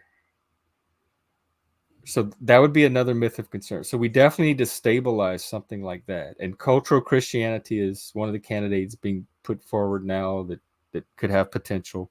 And we need to figure out in this day and age, like this social media chaotic age, how to find truth. Like, how do we determine truth now among all these narratives? So we need some kind of like myth of freedom that gives us that observation and logic and truth and ability to critique and analyze. We need a new version of that we can rely on.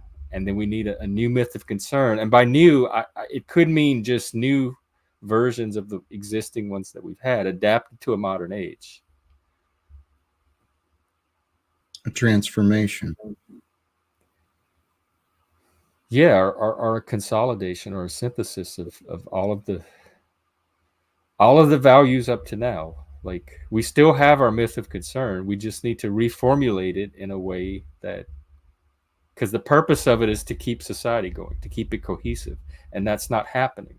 The cohesion is breaking down. So we need to restore that with some new myth that provides that social cohesion, because the old myths are not doing it anymore because of this critique that arose from this kind of postmodern analysis of the current myth.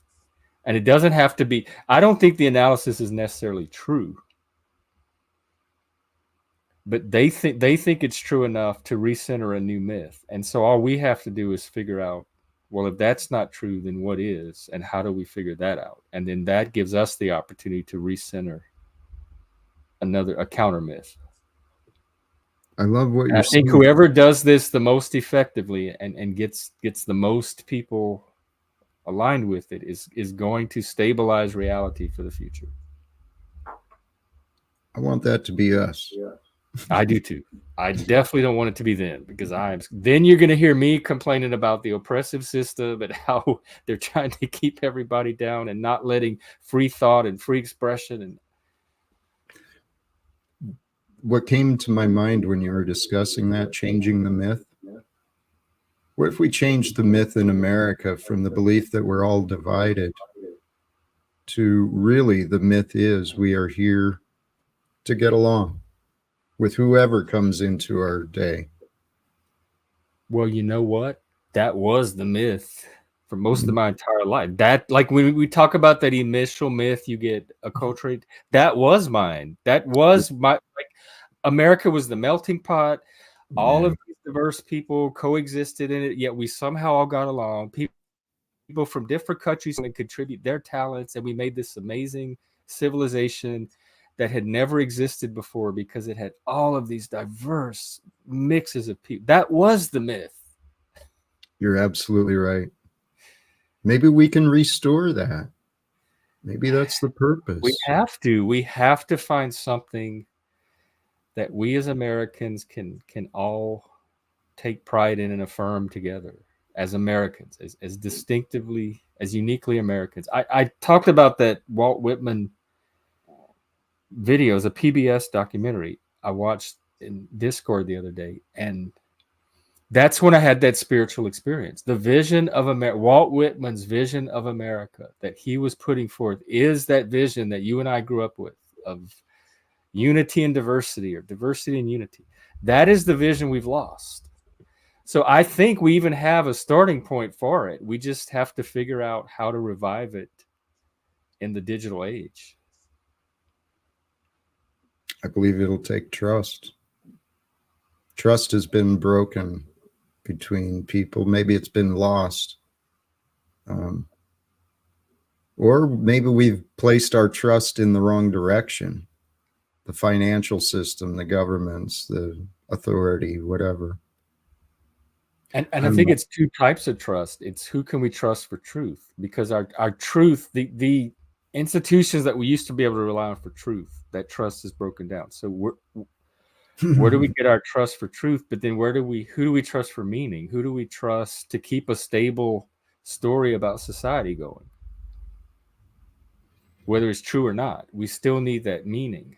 And so we have to be able to trust for both of that, and maybe two different sources, maybe not all from the same source, but we have to develop both of those types of trust. What came to my mind, Jeff, was the way of Jesus. If we align ourselves with love, love is the way. Is it possible? Because Jesus is not going to speak to everybody. Is it possible to use the love thing, which is a little more?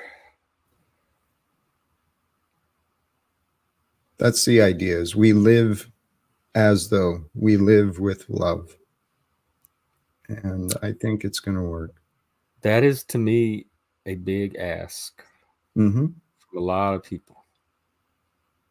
Until it's accomplished, and then. Yes, you're right. Yes, that's how we drive forward as civilization, by accomplishing things that were impossible at one time. And uniting together. I mean, the knowledge is coming forth. People are learning. And as I think I truly believe as we start healing ourselves, we'll have more trust with those around us. We'll be the better examples. We'll model the better behavior, and then we'll learn from those who improve better than us. Right? I don't know. Hey, Jeff, I should hop out. I want to thank you, though, sincerely. It's been a pleasure spending this Memorial Day with you. You as well, brother. And I hope definitely stay in touch, and let's do that brainstorming thing. we will. We will. I appreciate the conversations, and anyone in the chat, make sure and hit that like and subscribe. Oh yeah, thank you. I always forget that. Yeah, we're trying to grow, so definitely tell your friends, tell a friend. If everyone tells one or two people to, hey, can you just come help out this channel? All they need is subscribers. We're almost there. That'll help, and then we can keep doing stuff like this if it's helpful or valuable. I didn't do too bad today, actually. I'm pretty proud of myself. I intended to, like, for the holidays, like New Year, Christmas, New Year's Eve, etc. We did these all day kind of hangout. They were just party panels, really. Nothing heavy, no topics. And my intention was to do that today. So I said, I'll do about an hour of topics and then I'll open it up and we'll have a party, celebrate. But that didn't happen, but I am not disappointed with what did happen. So I think it all worked out. And the story I'm going to tell myself is that everybody was out spending time with real life human beings and touching grass and barbecuing and making real, like, in-person connections. And so if that's the case, yes, I would rather that even over hanging out on a panel. So if that's what happened for Memorial Day, that was a good thing. Well, okay, I might find that. So far, I haven't. But it may come to the point where Jack decides that you're not doing it my way, and that's the only way to do it. And so it was nice collaborating.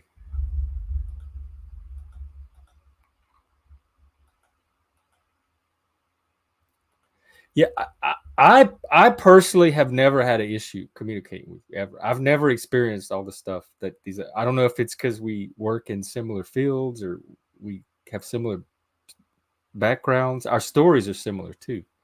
So for whatever reason, I never had this big barrier in communication that other people seem to have with you at all.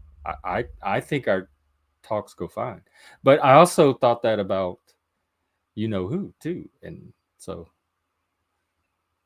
I mean, we'll find out.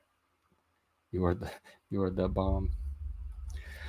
All right. Well, I think then if nobody else wants to come on the panel, I'm going to wrap it up. I could always do another one tonight. I went for 5 hours.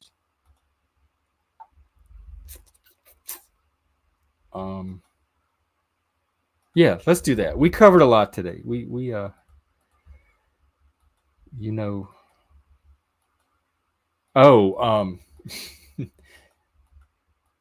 yeah, Stephen.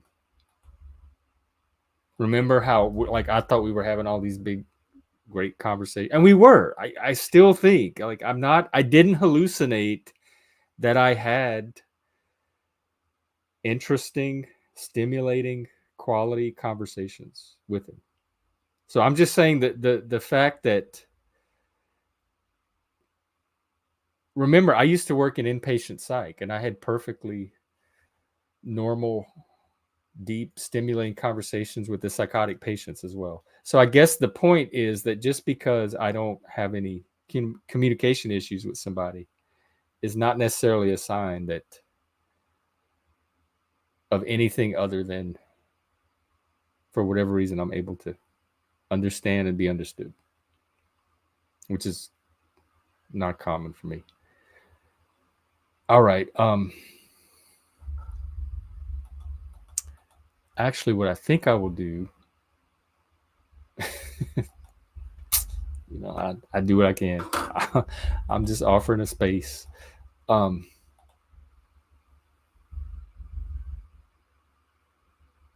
Oh, wow. I'm trying to figure out who you're talking about. Oh, yeah, him. Okay. I'm like, there's so many people from Canada. Um, I'm gonna hold my comments on that, but I'm just gonna say that that could be a description of many, many, many people in the YouTube universe.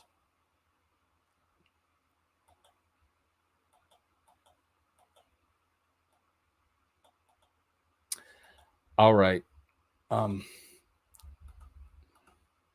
Let's call it a night. I'm gonna be in the Discord watching shit, and join me there if you want. Otherwise, I might be back tonight. Definitely will be back tomorrow. So we see you then. And have a good rest of your Memorial Day.